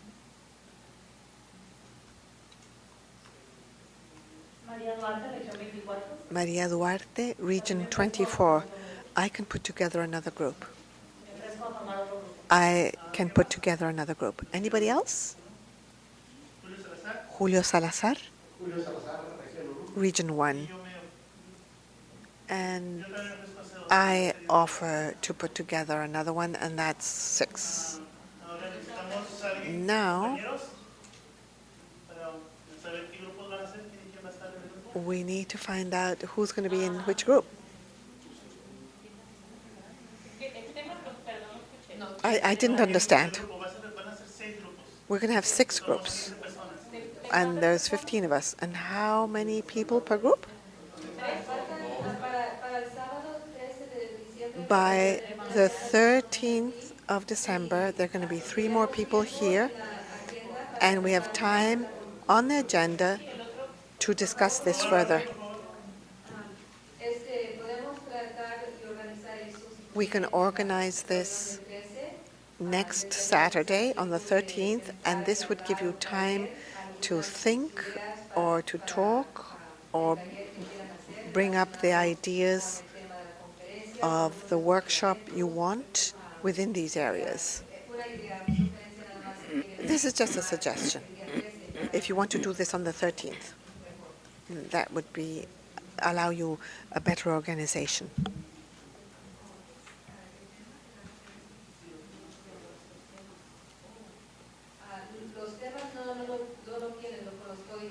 You don't have the subjects yet. I will send them. The directors have all this in English. I can make some copies here, but it would be in English. The state plan is in Spanish, but not everything is on a single page. So if you want, I can make a copy of this in English. Just give us the subjects. the conference subject for our presentation. The theme is migrants linking pathways to prosperity. Yeah, so that we can prepare. You want us to choose?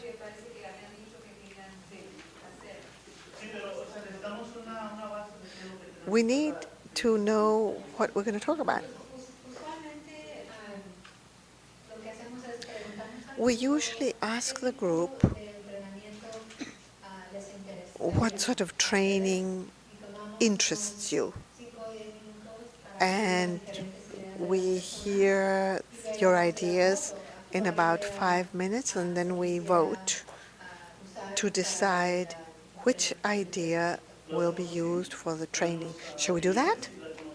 Opinions and choose the best opinion? I think the persons who have committed to make a presentation tell us what topic they're going to choose so that I can support her talking about health. We're all going to talk about the same subject. That's the first presentation. It's a single theme. We're going to talk about that. And at the same time, because there are many, many parents, we have 6 rooms. The topic is the same, but with different presenters, so that we fill those 6 rooms. So we need your opinion about the theme that you will select, and then we'll vote. Las personas, y quizá no lo estoy entendiendo bien. Maybe I don't understand correctly. Dicho que van a The persons dividir en un grupo. who are willing to lead a group, Esa persona va a ser la que va a dar la presentación, are you going la to presentación, be the presenter y las demás personas van a ayudar. and the other persons will help you? Yes, that's how we've done it in the past. But we need a theme, a topic. Según mi opinión, como es nada In más my la conferencia opinion, es para padres, this is a parent y la conference, alcance que queremos es motivar más a los padres. and we want to Entonces, sería motivate the parents. participación y de padres y consejo asesor de padres. So I think parent participation Formarlo bien, que les would llegue be que a good motive. Entonces, topic to motivate yo sé them. que existe salud, matemáticas, todo eso. I know that there's health and mathematics, but we want to motivate the parents. Well, that's a good idea. I don't know what you think. Could you write it down, Sylvia?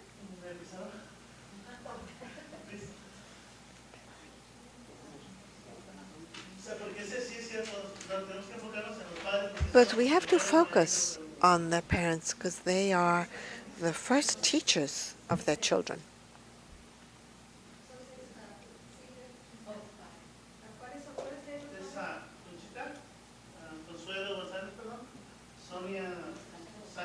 Sonia Sánchez, Erlinda Hurtado, María Duarte, Julio Salazar, and Isaías Rodríguez.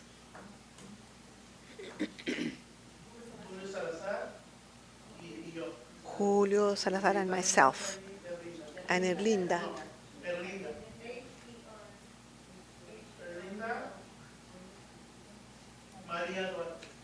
María Duarte.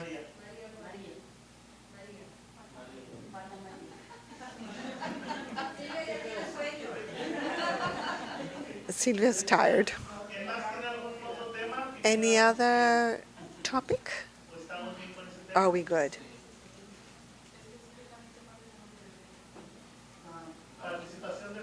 Parent participation and parent advisory committee. That would be the subject. Another topic? Erlinda. I understood that we needed something a little stronger. It is parent involvement, but a little stronger. We need to redefine the title, perhaps. something that has a little punchier, perhaps. Pero es el que estamos tratando de enfocar. But we're trying to focus on that thread.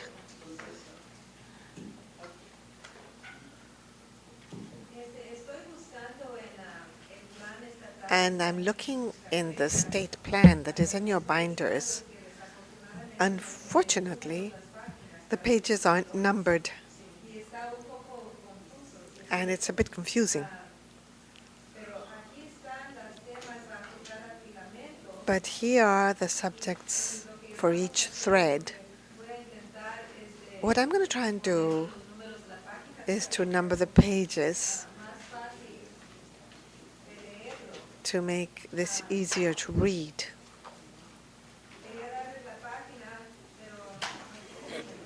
I would like to give you the page number, but there are no page numbers.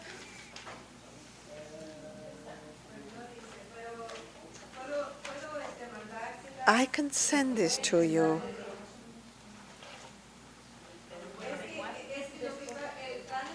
The state plan is divided into preschool, English language, mathematics, high school graduation, out-of-school youth, health, and then parent participation and the PACs.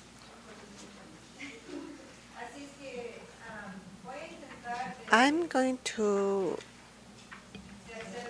try and number this and send it to you, but that doesn't help us today. But we can talk about the different topics.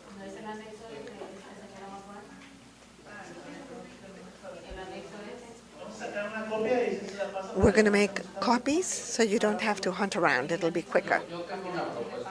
I have a suggestion. We're going to make copies. This is in English. I agree. Parent participation is important, and the audience at the conference is made up of the parents.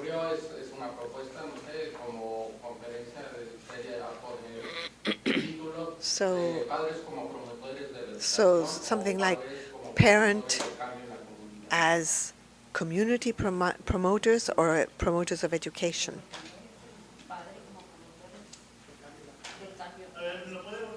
Could you say it again? Parents as promoters of education, or parents as promoters of change in the community.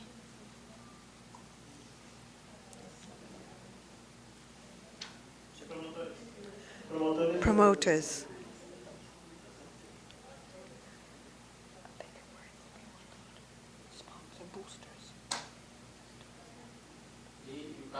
Yeah. Parents boosting education, or parents boosting change in the community.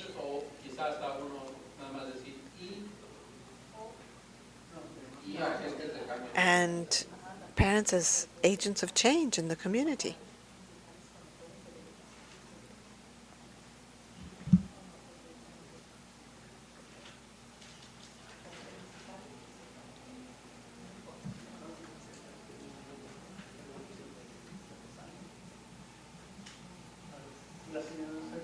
Mrs. Sanchez,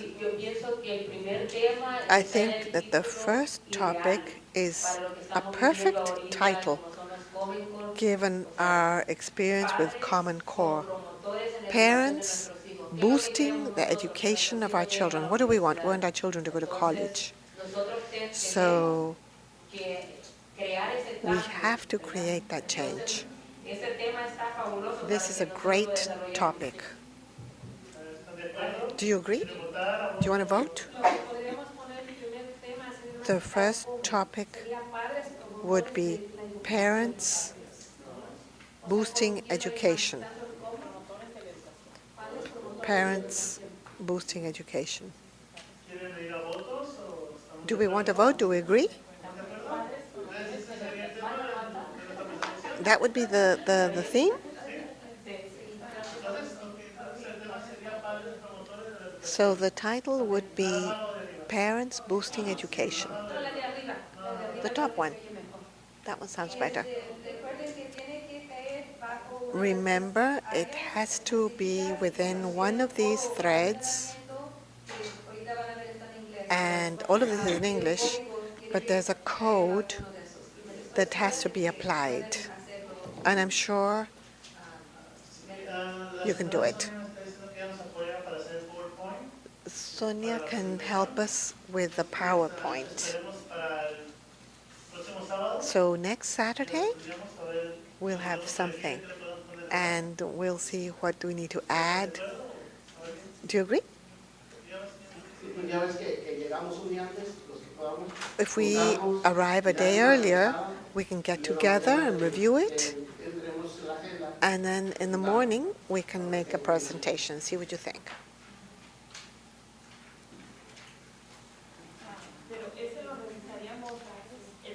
But that would be on December the 13th. So next Saturday. Okay.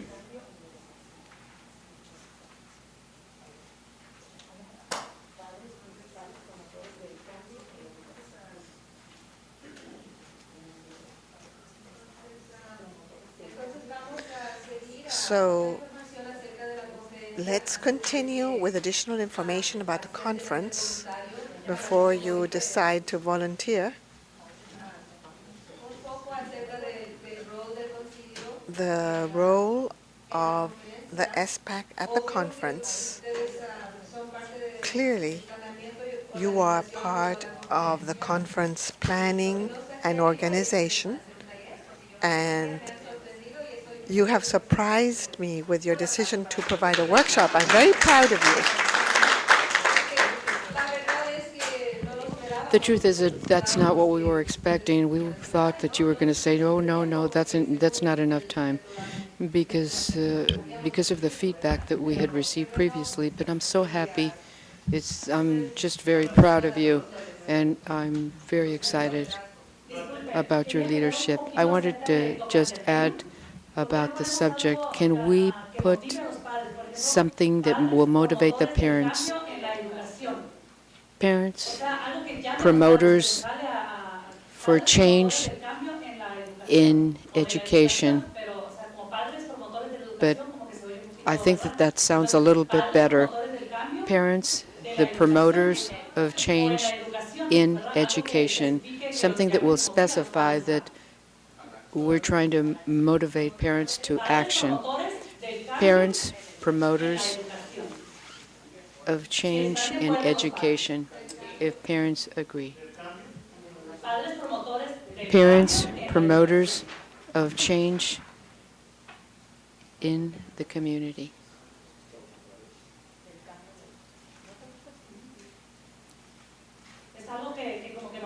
I think that that's something that will motivate us even more. Thank you. That's exactly why I was saying that we include a lot of minds and we do better. Also, the presentation to have a subject that has to do with change, because we're talking a lot about the changes in education, but sometimes we get frightened when there's change coming.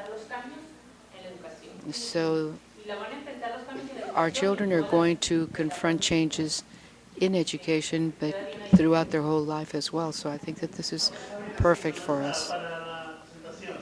This is just for the presentation.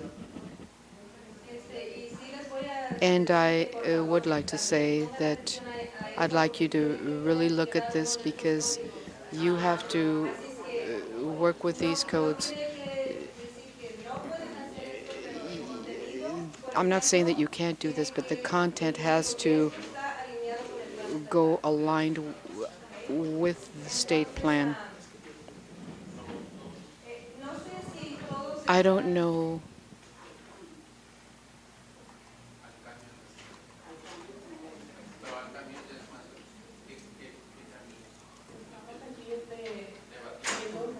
We're looking at this, and I think that it sounds better to say parents, promoters of change in education. Habíamos definido, al cambio debe ser algo más, algo. Would you say of or for? ¿Te refieres al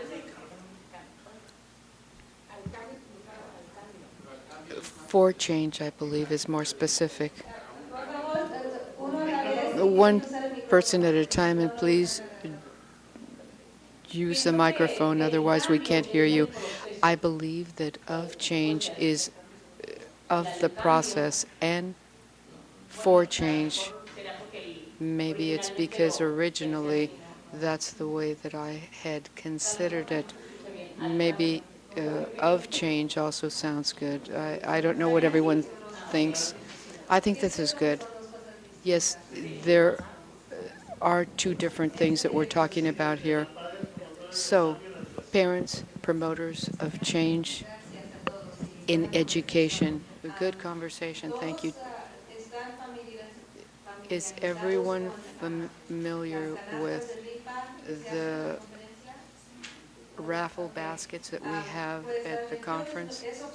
Well, that's going to be optional. It doesn't have to be done, but some of the regions bring one or two baskets, and I think that somebody else could be explaining this better than I, because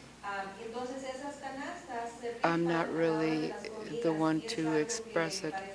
If you believe that the parents are still going to like that, the baskets basically it can be made up of a lot of things. A lot of people put Tupperware in their pistachios, almonds, school supplies. The last 2 years I've been in charge of delivering the baskets. It's very nice because people get very excited about these prizes. It can be anything in the including the basket, so long as it's not something that can go bad. The only thing that we don't allow are things that will go bad. And does each region bring a basket? It's optional. You don't have to. You can bring one, no more than two, though.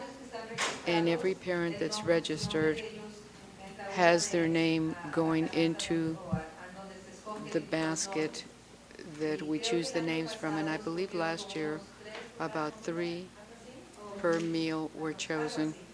It was something like that. So that's one of the other roles that we have, somebody to organize and facilitate that during the conference.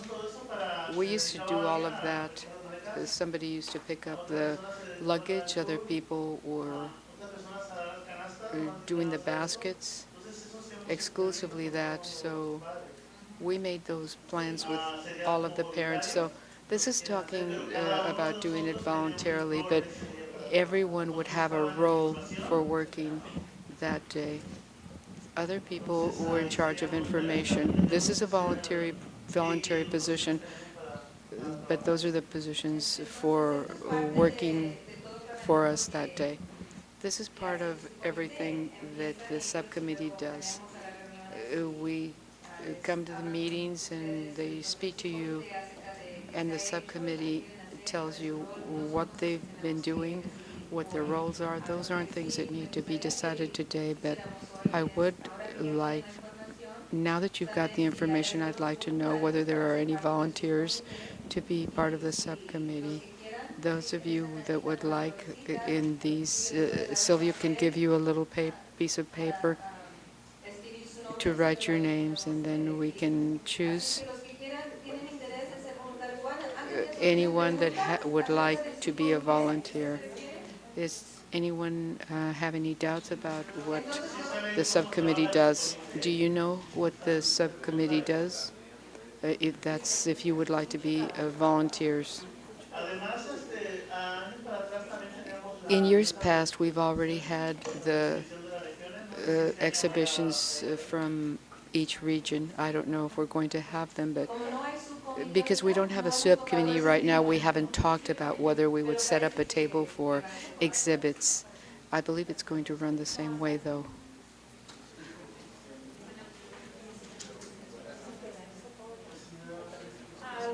Las personas que quisiéramos Those of us that would like to participate as volunteers, are we going to have to travel the day before, or can we arrive that day? You mean to the conference? No. We all have a job at the conference. We don't force you to have a role in the conference. There are people who receive the people coming in from the regions. They give them a tour after picking up their luggage. They show them around.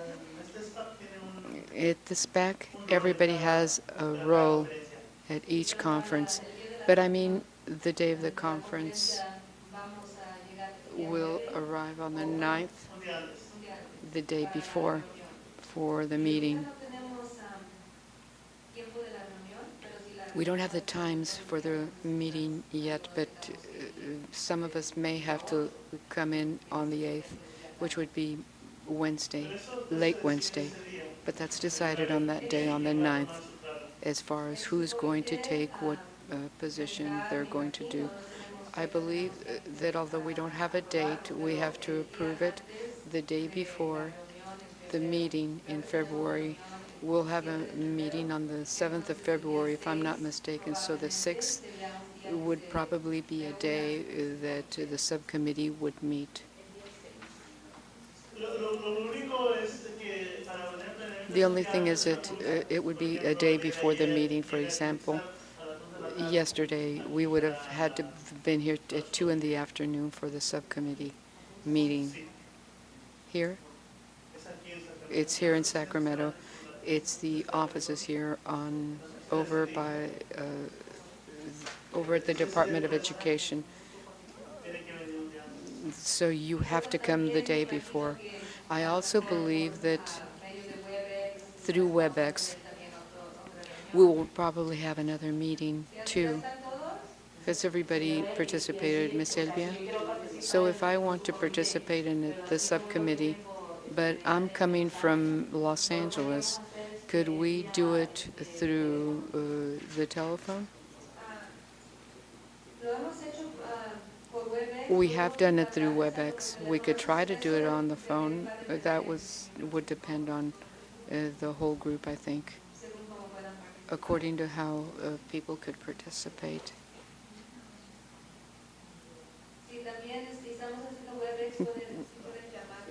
If we're doing WebEx, you could also call and participate on the phone through WebEx.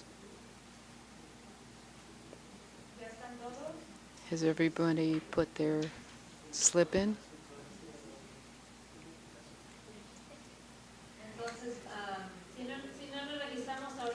If we don't register right now for Saturday, can we still do it? I'm asking because I've traveled to Los Angeles, but never by myself. It's going to be here in Sacramento. The meeting is going to be on the 7th.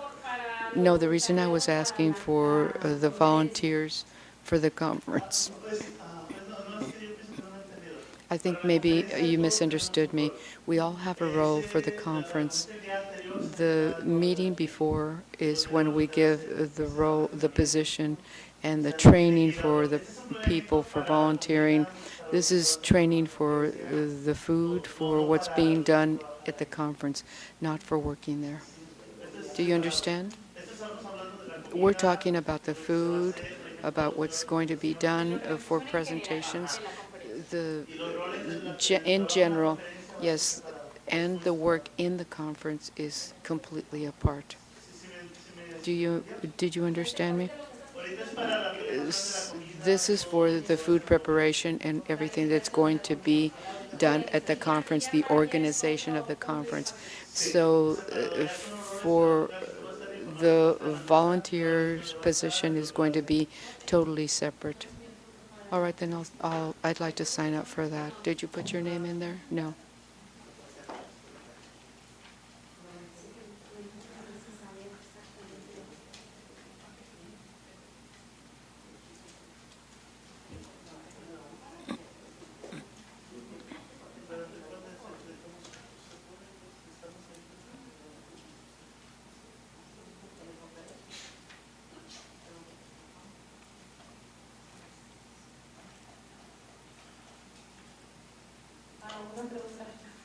I'd like to ask a question. How many people are going to be elected for that? We need 3 other people.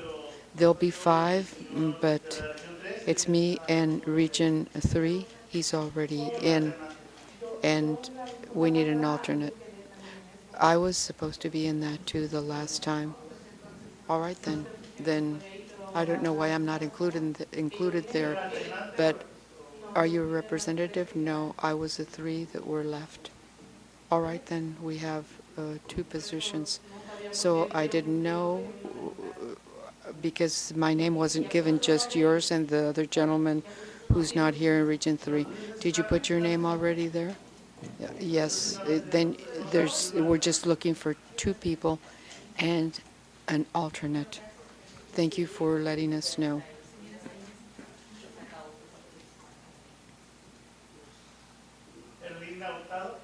Erlinda Hurtado.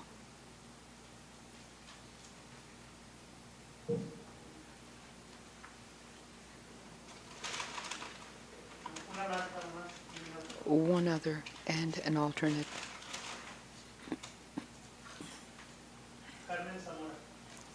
Carmen Zamora. That's me. So you were destined to come. Maria Duarte. And the alternate?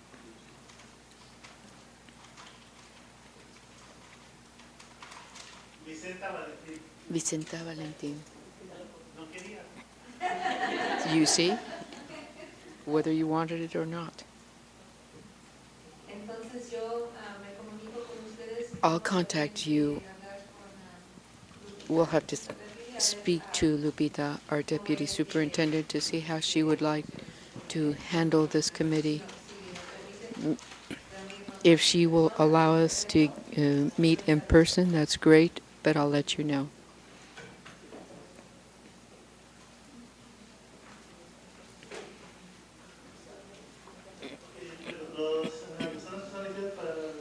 The people elected for the subcommittees are Carmen Zamora, Salvador Torres, Isias Rodriguez, Erlinda Hurtado, Maria Duarte, and an alternate is Vicenta Valentin.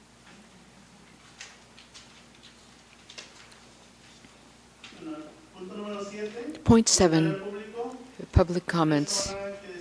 Any person that would like to would like to speak to SPAC has minutes to talk, but we cannot comment on public comments. This is a point of information. Does someone have a public comment to make? I'd just like to explain, perhaps for those who don't know exactly what public comments are.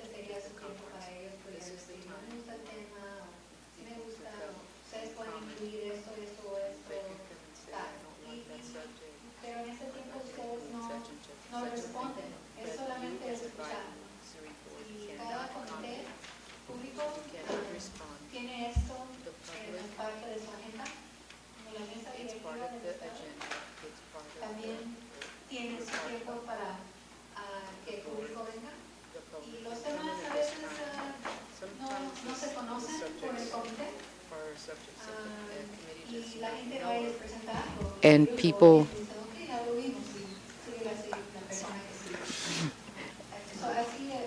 that's how we're going to do it in each meeting. We'll have public comments at the last half hour. Good afternoon. My name is Maria Torres.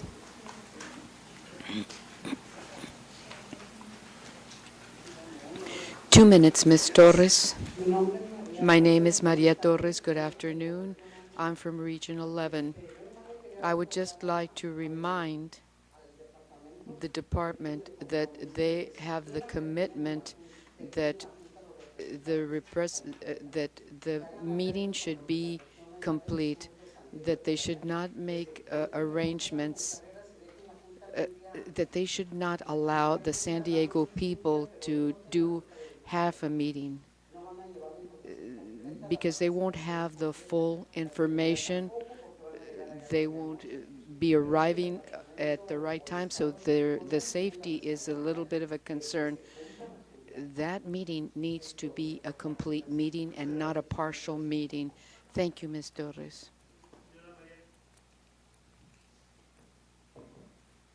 Maria, yes, my name is Maria Teresa Herrera, and Region 21 and Region 5. I would like to congratulate everyone, the department, and all the rest of you to take on this responsibility of being advisory board. I would also like you to know that several of the students in Region 5 and 21 received national honors from AFOP. It was a national art competition and an essay competition. There were four first place in Bakersfield, one in Region 5 in art, one in Region 21 in art, first place, both, and one in art and one in essay came in third place. So this is a great reason for pride for all of California, not just for our regions. I would also like to invite you at the appropriate time, take information to your children. I would love California to be placing their name up high, knowing that these children have made history. I'd like you to give you that information the next time, the next meeting, and I'd like you to be the ones to broadcast that information in your region. These are very talented children with a lot to give, a lot to offer. This is the platform that we can offer them. So the department is aware of that. Now you know it. And next week I'll bring you that information so you can transmit it further. Thank you. Does someone else have something to say? Hi, my name is Eva Valentin. I was part of Region 23, and I would like to tell people that were here at this meeting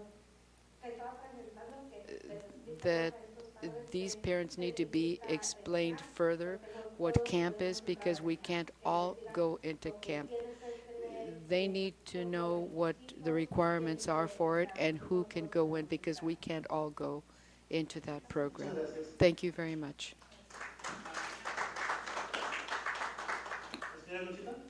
Conchita, I'd like to thank the fact that the Department of Education took the time to explain what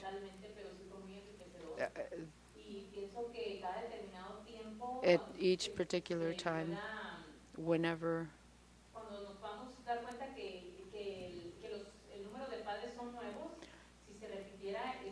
if this type of training were repeated the way that you repeated it today, and you explained to us what the responsibilities are as part of this advisory group, I was very grateful for the time that you took to explain these things to us the way you did today. Yes, thank you.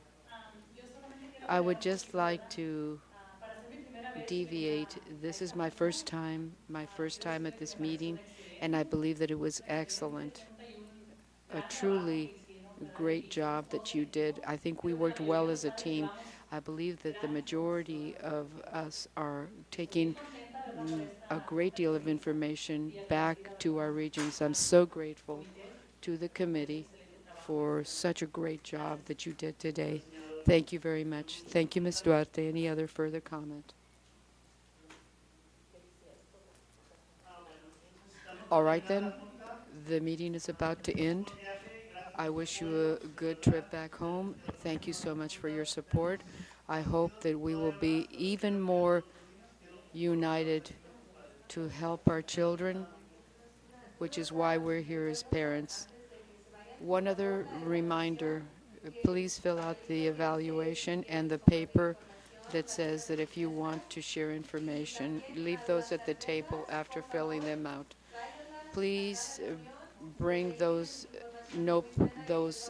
binders back to each meeting, because we'll be filling those binders at each meeting with other information. Por nuestra parte, mi On parte, my behalf, muchas I would like to gracias a thank todos everyone. y hemos tenido un día largo, This pero has been a long day, but it has been a very unas fruitful votaciones day. muy ordenadas, muy de Very respeto, organized armoniosas, voting, y very eso respectful, and this is the way that we need to work.